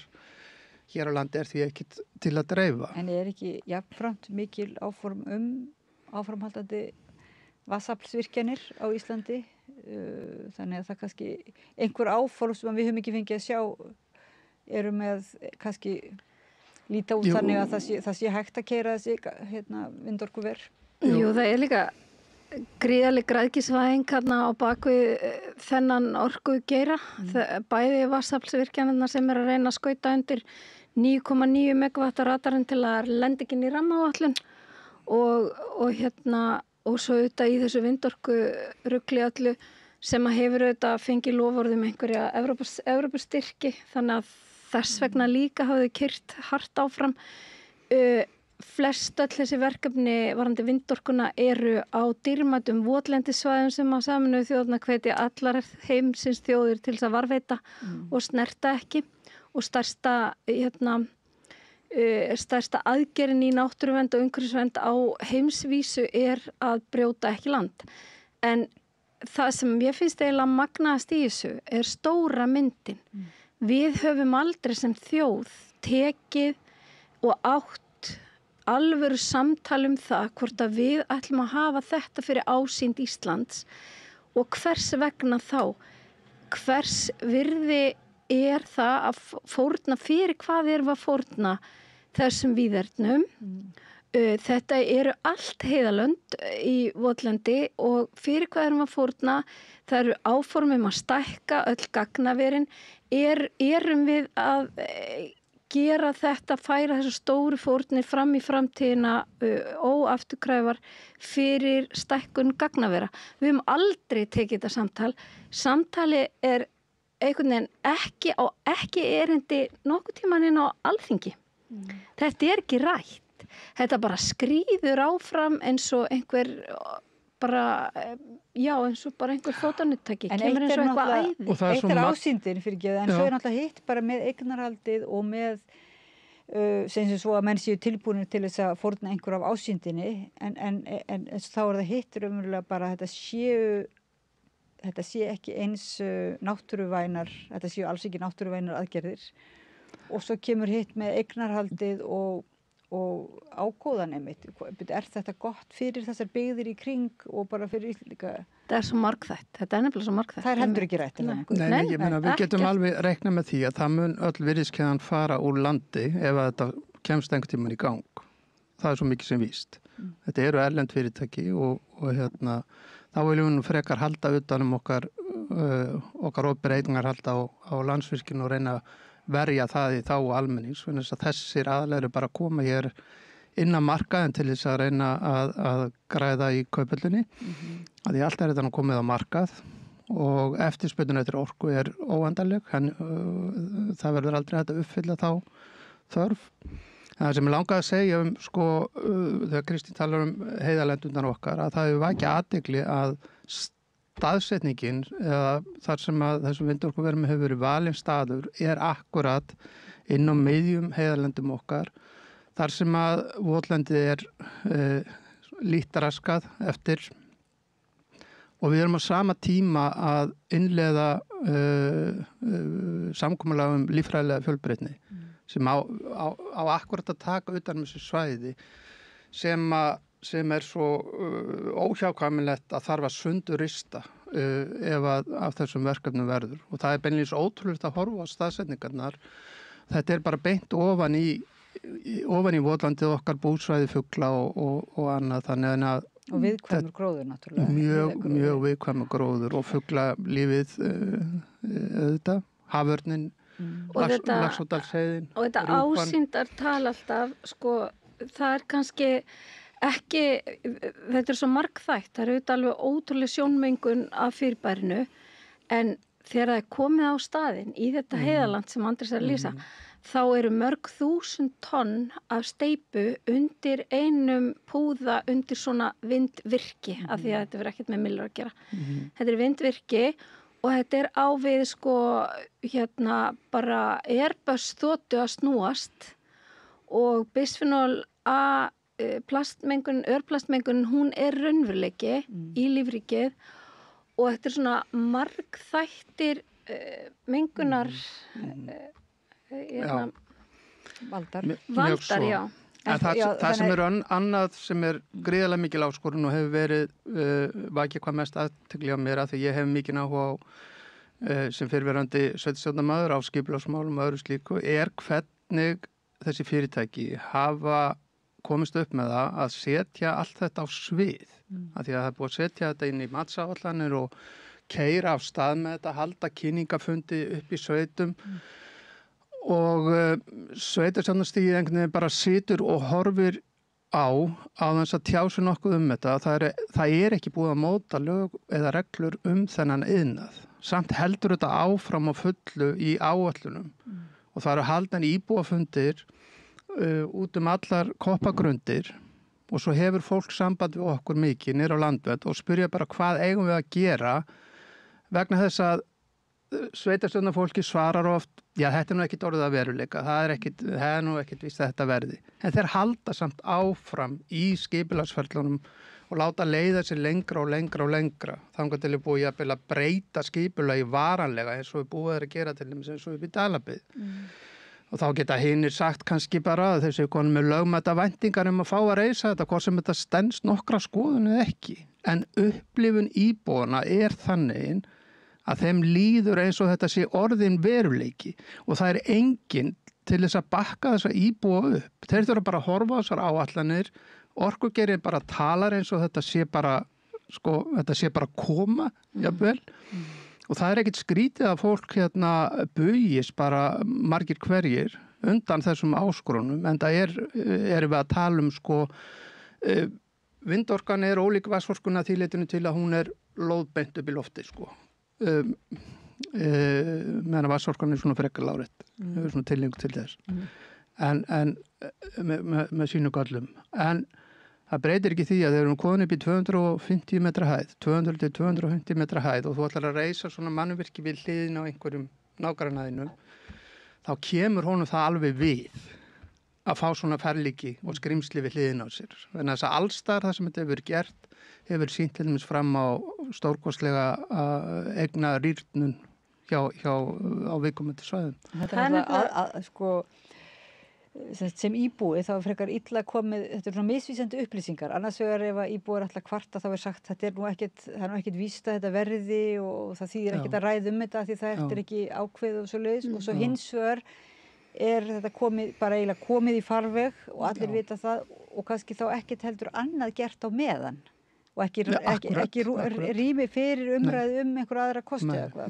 Og það sem verri er að það er eins og sveitstundum gerist ekki grein fyrir því að leið og er búin að breyta skipulagi. Eitt er að setja áform á laggirnar með skipulagslýsingu leið og breyti skipulaginu stefnu það, þú ætlar að breyta landbúnaðarlandi og heiðalendum úr landbúnaðarsvæði yfir í iðnaðarsvæði, þá ertu búin að gera þetta að stefnu sveitafélagsins og það er þá mjög snúið fyrir það sveitafélag að segja við viðkomandi orkugreifa, við myndum ekkert með þessu. Þannig að það er eins og þeir áttu sig ekki á skuldbindingu sínum sem eru fólknar í að því að skipulagi er ekkert annað stjórntæki. En þetta er líka þetta eru 41 kostur, sem alltaf fárum alltaf að kalla þetta kost af því að þetta er bara hugmynd, þetta er 41 vitleysa og hringinn í kringu landið og þetta er búið að hanga yfir höfðum fólks árum saman núna og fyrir utan umhverfisspjöllin þar sem að ég myndi svo Andri segir að það að þú ætlar að reisa einhver skíakljúfa á þinni jörð hefur auðvitað rosalega áhrif bara á næstu jörð við hliðina á. Þú ert búin að skilgreina þína jörð sem að því að undir skipulaginu er þetta skilgreint sem iðnaðarsvæði og þá skilgreinast jarðirnar í kring sem áhrifasvæði iðnaðarsvæðis og í raun og veru með því að halda þessu samtali gangandi svona frá því bara 2018 er þetta komið svona í hámæli að þá er á öllum þessum svæðum fólk sem er með eignir sem eru að falla í verði sem að fólk heldur að sér höndum með alls konar áformi, ræktun, uppbyggingu, aðra starfsemi. Það er þarna fólk að gera annað og það er að horfið fram á núna mjög víða veit ég fólk sem eru ekki sinna viðhaldi, er ekki að fara í dýraframkvæmdir af því þetta hangir yfir þeim. Og á vegum hins opinbera og þá er ekki bara að tala um að sveitastjórninnar beri ábyrgð gagnvart þessu fólki hringinn í kringu landi og þetta er á svo stórum skala heldur bara það að Alþingi Íslendinga láti eins og þetta komi sér ekki við og fari ekki markvisst í samtalið sem varðar náttúru og samfélög og bara líka efnahag og uppbygging út á landi. Þannig að ég kalla bara eftir því það þarf algjörlega að fara slá í hestana að ræða þetta á stóru myndina. Ekki bara endalaust að sitja á fundum með sveitastjórnum fólki og rétt upp hönd. Mun þetta sjást frá hólnum þarna og hvernig samtali fer alltaf í smáatriðin. Það er svo miklir hagsmunir og framtíðar bara sín á Íslandi í húfi, framtíðar bara lífsmöguleikar og fjölbreytileikin í flórunni, líffræðilegur fjölbreytiki og allt. Þannig að þarna ætti ríkisvaldið að geta bara leyft sér að skoða málið, sett fram stefnu sem annarkvort útilokar eða auðveldar slíka áform. En það bara það er búið að bíða hansi lengi eftir því að ríkisvaldið ráðherra til dæmis bara takið sér til og það engir starfshópar eða hvað þetta svona? Það var starfshópur og hann var mjög einkennilega skipaður og skilaði sundurlausri niðurstöðu og einhvern veginn starfaði fyrir utan þingi líka. Hann skilaði einhver samtalin í Alþingi. Já, man ekki eftir einhverju samtali það náðist ekki að afgreiða þessar tillögur frá Alþingi. Það var ekki samstaða inn á Alþingi að afgreiða máli. Sko. En þú komst Andrés að rauðaborðinu og við fórum yfir þetta fyrir í vetur sko, raunverulega byggðastefnuna og náttúruverndina og umhverfisverndina og þetta heildarsamhengi og þú varst að ítreka það þýðir ekki að tala til dæmis atvinnu uppbyggingu eða byggðastefnu sem eitthvað sem kemur á eftir eða hvernig var nú lógíkin, þú veist, það þýðir ekki að þessi biðstaða svo fáránleg.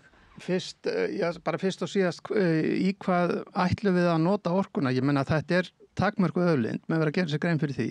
Ef maður myndi gefa öllu þessu lausu, þá væru við ekki að skilja neitt eftir handa komandi kynslóðum. Og okkar kynslóð bara hefur tekið allt þetta sem hún hefur náð að taka á einni mannshafi. Þessar virkjanir sem þegar eru orðnir, enda erum við með mest virkjað afl á per íbúa í heiminum af endurnýjanlegri orku svo það sé tekið fram og það látið hér eins og að hér ríki bara, maður heyrir á Alþingi, maður bara hugsar á hvaða plánu þetta þið. Ég meina að það talað neyðarástand í orkumálum, það talað sko það verið að virkja út á náttúruvá, það breytt heimsmynd og við verum að virkja meir út af því. Og ég man ekki, það eru fleiri svona slagorð sem nota, en hver raunveruleg staða? Jú, hún svo að á Íslandi erum við með 99% af endurnýjanlegri orku, framleitt í rafmagni. Og svo erum við að halda þið fram hérna, meiri segja sko þingmenn og ráðherrar, að við sem orðnir eftirbáta nágranna þjóða í endurnýjanlegri orku. Staðreyndin hver? Jú, hún svo að að meðaltali í Evrópu er endurnýjanleg orka ekki nema 25% af heildarframleiðslunni, með við erum með 99 og hér tala við bara eins og með sem við bara blóðrenna af orkuskorti og við erum þar af ekki þá spurja nágranna þjóðar okkar hvað það að meinast með því að fara að reisa vindmyllur hér þegar ég segi gera ykkur grein fyrir því að hús eru hituð á Íslandi með jarðvarma svona nánast 90% og þeir ætla bara ekki að trúa manni. Við búum við 2 orkukosti sem eru endurnýjanlegir og ætla að fara að bæta þessum óstöðuga orkukosti inn í sem að gera eitt annað en að gera kerfið okkar allt saman dýrara og orkuverðið þar með tali líka. Þetta er algjört brjálaði bara verið að segja að því að það er ekki orkuskortur í landinu eins og staðan er. Það þarf að bæta. Við veitum það flutningskerfið töluvert mikið. Það hefur líka komið í ljós að það hægt að spara með betri orkunýtni 8%. Það á við heila stóra virkjun, Hvammsvirkjun. Þannig að það ekkert verið að byrja á grunninum og réttum enda. Og svo þetta með atvinnustefnuna. Hvert ætlum við að stefna með landsbyggðina? Ég meina, ætlum við að halda áfram í bara orkufrekum iðnaði? Er það eina lausnin? Halda áfram með verksmiðjurnar og þú veist, að því ég held að ungt fólk út á landi, minnst því sem ég þekki, það að leita sér yfirleitt að einhver annari vinnu. Sko. Það er alltaf mjög margir líka sem eru hlindir sko, áframhaldandi uppbyggingu á íslenskum gróðurhúsum. Gróðurhúsaiðnaði eða hvað heitir og svo eru gróðurhúsabændur að leggja upp laupana vegna ef ég má segja þið frá því þá einmitt sko áttu við fund með nýri landvönd með formanni félags garðyrkjubænda sem með fjöldan allan af gróðurstöðum stæðstu garðyrkjufyrirtækin hérlendis eru að veita þetta frá 50 til 60 manns atvinnu og það verið að framleiða vöru sem að hefur með fæðuöryggi okkar að gera og annað. Þessi stæðstu fyrirtæki taka, ég spurði hann að þeir taka svona alltaf 2 megavöttum en tökum eftir að þetta íslensk framleiðsla inn á okkar markað. Það er ekki verið að sigla með þetta yfir hafið. Ef þú fennir í gagnaver, þá sem er mjög mikið, menn mjög æstir að fá hingað til lands, þá þau kannski að taka 50 til 100 megawatt, jafnvel meira í framtíðinu og þau að veita kannski 5 störf, eitthvað svo leiðis. Og ágóðan af því allur á landi. Og menn bara spyrja enga spurningu og það er ekkert eftirlit með gagnaverunum heldur hvað er verið að framleiða inn í gagnaverunum og menn hafa lent erlendis í miklu vandræðum með þetta þannig að þeir hafa ekki verið að reyna að finna skattstofna fyrir gagnaverin þá geta þeir ekki skilgreint vöruna sem er þar þannig að það veit enginn, þetta er svona djúpríki Geti þarna verið hér gagna framleiðsla? Já, við vitum ekki alltaf, það er ekki bara bitcoini sko, sem er þó en það er ekki hægt að fylgjast alveg nákvæmlega með því hversu mikið að bitcoin er framleitt að nynni sko. Nei. Þeir segjast geta haft með því auga og vita að það sé að dragast saman en allar skýrslur erlendis frá sína að það er mjög erfitt að fylgjast með því. En já, það er líka... Hver getur stíði hérna inn? Því að núna virðist bara vera svona almennur vilji út land, einmitt bara löngun til þess að nýta þessu orku sem til á annan hátt heldur til stóriðju og til svona gagnavera kannski og svo mikið löngur hjá íbúum víða bland allavega mikið andstaða gagvart svona vindorku verum það er bara eiginlega allstaðar held ég hafa menn eða íbúar verið í andstöðu en hvað það þá sko, sveitastjórnirnar kannski spila með þessum erlendu aðilum og eru búin að gera einhverja samninga og erfitt að bakka með það eða eitthvað svo leiðis. Já, landeigundur og þessi fyrirtæki. Og landeigundur, já. Með svona milligöngu aðilum íslenskum. Sem já, eins og þú nefnir, milligöngu aðilar einstakir sem að raunverulega hugsa bara sig en ekki að hugsa hag sveitarinnar eða samfélagsins. Já. Og þarna stígur ríkið ekki inn en einhver von til þess haldið núna með nýri ríkisstjórn að ríkisvaldi geti bara stíð inn í þetta? Já, ég held nefnilega, ég bind vonir við það vegna þess að ég held að bara það sé komin svo sterk krafa bara úr héruðum.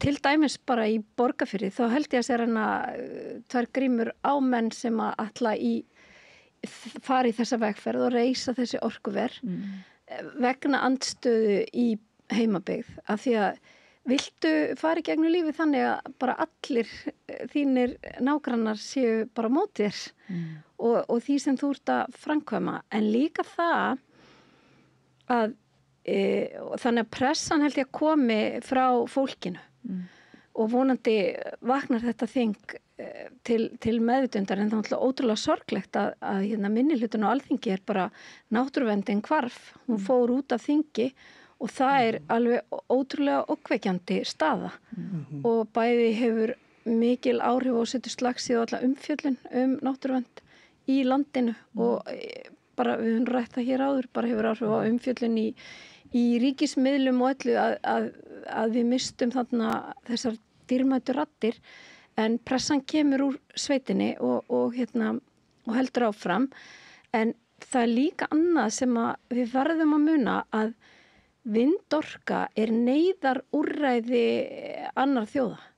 Neyðarúrræði þeirra sem velta sér ekki takmarkalaust upp úr þessum náttúruauðæfum sem við höfum og samtalið það í hvað orkan okkar á að fara hefur aldrei átt sér stað hjá þjóðinni. Það hefur alltaf bara gerst óvart að við erum með ykkur 3 álver sem og örfá erlendir ísafyrirtæki sem sjúga upp ægilega alla orkuna í landinu. Það gerðist óvart. Við töluðum aldrei það. Við töluðum ekkert það núna að þessi gagnaveri að stækka. Það er ekkert rætt. Það er bara að gerast.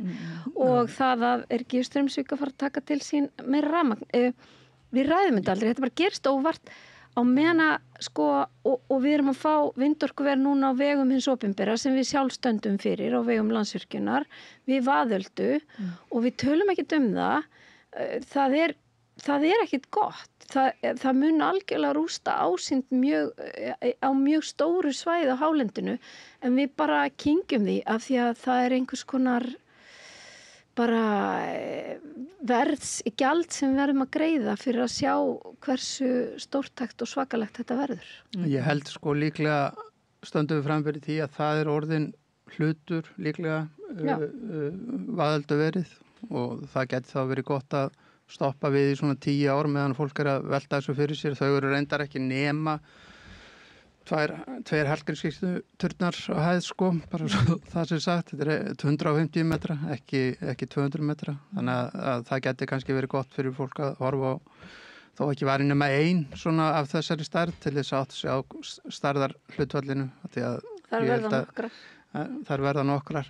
En eitt í þessu er hérna talandi sko ásókninni í þetta og það sem að snýra sveitafélagunum, að nú einlega sko mesti debandinn eins og ég heyrði orkumálaráðherra tala að það þyrfti að ná samningu við sveitafélagunum gjaldið varðandi sko fasteignagjöldin af vindorkuverunum.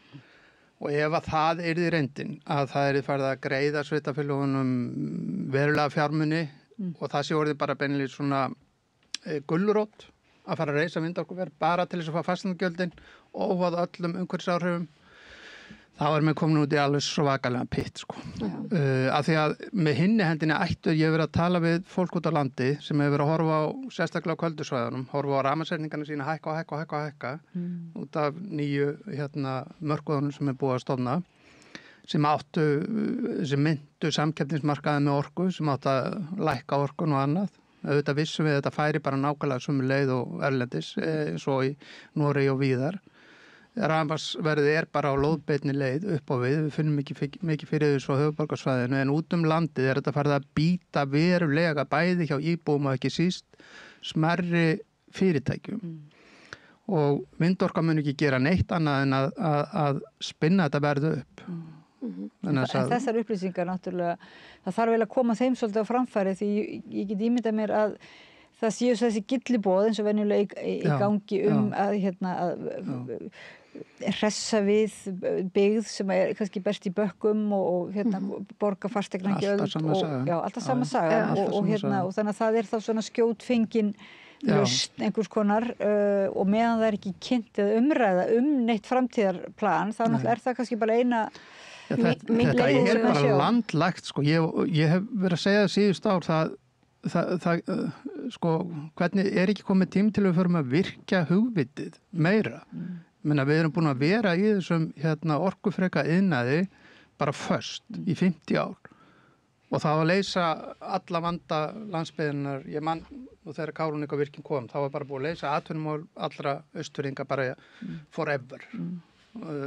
En svo hélt maður einhvern veginn að því þegar komið ljós að það leist eiginlega ekki neitt og gerði illt verra og það eru svo mörg eiginlega svona dæmi sko, skýrslur sem að mætti sína fram á bara hvað þetta hefur verið vond þróun, vond stefna og bara mjög mikil almenn eiginlega vakning hjá íbúum á Íslandi í mörgum byggðum raunverulega vilja annars konar atvinnustefnu, annars vegar iðnaðar uppbygging og slíkt en mér finnst þess að margir sem að berjast á móti eða þannig eru þetta uppgjafalegir af því að það er svo langt síðan komið ljós að þetta var vond hugmynd en samt vond hugmynd fyrir íbúana, fyrir náttúruna, fyrir allt en einhvern veginn samt á að þröngva því í gegn og þessir er þetta þá bara einhverjir milligöngu menn og ég er náttúrulega stjórnvöld bera mjög stóra ábyrgð þarna.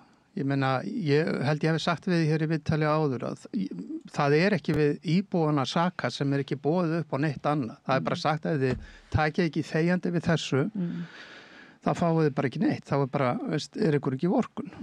Og fólk verður bara bundið áttafjötrum eða ekki Haldið þetta breytist eitthvað núna, þú veist, bara, ég veit ekki með þess að tolla og heimsmyndin eins og hún er og spurningum Grænland og hvort Íslandi verið gerða nýlendu aftur og svona, þú veist, hvað heldur að þetta debatt einhvern veginn lendi inn í þessu öllu?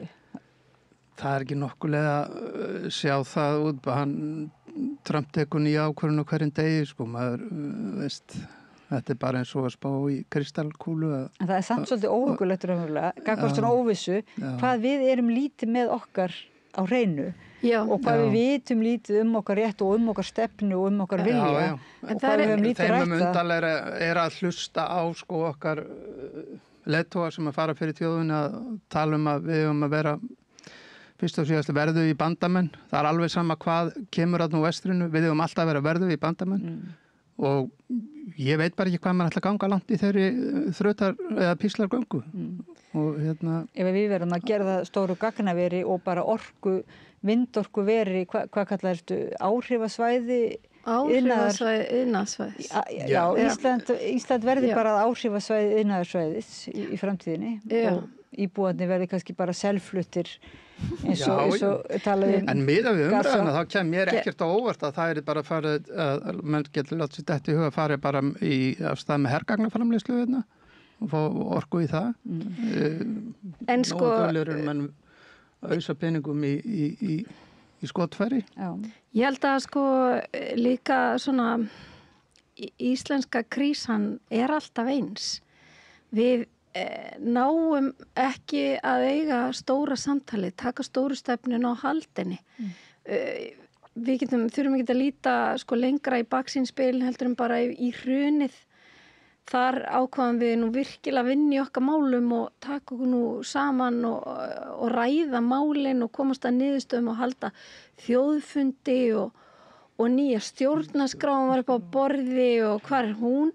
Við einhvern veginn, við náum ekki að sem þjóð að eiga svona einrætta samtal þar sem við verðum náttúrulega aldrei öll sammála en við gætum mögulega náð einhverju svona grófri stefnu og til þess þurfum við fungerandi alþingi sem að þorir og við höfum svolítið verið í gíslingu hjá þeirri stofnun sem að kannski svolítið rekin bara af einhverju lögfræði út í bæ og einhverjum ráðuneytum. Það vantar hugrekki, dug og þor til að taka alvöru stefnu fyrir þessa þjóð eins og það bara að ræða það hvort að Ísland eigi að vera eins og nálapúði og af hverju, alltaf að spyrja af hverju, stóra spurningin við þetta orkuborð á Íslandi situr aldrei stærsti eigandahópurinn sem alltaf ófædda fólkið morgundagsins. Það alltaf, við erum alltaf bara vörslumenn hér og nú og ég man eftir að við vorum að fundi daginn Andrés í mjög áhugaverðum fundi í Úthlíð. Hann fjallaði að vísu ekki vindorkuver en hann fjallaði fegurstu stöðum á Íslandi sem Hagavatn sem kúrir þarna utan í Langjökli og skreitir sem jarðklettum og jarðklettudal og bara dýrðarstaður. Og þar hafa misvitrinn menn og vittlausir ákveðið að sé algjörlega kjörstaður fyrir vatnsorkuver og virkjun. Og þeir hafa reynt að ýta þessu áfram en þar sem þetta kemst ekki, getur eiginlega ekki verið inn í rammaáætlun að þetta einhver svona fallegur staður, þá þeir búin að finna út í því að þeir eru 9,9 megavöttum, þá komast þeir undir radar rammaáætlunar og þeim var meira sér ráðlegt. Svo þeir eru farnir að stað og segjast meira segja geta verið byrjaðar á jarðvinnu í ágúst, sögðu þeir, á þessum dýrðarstað. Þetta var ótrúlega áhugaverður fundur vegna þess að þannig stóðu alveg yndislegir verkfræðingar og brostu sínu blíðastofur búin að vinna sína 500 sína skýrslu og allir búin að vera duglegir í vinnunni sinni en einmitt í litlu vinnunni sinni. Enginn var að horfa á stóru myndina. Bara þetta land sem við ætlum að fórna og fyrir hvað? Það fyrir þessa tvo sem ætla að eiga þessa virkjun svo þeir geti átt skútu á meira hafið að whatever, ég veit það ekki. Þannig að þegar maður varpaði fram þeirri spurningu að því þeir töluðum að rammaáætlun var hamlandi, þess vegna færur hana undir í 9,9 megavött.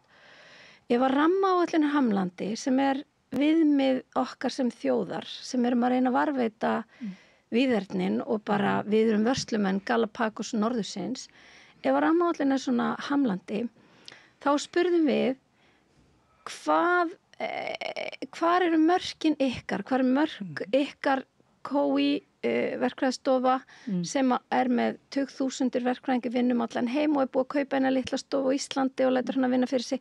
Hvar eru ykkar mörk? Eigið þið ykkar eigin rammaáætlun? Af hverju ekki Hagavatn innan þeirra marka? þarna voru bara of stór spurningar og það setti bara alla hljóða og þá bara einhvern veginn hugsaði ég til orða Nóbelskáldsins sem sagði að Íslendinga setti alltaf hljóða þegar kæma kjarnamáls. Þetta sko þriðja tilraunin sem gerð að því að virka þarna. Þeir byrjuðu með 30 megawatt í upphafi, fóru svo niður í 20 og voru svo niður í 9,9 og áhrifin eru nánast sömu. 9,9 er alltaf galdra að tala. Viltu lesa kannski kvóti? Ertu með kvóti? Já, ég með þetta er svo fallegt. Svo var þetta inn á þjóðlendu og þeir glemtu bara óvart að spyrja ríkið leyfi. Þetta bara á að hanga upp á vegg í Alþingi Íslendinga. Því hefur verið haldið fram að Íslendingar beigi sér líkt fyrir skynsamlegum rökum. Fjármunarökum varla heldur og þó enn síður fyrir rökum trúarinnar. En leysi vandræði sín með því að stunda orðhengilshátt og deila titlingaskít sem ekki kemur málinu við. En verði skelfingu losnir og setji hljóða hvenar sem komið að kjarnamáls. Halldór Laxness innan Sveitarkrónika. En þarna náttúrulega væri hægt að snúa því við og segja þið þarna í mótfundi og landvernd væru bara í einhverjum orðhengilshætti þar sem að stóra myndin væri þessi mikla framfara uppbygging en þið viljið meina auðvitað, þetta er ekki til framfara, þetta er bara eiginhagsmuna potun okkur sem að fórnarkostnaður alveg gríðarlega hár. Kjarnimáls og stóra myndin er náttúrulega náttúru Íslands og framtíðin og morgundagurinn og fólki sem kemur. Og talandi verðmætin, sko, það er ekki tilviljun að þeir sem vilja heimsækja Ísland eru komni til þess að skoða íslenska náttúru. Það liggja bara langmestu og stærstu verðmætin okkar. Og ef við erum að tala vindorkuna, þá getum við ekkert með fullri virðingu fyrir Danmörku og fleiri þjóðum þar sem að lítið sem ekkert landslag. Og þjóðum sem að búa sannlega við orkukrísu, sko, þá getum við ekki lagt svo lágt að segja að við búum við samskonar aðstæður. Landslagsheildir okkar eru bara, það þarf ekki annað en eina stóra vindmyllu til þess að taka víðernin bara og landslagsheildirnar.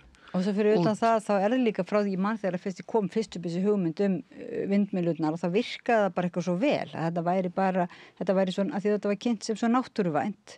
Og ég man að ég trúði því ég heyrði las fyrst vindmyllurnar, þetta væri virkilega góð lausn, sko. Eins og reisgerðingastöra bara. Já, og og bara bókmenntaleg, Don Quixote og þetta var bara einhvern veginn svona skemmtileg referens og margir voru að tala þetta væri bara orðið svona útlandalegt, þú veist, það vantaði bara lest til að sjá, fara úr landið og sjá þessa vindmyll og svona, en svo náttúrulega kemur í ljós þegar betur er að gáð, hvað þetta er ofbáðslegt einmitt landrof og jarðrof og mengandi, miklu verri kostur heldur en nokkuð tíman vatnsaflsvirkjunin. Svo er eitt, sko, sem að það eru svo ótalmargir umhverfis þættir sem að þarf að taka til í þessu sambandi. Það er fáið sem vita að það eru svona 600-900 lítrar á hverju olíu, á hverju svona mannvirki. Þetta lekur stundum, það kveiknar í. Spaðarnir brotna, það er ísing, það er hávæði, það er skuggaflögt, það er svo ótalmargt og svo er eitt sem að hefur nánast engin umræða farið framum en er stórkostlegt mál ef að yrði farið að flytja vindorku hingað til lands. Það er vegakerfið okkar sem mun aldrei geta borið þetta. Þyngdirnar eru svo miklar að manni verður hugsað veginn vestur eftir sem hefur verið að tætast upp. Þeir þurfa að fá, ég hef haft sambandi við vegagerðina og þeir hafa sagt sko það þarf að fá undan þá hjá vegagerðinni vegna þyngdar og meðan á þessum stendur þessu flutningu þarf að loka vegunum. Þannig að þeir get ekki farið nema 30 km hraða og þau þurfa fleiri hundru ferðir á hvert svæði. Svo halda menn þá að það sé atvinnu uppbygging í héraði vörubílstjórar fái meiri vinnu og svona, en það er einmitt ekkert garantera með það, sko. Af því að það er bara Þeir getur kannski fengið vinnu við að laga vegina þegar búið eðilegja á, sko. Nei, ég segi svona í kerskunni. Og svo er það alltaf fuglalífið líka. Við erum ekki eins og farin að tala haförnin, ekki einu sinni, sko. Þessi örfá pör sem við eigum. Já. Þau bara... Þannig að þetta virðist bara vera eiginlega algjört rugl, sko. Og þið haldið áfram að bara berjast í... Já, og við erum með, sko... Berjast í vindmyllurnar. Já, það er ekki eins og við höfum ekki kynnt okkur málin. Við erum með mjög gott tengslanett við sérfræðinga. Við erum ekki að tala bara út í bláin. Við erum með mjög, eins og til dæmis fuglafræðinga og þá sem að annars rannsóknum og vistgerðum og annað. Þannig að þeir vita alveg hvað þeir syngja og ég vil nefna til dæmis eitt dæmi hvernig til dæmis vindorkugeirinn hann veigra sér ekki við að skrökva að blásaklausu fólki upp í sveitum varandi áflugs hvernig alltaf komið í veg fyrir það verið að spyrja hver eru mótvæðisaðgerðirnar svo að hafverðinni fljúi nú ekki í spaðana og aðrir fuglar, gæsirnar og annan. Þá segja þeir að það sé búið að finna lausn á þessu. Það sé nú ekki vandamálið. Þeir annarkvort tínaði til að segja bara mála eitt svarta spaðan, eitt spaðan svartan eða þá hljóðfælur eða ratar sem að nemur og stoppar bara vindmylluna að fuglarnir koma að. Svo förum við að skoða málin nánar og fuglafræðingar hafa gert það líka og meðan vindorkugeirinn talar eins og þetta sé orðin hlutur og þetta er bara formsatriði að láta þetta virka. Það er hvergi nokkuð stað búið að taka þetta í gagnið. Það er eins og að verið að reyna að finna lausnir og þróa. Það er bara allt annar hlutur. En þetta segja mig bara blákalt við fólk, það er búið að finna lausnina. Það er ekki til fótur fyrir því. Það er mikið að legum í þessum löngu skýrslum og ránkvæslum og villisum. Hugsa sér. Og því ég menna með að segja... En varði vatnsorkuna líka og vassbúskapin á Íslandi sem er náttúrulega viðkvæmnar uppsprettur og þarna einmitt möguleiki á olíuleka og hlýtur að vera alveg gríðarlega áhætta sem er tekin. Þetta er iðnaðarsvæði. Já. Ísingin er nú hvað mest oft á heiðum uppi sko og það er ekki hægt að hleypa fólki inn á þessu svæði á þeim tíma sem að yfir veturinn á löngum stundum út af því að það brotnar svo stór stykki úr þessu og kastast 20 metra, þannig að það er betra að sé engin nálægt. Og leið og þessi vindorkuver eru komin í gagnið eða farin að stað þá er þau komin inn á svæði sem er skilgreint samkvæmt skipulagi og bara í kerfunum okkar allra bara sem iðnaðarsvæði og á iðnaðarsvæði mega vera öskuhaugar og förgun á alls konar efnum þannig að það er bara allt önnur nálgun á þetta svæði, þessi heiðalönd. Þannig þetta er þessi gamaldags hugsun um heiðalöndin sem að núna svona flestu nútímafólki finnst vera mikils virði og eru ferðamannastaðir, pílagrímstaðir bara raunverulega. Sem gera bara beinlínis út á örafa kyrðina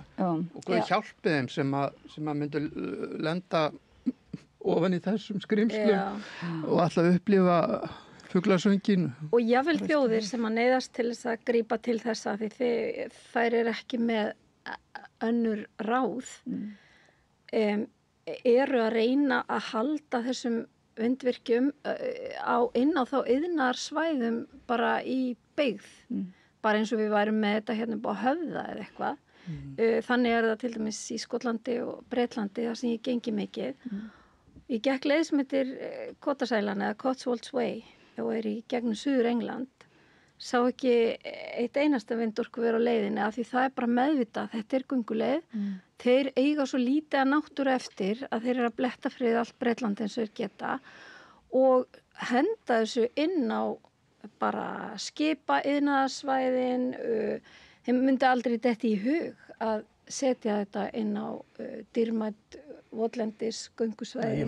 Sér þetta ekki þar? Ég vitnaði í fundi sem var núna síðustu helgi og vitnaði til orða Hallgríms Hallgrímssonar sem er verkfræðingur og vindorkuhönnuður hjá Ørsted vindorkufyrirtækinu.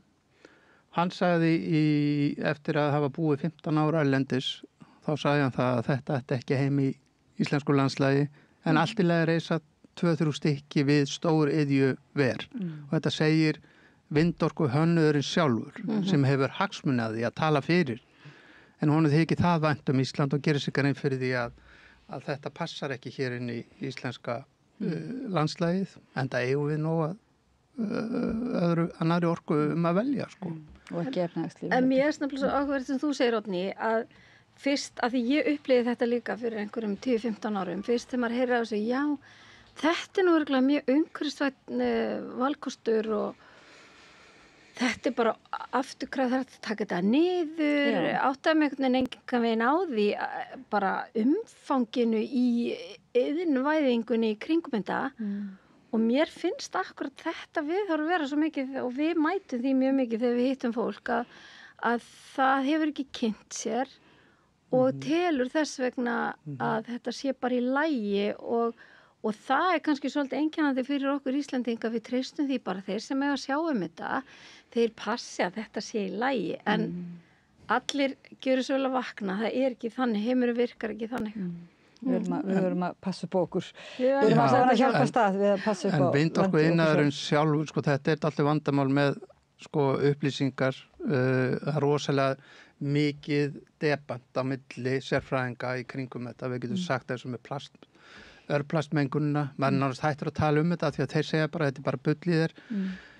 Svo spyr maður hvernig standið að því að rannsaka hvað mikið örplastmengun. Eitthvað lítur plastið að farast, það sem að spaðarnir og sundur tættir, eitthvað lítur að fara.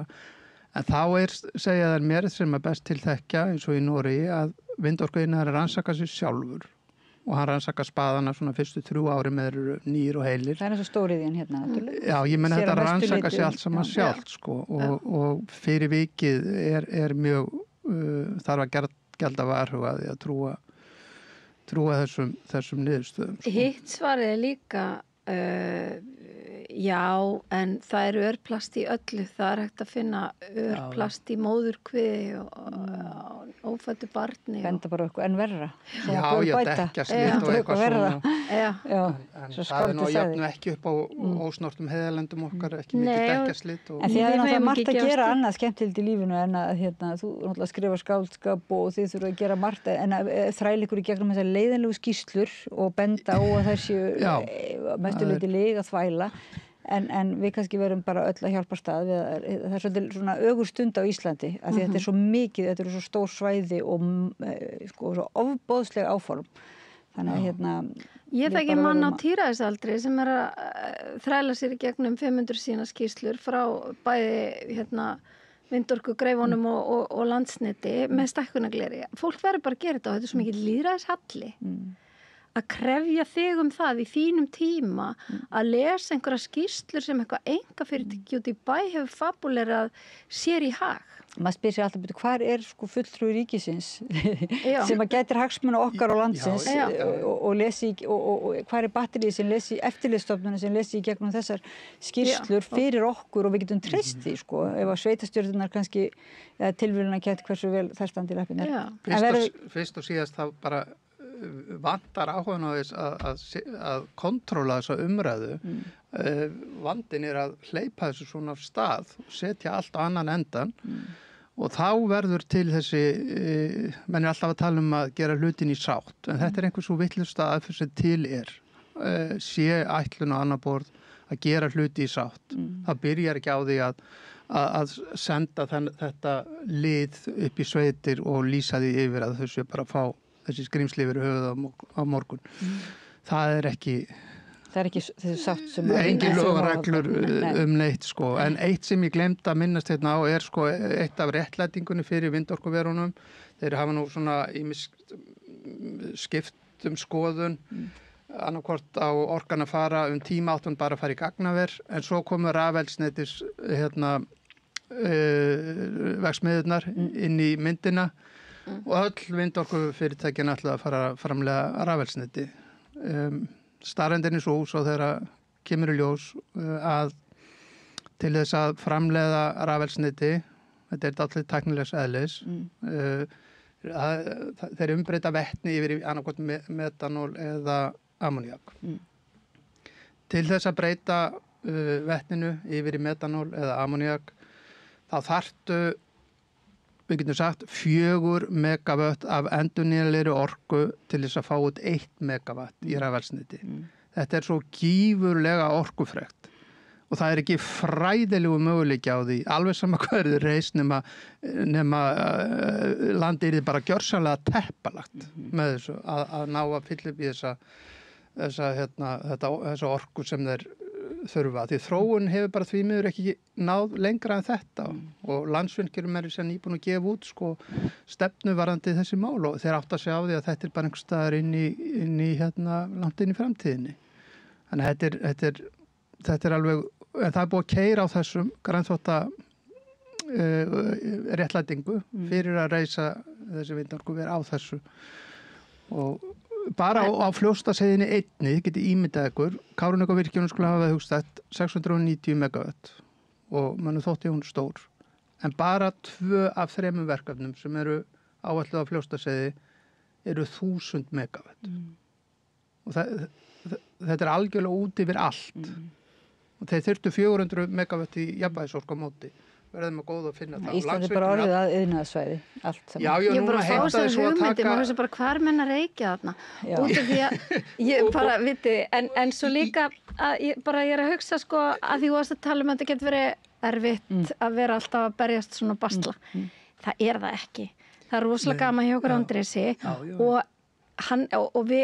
allir þessi landvendarar allt í kringum okkur, þetta fólk er af illri nauðsyn og ég til dæmis líka mér segja orðnir algjörði sérfræðingur í alls konar sko, eins og Andrés orðin einhver vetni sérfræðingur og hérna maður var að lesa þetta gags en sko við erum alltaf að berjast fyrir morgundaginn og það er bara ótrúlega gaman og að opna augu fólks fyrir því og það er svo mikið gleði þegar fólk fattar, þetta pínu trúboð, þegar fólk fattar bara hvers virði heiðalandi er fyrir aftan það og er ákveðið í að taka slaginn með okkur og mér finnst alltaf að vera að fjölga í landvernd, mér finnst Íslandingu þykja vænt Ísland, hálft Íslandi farið út í eitthvað víðavangshlaup og náttúruhlaup og labba fjöll og það er bara verið svona bylting sem að eiginlega sprakk í COVID-inu og þetta fólk skilar sér í náttúruvernd og þannig að mér finnst við erum alltaf berist fyrir fegurðinni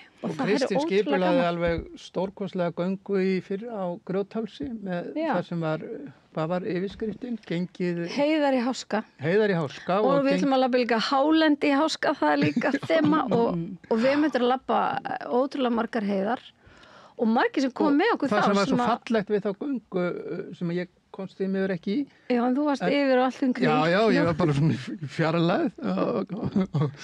En það sem var svo fallegt við þá göngu var að það voru ekki bara svona hreinræktaði náttúruverndarsinnar eins og við, heldur voru þarna landeigendur og aðrir úr sveitinni og þetta saminaðist allt þarna, þetta fólk. Og fólk sem vildi bara koma í göngutúr og var allt í bara í alvöru á að eyðileggja þetta. En að því við erum að tala sko, en tíminn er nú búinn sko, en að því við tölum bók og ekki bók undanfarnadaga, þá ég ætla ekki að tala um það, það þetta hljómar svolítið, þú veist svona, millistétta fólk sem vill halda hálendurinn til að fara í einhverja skemmtilega göngutúr og drekka bjór og svona, en raunverulega er þetta, það er mikilvægt, ég ger ekki lítið úr því, en líka er þetta bara spurning landeigendur, þetta er bara spurning líka raunverulega afkomu sko, almennings og byggð út á landi og Íslandi gallar, þetta er miklu stærra mál. Auðvitað, ég meina eins og ég sagði við, það er bara fullt af fólki út allt sem að maður hittir og þekkir sem að heldur að sér höndum og horfir á eigur sína rýrna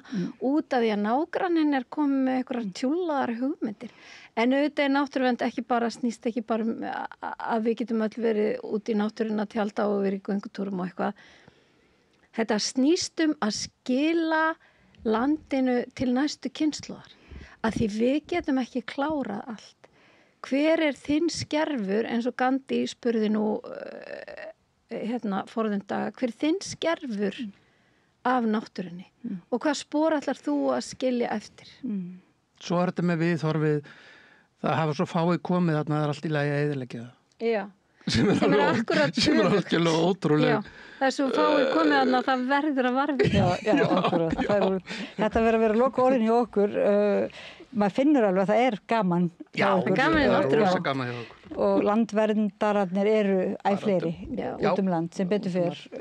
Landverndarar og mótvinds baráttu fólk, Andri Skúlason, Kristín Helga Gunnarsdóttir, hjartans þakkir fyrir að koma að rauðaborðinu og miðla til okkar hérna þessari baráttu gleði og líka bara einmitt blása okkur svona kjark í brjóst að vakna til alvöru málsins og ég þakka hlustendum og áhorfendum fyrir að fylgja okkur eftir í þessari samræðu. Við höldum auðvitað áfram með þetta mál, þetta er alveg mikilvægt mál sem við erum að ræða meira. Ég þakka Laufey Líndal fyrir að sitja með okkur og varpa samræðinu yfir til okkar og ég heiti Oddný Ýr og segi þetta gott í bili. Takk. Með því að ganga í leigjendasamtökin styður þú baráttu leigjenda. Leigjendasamtökin eru fyrir öll þau sem vilja vinna að réttlæti og öryggi á húsnæðismarkaði. Leigjendasamtökin.is. Við erum í útvarpinu á FM 89,1.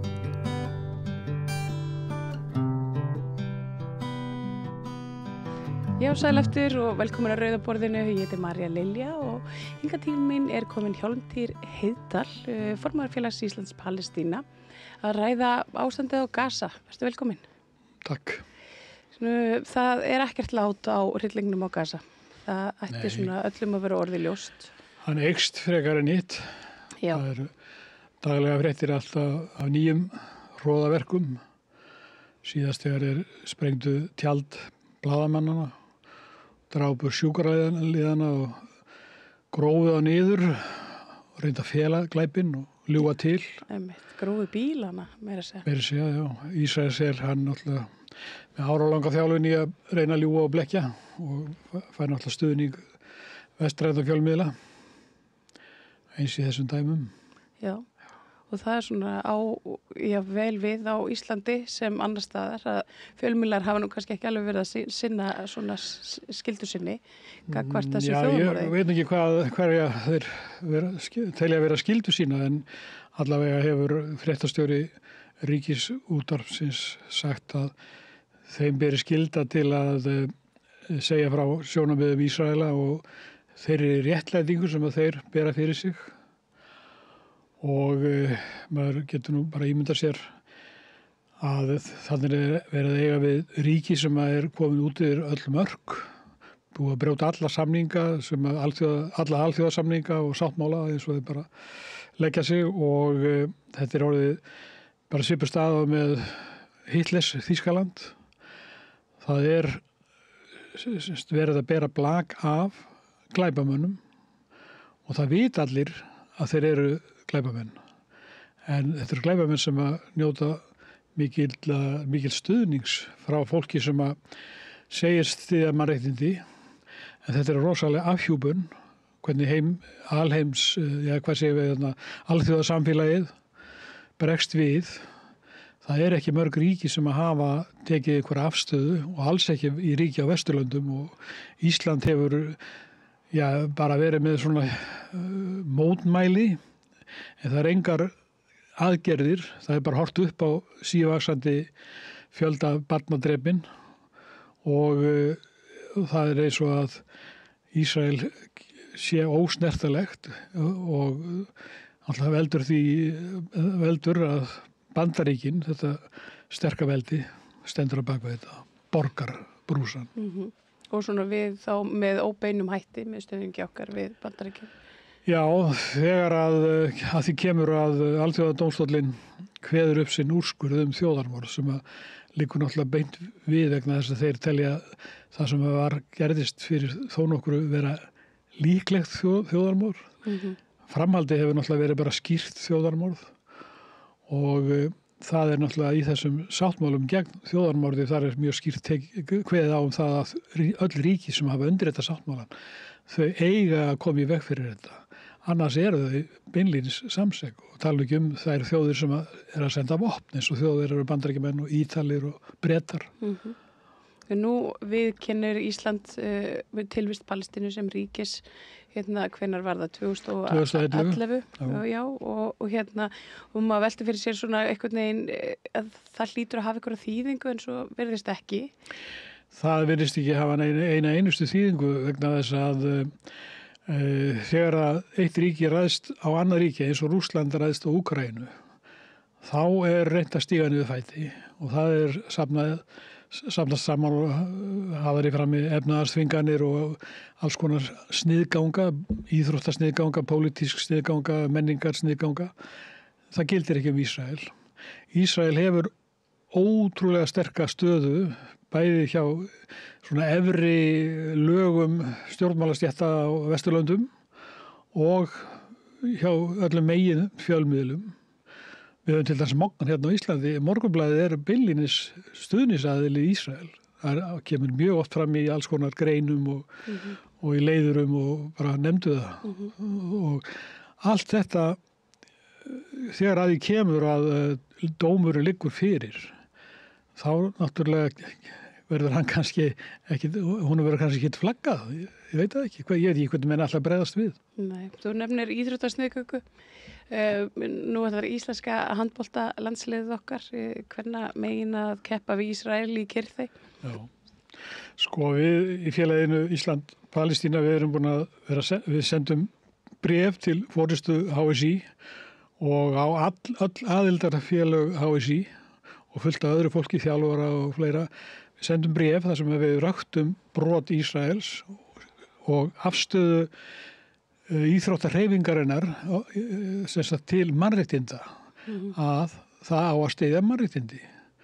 Og ef að Ísrael kemst upp með að brjóta þessi mannréttindi Palestínumanna trekk í trekk, þá eiga íþróttafélög samkvæmt sínum eigin samþyktum og samþyktu alþjóða Ólympíusambandsins og Íþróttasambands Íslands og bara nefndu það mjög skýrt.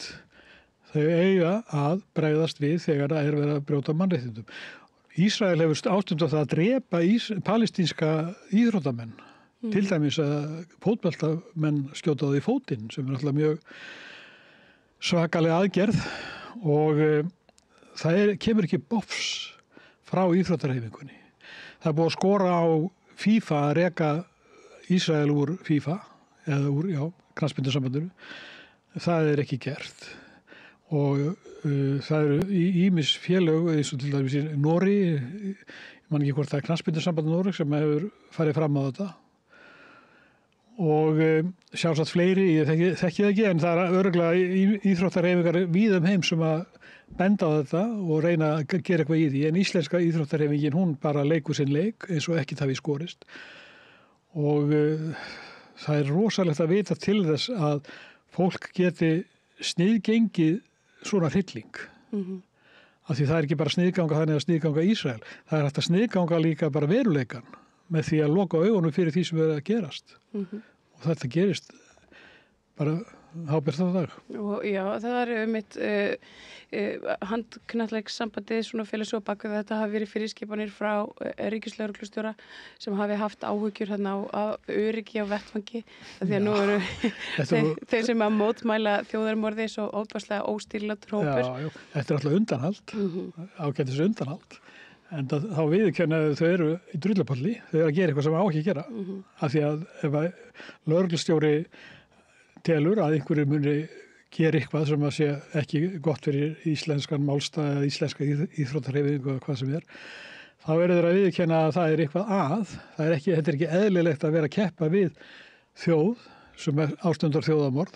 Þeir viðurkenna það í verki, þeir loka vellinum, það fær ekki að vera þarna, af því að það var ekki að styggja þessa ísraelsku íþróttamenn eða konur sem eru sennilega flestir hermenn af því að það er herskylda í Ísrael og margar þeirra gætu hafa verið að Gaza.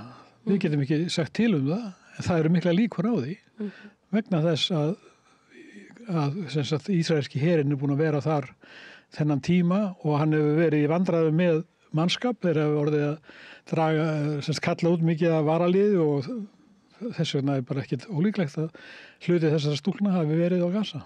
Það er hryllilegt að hugsa til þess. En það er einhverjar fréttir það svona óljósar að löndin, svona, hinn vestrænu lönd og Evrópuríkin séu með einhverjum hætti að draga til sín fólk sem hefur sérstök tengsl við bara við löndin. Það er að segja að náðum einhvern veginn út á Gaza. Hefur það heyrt eitthvað af þessu? Nei, ég hef ekki heyrt það. Nei. Hérna, þetta er svona, ég hef heyrt aðeins af þessu sjálf en svona ekki fengið alveg staðfest hvernig, þannig ég velti fyrir mér hvort þú hefur heyrt þetta. En hérna, það er skelfilegt ástand að Gaza, það hefur ekki komist inn neyðarvistir og það er ófremdur ástand. Trump er búinn að gefa það beinlínis út en nú eigi bara að jafna þarna allt við jörðu og búa til einhvers konar glæsi byggingar við ströndina og hérna og maður velti fyrir sér, þú sem að þekkir fólk á Gaza, hvernig horfir þetta við þér? Sko, Palestínumenn fólki í Palestínu ótrúlega seigt, hefur ótrúlega baráttu vilja og búið að standast ótrúlega raunir. En það spurning hvað lengi fólki þolir þessa stöðu árásir og alltaf stöðu fréttir af því að heimurinn kemur ekki til með að skipta sér af þessu. Þeir hafa frítt spil, morðingjarnir, og hugmyndin hjá Ísraelum náttúrulega fyrst og fremst að hreinsa Gaza, að ná Gaza. Og þó að vitleysingurinn Trump sé þarna inn í dæminu með sínar rugl-hugmyndir, að þá það rauninni það sem að Netanyahu og hans fasista lið stefnir að, það að koma Palestínumönnum bæði af Vesturbakkanum og af Gaza. Og þeir notaða náttúrulega þennan meðbyr sem þeir hafa frá Vesturlöndum og spurningi hvað geta þeir gengið langt. Þeir rekja fólki núna úr einum stað í annan. Það sífelldar loftárásir og eins og segir, það kemur engin hjálp, engin matvælahjálp, það ekki neitt sem þeim berst og búið að vera núna í marga vikur. Ég veit ekki alveg hvernig þeir klára sig af þessu, hvernig þetta fólk stenst þessar miklu raunir, en mér sýnist að það sé mjög seigt í þessu fólki. Það búið að sanna það í gegnum áratugina og svo kemur á móti að í Ísrael ekki gott ástand. Það töluverð upplausn í Ísrael. Það náttúrulega bæði út af því að það eru fasistar við völd og það náttúrulega ekki allir Ísraelar sem að geta samþykkt þær breytingar sem þeir vilja gera, til dæmis dómskerfin og frelsi fjölmiðla og svona ýmsu sem að á að tilheyra lýðræðisþjóðfélagi sem náttúrulega Ísrael hefur aldrei verið. En síðan að til dæmis að ýmsar tekjulindir eins og ferðamennskan, ferðaþjónustan, hún engin, það stór tap. Það mikið af fyrirtækjum sem hefur orðið gjaldþrota út af ýmsum svona efnahagskrankleikum og vegna þess að það búið að kveða svo marga í herinn að þá eru fullt af fyrirtækjum sem hafa lent í vandræðum út af bara því að starfsliðið á Gaza að drepa fólk. Svo það mjargt sem að steðja að Ísrael. Spurningin náttúrulega hvað þeir halda úti lengi og hvað Bandaríkin gera, hvað Trump gerir. Hann náttúrulega víst til með að gera alla þá vitleysu sem hægt að hugsa upp og þar á meðal að auka styrkin við Ísrael til þess að hindra það að þeir verði bara efnahagslega að verði hrun reynilega. En það tekur tíma og þetta fólk á Gaza, það hefur ekki svo mikinn tíma. Þannig að hvað gerist á næstu mánuðum, það náttúrulega mun versna ástandið. Þeir halda fram að rekja fólki úr einu stað í annan. Þeir að sennilega að reyna að hreinsa alveg norður Gaza og taka það bara hreinlega yfir. Hafa tekið Rafa, ekki satt? Þeir búin að eyðileggja Rafa og eins og við sjáum bara á þessum myndir sem að koma frá Gaza, þá þeir búin að eyðileggja allt sem hægt eyðileggja, nánast. Ég sá aukstar að þeir hefðu byggt þannig að eitthvað skonar vegg, þeir væri búin að svona stúka Rafa af, þannig að það svona litla líkur á að fólk komist aftur ánga. Já, þeir gera þetta, þeir nota jarðvitur rosalega mikið, til dæmis eins og bara gera á Vesturbakkanum, þeir keyra í gegnum þorpin og plæja upp göturnar, lagnirnar, vatnslagnirnar. Þetta er svo ótrúlegt, sko, þetta er svo mikið vonska, þetta er svo mikil mannvonska sem að stýrir þessu fólki og ég veit ekki hvað stór hluti í Ísraela sem styður þetta, en það er mikill meirhluti. Þetta er gjörsamlega, hann sagði Norman Finkelstein, hann sagði að þetta væri bara satanísk þjóð. Það er mjög sterkt orð. En þetta er ályktun manns sem er sjálfur að gyðingættum, gjörþekkir ástandið. Og það eru fleiri sem að tala þetta, sem sagt að ég var að sjá eitthvað í dag á YouTube, þar sem að maður var að fjalla þetta og hann segir bara að þetta eru demónar, djöflar. Það haga sér náttúrulega ekkert venlegt fólk sér svona, að þeir drepa börn í 2000-tali og sína það sjálfir. Já, það er mjög... Samaberið mitt, þannig að 2 ára dreng sem það voru birta myndir af þannig sonarsinni Hamasliða sem að þeir sögðust stoltir hafa drepið en drengurinn var 2 ára. Al Jazeera er búið að gera þarna heimildamynd sem að þeir nafngreina fullt af ísraelskum hermönnum sem er að brjóta verða með stríðsglæpi, brosandi, sprengjandi upp háskóla og þetta er svo ótrúlegt að horfa upp á þetta og það að þetta skal vera á vitorði ráðamanna Vesturlöndum. Þeir komast ekki hjá því að vita þetta. En þeir kjósa að gera ekki neitt. Og við erum búin að fórum að funda utanríkisráðherra.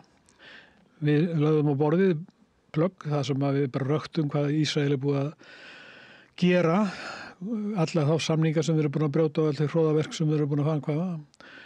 Og Þorgerður Katrín, hún er alveg vel meðvituð þetta. Hvað þau ætla að gera, það er ekki hægt að segja til það. Þau eru náttúrulega búin að skrifa sterk bréf, en það er ekki nóg. Það er eina leiðin er að þjóðir takja sér saman og setja Ísrael í sömu stöðu og gera við Rússland. En það er engin hreyfing í þá átt. Það er einstaka lönd í Evrópu, Spánn og Írland sem að tala svona heldur skýrara en ég meina eins og Þýskaland, það sem er bara bannað að styðja Palestínu. Það getur verið handtekinn fyrir að vera með svona klút eins og ég er með þetta. Já, þú kannski sér okkur aðeins frá þessum klút? Já, þessi klútur ég eignaðist hann árið 2009 þegar ég og Sveinn Rúnar og fleiri ásamt Össuri Kristnisinni fórum til Gaza með gervifætur. Það var í maí 2009 eftir stóra árás sem hafði verið áramótin 2008-2009 og við vorum meðal annars í boði hjá borgarstjóra Gaza og þá gaf hann mér þennan klút eða okkur og ég búið að geyma hann vel. Þannig að það er smá blettur á hann og þú átt sökin á því. Ég á kannski ekki að segja frá því. Það voru einhverja slettur allavega. Já, en hann er sæmilega hreinn. Já, þetta er fallega klútur. En svona fyrir almenning og ég meina, sko, nú er ég einhvern veginn búin að standa í einhverju svona framvarðasveit aktivista í svo langan tíma og maður finnur það, maður er farin að brenna upp og þá einhvern veginn og maður ímynda sér að þannig sé eiginlega bara vel flestum farið að líða. Hvað eigum við að gera? Ég byrjaði að stúdera Palestínumálið 1975 og ég var 80 ára þess ári og ég er ekki hættur. Þetta kemur yfir mann svona vonleysi, svekkelsi en mér sýnist ekki að það sé í boði af því að málstæðurinn er svo sterkur og málstæður síónista er byggður á lygum og blekkingum og glæpaverkum og það er bara mjög óeðlilegt að fólk geti setið hjá. Það virkar náttúrulega fyrir glæpina eða glæpa fólkið, glæpa mennina.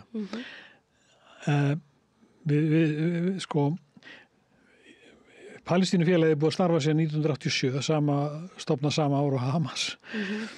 Og það hefur starfað með miklum krafti. Það er búið að starfa mjög miklum krafti núna síðan 7. október.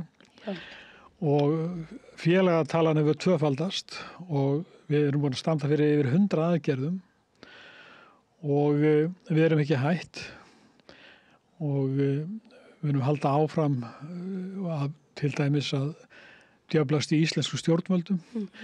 Við skrifuðum, eins og ég sagði áðan, við skrifuðum HSI, öllum aðildarfélögum bréf, mjög ítarlegt bréf, með mikilli og greina góðri skýring á því hvað er búið að gerast og hverjar eru skyldur íþróttasambanda, íþróttamanna, íþróttahreyfinga. Fengum aldrei svar. Ekki neitt? Nei, hverju er að svara? Já, þetta má ekki blanda saman íþróttum og pólitík. Ok, býtu þið eru nú að því þarna á morgun, ég hafna fyrir því. Þið eru það að blanda saman íþróttum og pólitík. Já, svona með því að taka þessa afstöðu, að hleypa fólki þó ekki allavega að. Já, þeir náttúrulega eins og ég segi, þeir eru á undanhaldi með þetta og þeir kunna kannski ekki að skamma sín, en þetta er ekki sérstaklega góð staða sem HSÍ er í.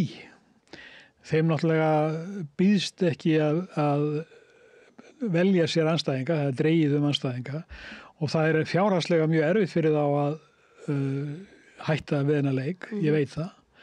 En hvenær eiga peningar að ráða mórálskri afstöðu? Einhvern tímann eiga menn að stíga á stokk og taka afstöðu. Það er náttúrulega fullkomlega fáránlegt að vita af einhverju sem er verið að gerast í næstu íbúð við það að vera að drepa fólk í næstu íbúð og þú ætlar bara hækki sjónvarpinu. Ég veit ekki hvað ætlar að gera en þú veist af því og kannski ertu svona er fólk svona með svona litla samkennd kannski skortir samkennd. Það er alltaf að tala Vogue. Ég skal bara vera Vogue ef það þýðir að ég hef samkennd og samúð og samstöðu með undirókuðu fólki, þá skal ég vera Vogue. Ef að Vogue þýðir eitthvað annað, ok, mér heyrst það hefði nú mitt verið þessu herbergi verið að útskýra Vogue á einhvern annan hátt. Þá bara sleppum við því orði og notum bara önnur orð. Samstæða, samkennd, meðöngun, eða ekki meðöngun, það er náttúrulega kannski ekki svo tilfinning sem að maður hefur, heldur fyrst og fremst viljan til að sýna samstöðu og til að berjast fyrir því að fólk hafi sín mannréttindi og sé ekki fótum tróðið og drepið. Palestínst fólk sem er hér á landi og býr við svona ákveðu öryggi það nú og hópur hér sem að fær ekki dvalarleyfi og er svona lítið, það hefur einhvern veginn lítið hreyfst í þeirra málum. Væri ekki eðlilegast að veita þeim skjól sem eru hingað komnir? Jú, það væri náttúrulega alveg eins og gert með Úkraínu fólkið. Þá náttúrulega á að taka afstöðu til Palestínumanna út frá þeim aðstöðum sem að þeim eru búnar. Og alveg eins á Reykjavíkurborg að flagga Palestínu. Þeir flagga fána Úkraínu. Þeir eru búin að gera það í langan tíma. Já. En það er eitthvað sem að hvers vegna vilja þeir ekki setja Palestínu fánan upp? Hvað er það sem hindrar það? Er það einhver ótti? Er það samstæða með Ísrael? Það kemur alltaf þannig út að þeir sína ekki ótvíraða samstöðu með þeim sem er verið að drepa.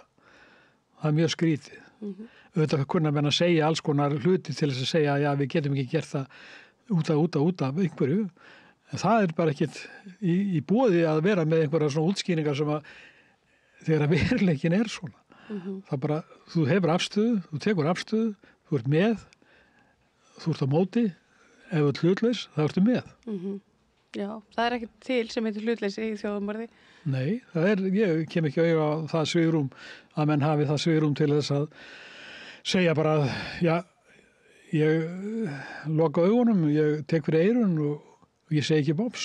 En það verður bara til þess að morðingin getur haldið áfram sinni iðju. Þetta er ekki flókið. En svona lókum ef þú getur komið hérna bara, ég ætla að biðja þið bara fyrir skilaboðum til handboltastúlknana okkar sem að ég eiga að fara að keppa við morðingja, barnamorðingja, mynda barnamorðingja á morgun eða hinn, ég man ekki hvað dag.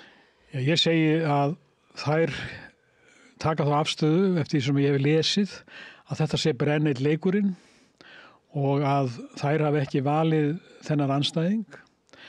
En það er bara þannig að þetta er andstæðingur sem að öll þjóðin, allur heimurinn veit að ástundar þjóðarmorð. Það er miklu stærra mál heldur neitt andskotans leikur í einhverju íþróttakeppni. Þess verður minnst hvernig þær brugðust við. Ef þær hætta við leikinn, þá verður þeirra vegur því meiri, þeirra aðgerð því stærri. Eða spila þennan leik, hvort sem er vinna hann eða tapa honum, þá skiptir það engu máli í stóra sammynginu. Það er bara einn leikur. En ef það hafa dug og hjarta til þess að taka afstöðu gegn þessu og ganga velli, þá verður það að taka skref sem að verður minnst. takk fyrir þetta, Hjálmtýr Heydal.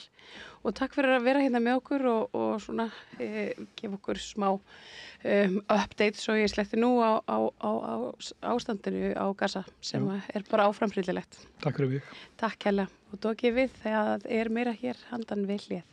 Þarstan að tala borgarfulltrúa. Borgarfulltrúar Sósíalistaflokksins eru með viðtalstíma alla mánudaga klukkan 13:30 til 14:30. Það þarf ekkert að bóka tíma, endilega kikið við í Bólholt 6, 105 Reykjavík. Samstöðin er fjölmiðill í eigu almennings.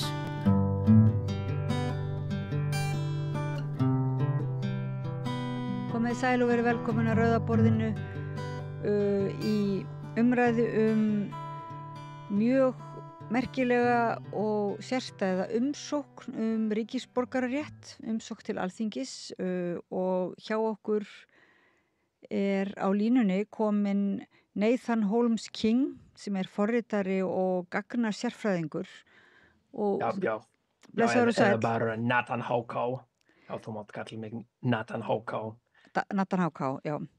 Já, Nathan náttúrulega er íslenska nafnið, ekki Nathan neitt. Já, mér langar að einfalda framburð og stafsetningu fyrir aðra. Ok, þá byrja ég bara upp á nýtt og segi, vertu velkomin hingað að Rauða borðinu Nathan Háká. Já. Og ég sá sko á YouTube, þá settur sko, sem sagt, ertu eiginlega mælirðu fram bréf til Alþingis þar sem þú útskýrir eiginlega af hverju þú vilt sækja íslenskan ríkisborgararétt og svo útskýrir líka fyrir okkur öðrum hvers vegna það hefur reynst erfitt. En getur útskýrt kannski núna fyrir okkur hlustendum og áhorfendum hérna á Samstöðinni hvers vegna fyrsta lagi þú tala svona góð íslensku? Já, sko, ég lærði íslensku bara yfir netið, yfir Wikipedia og RÚV. Já, því ég ákvað fyrir nokkrum árum að flytja til Íslands og ég byrjaði bara strax að læra tungumálið. Já, hérna, og gerður þetta bara, ertu tungumála séni svona, talar fleiri tungumál? Nei, ég tala ekki. Ég er ekki fær í öðrum tungumálum, en já, mér finnst, já, ég held að ég sé bara náttúrulega fær í máltöku og ef ég vildi læra annað tungumál, ég gæti það einfaldlega, en ég er bara búin að einbeita mér á íslensku. Og hvernig kom það til? Hvernig, hvers vegna valdur íslensku og það vilja koma og búa og starfa á Íslandi? Já, sko, bara fyrsta lagi það er ekki margt fólk á Íslandi. Já, Reykjavík er ekki mjög þétt eins og borgir í öðrum löndum og já, það er líka hitastigið, hitastigið er lágt og það er alls ekki mikil sveifla bara yfir daginn og líka yfir árið og já, og hérna þar sem ég bý og það getur verið 35 í hitabylgjum og mér finnst það alveg óþægilegt. Þannig að Ísland er svona, já, mjög upplagt fyrir þig til þess að það er gott starfsumhverfi þar sem þú getur einbeitt þér og starfað. Og þú ert sérfræðingur er það ekki forritun og svona flókinni gagnavinnslu, sko, sem að ætti að vera mikil eftirspurn eftir á Íslandi. Það ætti að vera auðvelt, er það ekki, fyrir þig að fá vinnu bara hvað sem er í heiminum? Já, það á að vera einfalt, en já, vandamálið við að fá starf á Íslandi hvað ég held að fyrirtæki sjá að ég þarf atvinnuleyfi til að koma og þau munu þurfa að sannfæra að þau geta ekki ráðið neitt á Íslandi eða í Evrópusambandinu eða Schengen og þau bara setja umsóknina mína í ruslið. Já, ég veit að eins og ég sagði í kynningarmyndbandinu flest störf í þessum bransa á Íslandi, þau ekki auglýst hjá Vinnumálastofnun og fyrirtæki þurfa að auglýsa starf hjá Vinnumálastofnun til að ráða fólk eins og mig. En hvernig þá, sko, nú oft verið að segja að það sé ákveðið skilir líka að fólk tali íslensku, það sé mjög jákvætt, sko, í umsóknum við vinnu, en núna, þú ert búin að læra íslenskuna, þannig að það ekki lengur ljón í veginum, en þá það þannig að þú þarft, sem sagt, til þess að fá vinnuna þarftu að vera komin með ríkisborgararéttin, það ekki, og atvinnuleyfi, ertu að segja það, en ekki þá, þannig að þú ert næst bara að sækja það, Já. En það ekki sagt við þig í sumum löndum að þá þurfir eiginlega til þess að sækja ríkisborgararétt og atvinnuleyfi þá þurfir að vera búin að fá loforð vinnu? Já, sko, ég held að markmið mitt hérna að það verður bara mjög einfaldara að fá starf á Íslandi. Fyrirtækið muni sjá að ég þarf ekki atvinnuleyfi til að búa á Íslandi og þú ert að tala íslensku hæfnina mína og ég held ekki að það sé svo mikið kostur í starfsleitinni því flest störf í þessum bransa á þessu stigi bara ekki flest en mörg störf í þessum bransa á ensku aðeins því þá starfið opið öllum Evrópumönnum sem gott fyrir fyrirtækið, þau fleira fólk til að kjósa frá en það vont fyrir mig en hinn orsökin að það ekki sjálfsagt að fyrirtækið trúir að ég tala íslensku. Ég fengið mörg svör á ensku við tölvupósta sem ég sendi á íslensku til íslenskra fyrirtækja. Þannig að þau kannski, menn halda bara að þú hafir skellt þessu í einhverja gervigreind eða Google Translate eða svoleiðis. Já. Annars það samt svolítið algengt að Íslendingar tali ensku við þá sem einmitt að reyna að læra íslensku. Það hefur verið svolítið kvartað yfir því, sko. Já. Við erum ekki nógu vakandi fyrir því að tala íslensku. Já. En sko, myndir þú segja, þetta raunverulega starf, þú þarft þá kannski ekki einu sinni að tala íslensku og þú þyrftir jafnvel ekki að búa á Íslandi til þess að vinna fyrir íslenskt fyrirtæki af því að þú ert í þessum geira sko alveg á netinu eða hvað. Já, en sko það sem heyrt frá Vinnumálastofnun að ég þarf til að vinna fyrir íslensk fyrirtæki og búa á Íslandi, ég þarf að fá atvinnuleyfi og mig langar að búa á Íslandi og ég hef reynt að fjarvinna fyrir íslensk fyrirtæki en það hefur ekki virkað, ég hef aldrei fengið starf á Íslandi úr því. Svoleiðis að þannig að núna ertu raunverulega bara að fara þessa óvenjulegu leið að búa til YouTube-vídeó og koma í viðtal hér og eiginlega bara biðla til ríkisstjórnarinnar eða nefndar, einhverjar nefndar á Alþingi að taka þína umsókn fyrir, sko. Já. Og þannig að það sé, þú fáir allavega eitthvað svar. Þú hefur bara ekki fengið neitt svar eða hvað? Nei, ég sendi papírsumsókn til Alþingis og það móttekin af Útlendingastofnun þann 2. apríl en ég hef ekki heyrt neitt frá þeim og ég veit ekki hversu langan tíma það myndi taka og ég bjó til myndbandið til að kynna mig fyrir fólki. En verðst ekki svolítið svona sár og fórst ekki að efast að það væri góð hugmynd að koma til Íslands þegar þér ekki einu sinni svarað og og ekki eins og enginn sem segir hvað sé gaman að þú talir íslensku og þér svarað á íslensku og fórstu þá ekki að bara hugsa mér þér að þú hefur átt að læra eitthvað annað tungumál?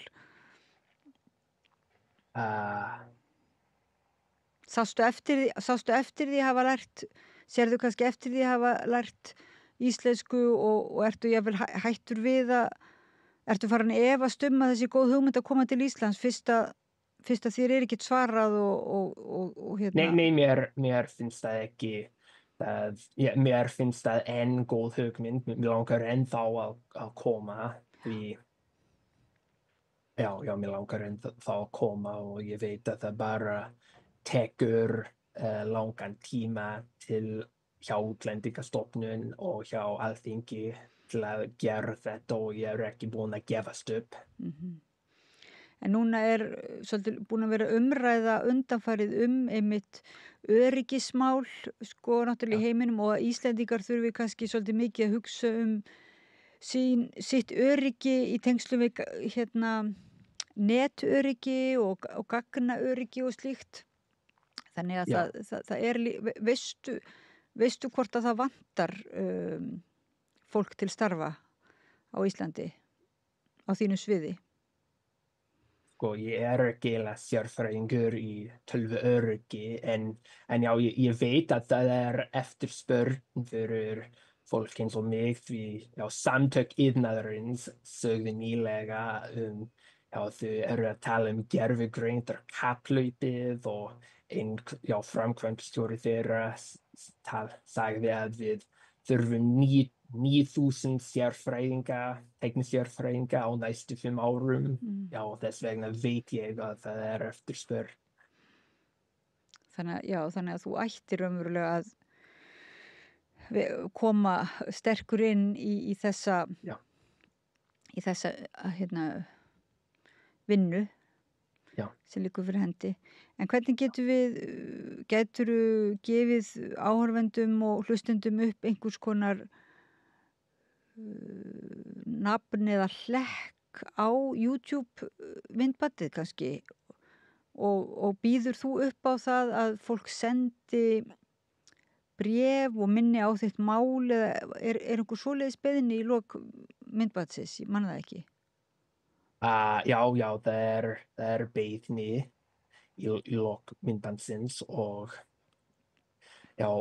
fyrir ef þið langar að horfa á myndbandið það heitir umsókn til Alþingis Nathan Hauká á íslensku en ég veit að á ensku heitir það Application to the Althing in Icelandic with English subtitles, Nathan Hauká.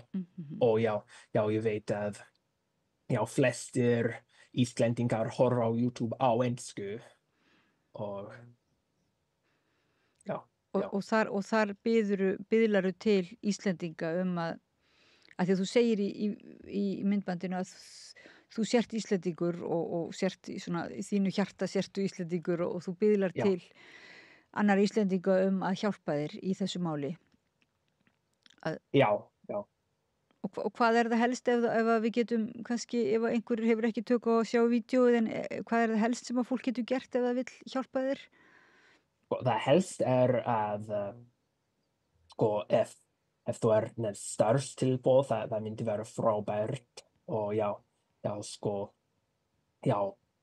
hinn hluti af málinu að enginn á Íslandi þekkir mig og þess vegna mjög erfitt. En ef þú ekki með starfstilboð, þú getur bara send tölvupóst eða eitthvað til Alþingis sem segir ég styð þetta mál. Ok. En svo við kynnumst hér aðeins hérna bara á nokkrum sekundum. Þú býrð út í Kaliforníu, eða þú ert út í Kaliforníu núna? Já. Og hvernig eiginlega fréttir þú af Íslandi eða hvernig kom Íslandi inn á þitt landakort? Ég var bara að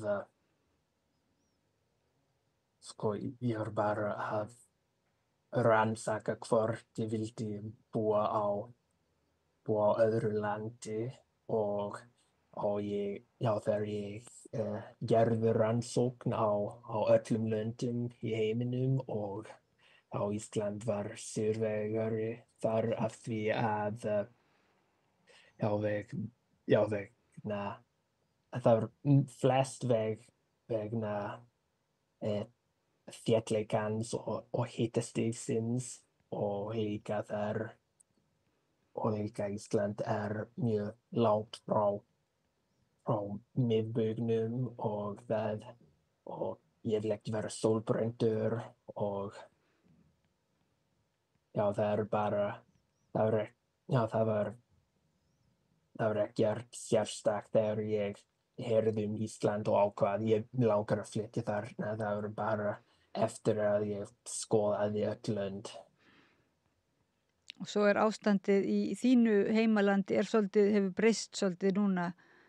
Já. Og ólga, svona pólitísk ólga. Já.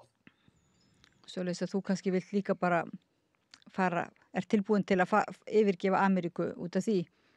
Já, tilbúin. Ég vona bara en það var, en núverandi ástandið það tilviljun.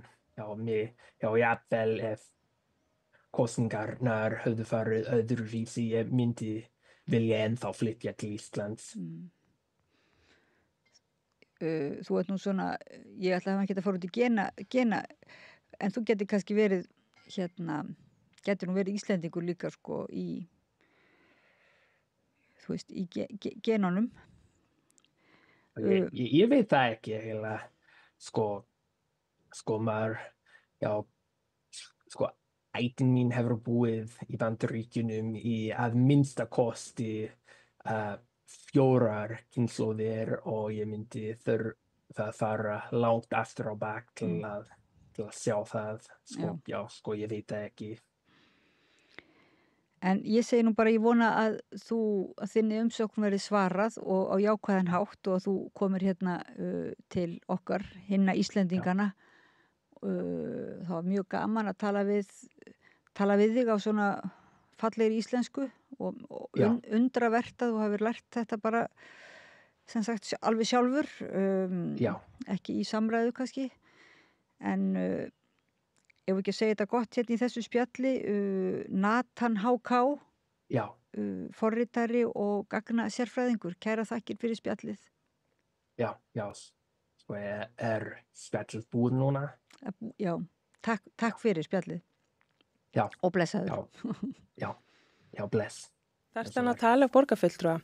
Borgarfulltrúar Sósíalistaflokksins með viðtalstíma alla mánudaga klukkan 13:30 til 14:30. Það þarf ekkert að bóka tíma, endilega kíkjum við í Bólholt 6, 105 Reykjavík. Allir þættir samstæðvarinnar eru fáanlegir á öllum helstu hlaðvarpsveitum.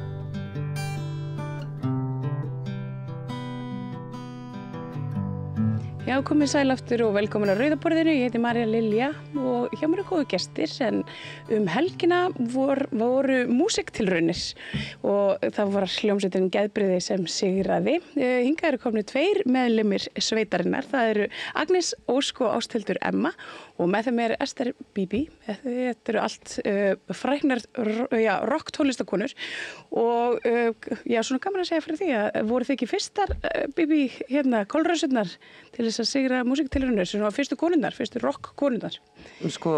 Ég var við vorum að skoða rifja upp grein sem kom út þegar við unnum músiktilraunir og þá svo fyrsta kvennasveitin í 9 ár til að vinna músiktilraunir og þá fór ég að hugsa, voru dúkkulísnar í músiktilraunum eða hverjir voru hinir þarna fyrir 9 árum? Ég bara man það ekki. Nei, en það kannski skiptir ekki öllu máli. Hvernig leggst svona sigurinn í ykkur? Mjög vel.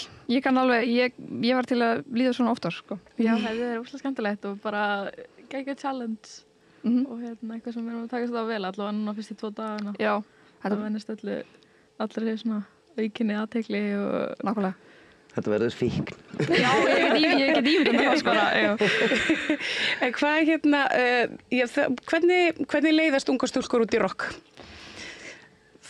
Það er bara gott uppeldi. Ég meina, já, ég held að þú er með mér sem hlusta ítrekkað á rocktónlist. Já, og svo ég núna svolítið farin sko, foreldrar mín farin svolítið að hlusta á það sem ég að hlusta á núna. Þannig þetta svolítið farið að snúast aðeins við. Ég er svona ekki kenna hænunni. Nei, það er svona, þú veist, ég fór byrja að hlusta, þú veist, á ABBA, Queen og Prince og þú veist, allt það.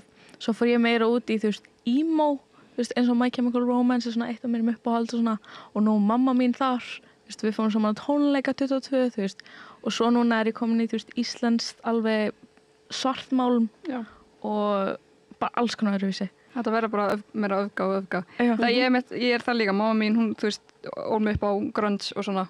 Svo ég held að það sé alveg uppeldinu að þakka. Ég get ekki talað fyrir Hraun eða Tótó, en ég held að við þetta samanlegt, myndi ég segja. Mér finnst bara geggjað að orða þetta gott uppeldi. Já. Ég held að sé líka bara gott uppeldi. Það er bara að fá að vera með það sjálfur og vera alltaf stuttur áfram hvort sem þú sért að hlusta á eitthvað sem að foreldrar mann botni í eða ekki, að þú veist að þau bara styðji þig áfram og standa alltaf með þér. Já, 100%. Tilbúin að hlusta og eitthvað svona, skoða það sem þið eru að gera. En hvað gerist núna þegar maður er búin að sigra í músíkutilraunir? Sko, við erum eiginlega bara að finna út í því. Það er óstutt síðan. Sjálf líka, sko. Já, en nú bara búið að vera að heyra í okkur við til hægri vinstri og allt gengur vel svo far og svo bara stífar æfingar og næst aldrei fyrir suður. Já, bara, ég myndi bara að segja æfingar og við erum að fara að halda upp á þetta helgina. Svo verður 4. Geggjað. Máttu ekki gleyma að fara í prófin. Já, nákvæmlega. Ég er sem betur verið í einu lokaprófi en svo er að skila eitthvað lokaverkefni og kennarinn minn, ég veit ekki hvort hann veitir mér miskun af því að ég á að skila 30. apríl og svo erum við að fara á aldrei fyrir suður bara helgina undan, ég veit ekki hvort hann sleppi mér eða ekki. Life is killing my rock and roll. Já. It tries to kill your rock and roll, don't let it. Amen. Bibi, er eitthvað svona sem að þú getur ráðlagt svona ykkar arftökum í íslensku rocksenunni? Ég segi bara, verið bara alltaf samkvæmur sjálfum ykkur og þú veist, talið saman og standið saman og ekki láta eitthvað fólk rugli í ykkur. Verið bara alltaf þið sjálf og gerið það sem þið viljið. Amen. Ég set það bak við. Það kom eitthvað svona típur, þú veist, eitthvað eru umbóðsmenn eða plötufyrirtæki eða eitthvað svona sem segja gerðu meira svona, verið meira svona, stattu meira þarna, ekki hlusta. Já. Ég myndi segja, það voru mjög góðar ráðleggingar, bara svona stattu með þér. Núna, það er oft talað að það sé, senan sé svona deyjandi, hljóðfæraleikur sé kannski bara svolítið svona að fjara út einhvern veginn, fólk er farið að gera meira í tölvunum sínum og tónleikastæður eru líka bara svona orðnir færri heldur en þau voru.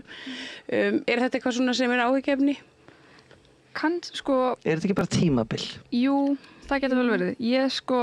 Ég hef engar áhyggjur á skortur af hljómsveitum. Fólk er alltaf að stofna hljómsveitir, oft er þetta sama fólki í sömu hljómsveitunum og búið að fara í aðrar, en þetta er samt nýtt tónlist sem er geggjað, en ég persónulega hef kannski pínu áhyggjur þegar það kemur á tónleikastöðum, en fólk er alltaf að segja bara, fólk hefur alltaf rettað sér og það heldur áfram. Hvort það séu einmitt, eins og þú nefndir áðan, svona einhverju úti tónleikar í einhverju görðum eða bílskúrum eða eitthvað svoleiðis, þetta bara já, þegar það er viljið þá er viður, viljan á vopni, myndi ég segja. Ég er sammála því. Ég er bara mjög sammála. Þið fengu svona plús fyrir sviðs framkomu. Getið þið kannski aðeins sagt svona hlustendum frá, svona hvað er það sem að gerir ykkur svona powerful á sviði? Tótó. Já. Svo einhvern okkar, hún var alltaf, ég veit ekki, hún er alltaf bara, ég myndi segja fætt stjarna, hún kann að vera upp á sviði og bera sig. Og ég held svona fyrst þegar við vorum að byrja þá voru allir pínu feimnir, en svo kemur, ég myndi segja það var þegar við spilum á Lilló í fyrra, þá ég held ég var fyrsta gigið það sem Tótó var ég ætla að skríða og við vorum bara ok, ég meina já, við erum ekki að stoppa þig og núna erum við bara búin að gera alltaf síðan og þetta er við fáum mörg hrósbraka eins og Arnar ekki staði eitthvað, þú veist, bara sviðsframkoma. Mér samt alltaf finnst þess að ég og Ásdís sem ekki að gera of mikið, við erum bara svona aðeins að Kannski erfiðara svona þegar maður með gítar að bassa. Maður hefur séð fólk fara í nei, ég ekki að grínast, maður hefur séð fólk fara í helgjastök með bassa á sig, sko. En við lætum duga svona lappa, taka okkur skrif og svona horfa hvort annað og Mér var sko hvernig gítarleikari núna tók dæmi það að bassaleikarin gæti vel farið í helgjastök. Ég er með enga bassafordóma, sko. Nei, já, Tótó náttúrulega bara hún svolítið sem svona drífur okkur áfram í sviðsframkomunni. Þú veist, við erum svolítið svona að ná henni einhvern veginn eða þú veist, til þess að sé ekki bara einhver sem hlaupandi svið á menn allir hinn standi í kjöri. Bara einhverja gúrkur. Einmitt. Og þannig já, ég held að sé svolítið bara að peppa og drífa okkur áfram að vilja gera betur og hreyfa okkur meira og svo að sé skemmtilega að horfa á okkur. Já, það var líka einhvern tímann þegar við tókum spes-æfingu til þess að æfa af sviðsframkomu og ég tók bara eftir því, það er miklu skemmtilega að spila þegar maður þú veist, einhvern veginn að hreyfa sig og setja sig alveg í tónlistina. Það bara, ég fæ persónulega miklu meira út úr því ef ég er svona að lifa mig inn í það. Og hvað, og kannski svona klassísk spurning til tónlistamanna en svona hvernig, þú veist, hvað drífur mann áfram og hvernig sest maður niður og semur lag? Ég held að við höfum aldrei sest niður og saman lag. Sko, ekki allavega saman. Nei, alls ekki. Við svolítið svona bara, þú veist, við erum með drive-möppu sem að við bara hendum einhverjum textum inn og hvernig lögin verða til þá erum við svolítið bara að spuna. Mjög svo mikið. Stundum kemur einhver með einhverja laglínu, gítar eða bassi eða eitthvað svoleiðis og þá bara þú veist, segir við þessi texti gæti passa við þetta lag og við vinnum svolítið bara út frá því. Já, erum við bara með svona bits and bobs inn á möppu og svo bara svona púsla saman. Mjög svo. Gerir þú þetta líka? Já, allavega tónlistina semdu við aldrei á svipan hátt, bara að einhver kannski komi einhverja línu eða einhver grunn sem hægt var að spuna út frá þegar við erum saman og svo bara gerist eitthvað magic. Svo bara gerist eitthvað magic. Ef mann finnst gaman. Já, svona númer 1 og 3 og ef eitthvað vil hlusta þá er það bónus. Ég meina bara ekki pæli neinum sem að, eða þú veist, okkar, ég man alveg eftir því, við gerum svona línuritt, þú veist, og svo vorum við alltaf að hugsa, ok, svo bara hættu við alveg hérna, allir bara kött á hljóðfærin, þú veist, af því þá verður allir bara, og svo verður allir bara, og vorum alltaf að reyna að sjokkera. Það var það eina sem við vorum að pæla í áhörundum, annars vorum við bara ekkert að pæla í áhörundum. Og ég held að það sé svona ágætis svona, hvað heitir þetta? Svefngríma til að vera með á. Já, þannig að maður pælir ekki mikið í áhörundum og meðan maður er að spila. Nei, það er svona fyrst ef ég var að byrja að spila, hann gat ég ekki hort út í sal, að til að byrja með varum með mikinn sviðskrekk, en hann er eiginlega mjög svo farið núna, en svona, ég reyni alltaf að horfa út í sal, en þá er svo ofta sem að það er ljós og ég sé ekkert hvað er, sem er fínt, af því þá er ég bara að horfa út í svartól og ég er bara svona, ég er bara inn hjá mér að spila eitthvað sem hjálpar. Ég þekki trommara í mjög frægu bandi sem situr ennþá alltaf svona hliðin á sviðinu því hann getur ekki hort út í salin. Þannig að ég held að það sé bara svona allir hvað gröðu. Ég hef líka spilað og algjörlega og líka með öðrum hljómsveitum og algjörlega gleymt mér á sviði en svo hef ég líka fengið alveg moment af sviðskrekk og alveg bara eftir að hafa verið á sviði bara mjög mikið. Þú veist, það sem að fær bara svona, það er eitthvað bara svona stjarfa og vill helst hverfa. En já, maður kemst nú samt alveg bara yfir það. Já, algjörlega. Og en Bibi, hvað er að frétta af Kolrössum? Kolrössa ætlar að spila, ég held að það sé 14. júní í Bæjarbíó með nokkur hljómsveitum. Það verður gaman. Já. Já, svo bara, við ætlum alltaf að semja eina plötu viðbót, við erum svona mann okkur upp í það. Heila plötu? Já. Vá. Það er hljóma vel. Ég var til í það, sko.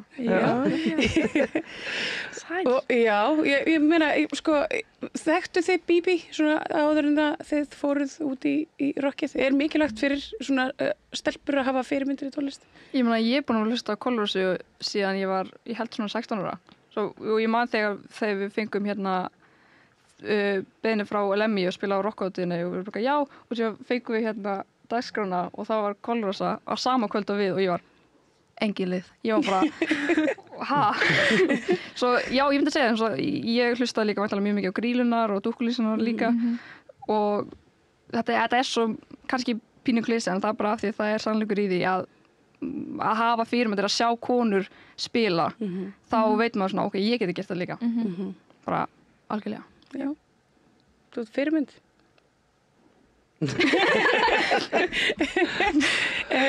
Núna hérna að því að nú verð ég bara að nota tækifærið að því að það er mjög mikið verið að tala um Vogue og nú er hérna músiktilraunir og það eru stelpur í rocki sem að unga konur sem að hérna sigra músiktilraunir og það myndi kannski eitthvað segja eitthvað svona, já, það er umulegt og allt svo Vogue og hérna hafið þið eitthvað fylgst með þessari samræðu?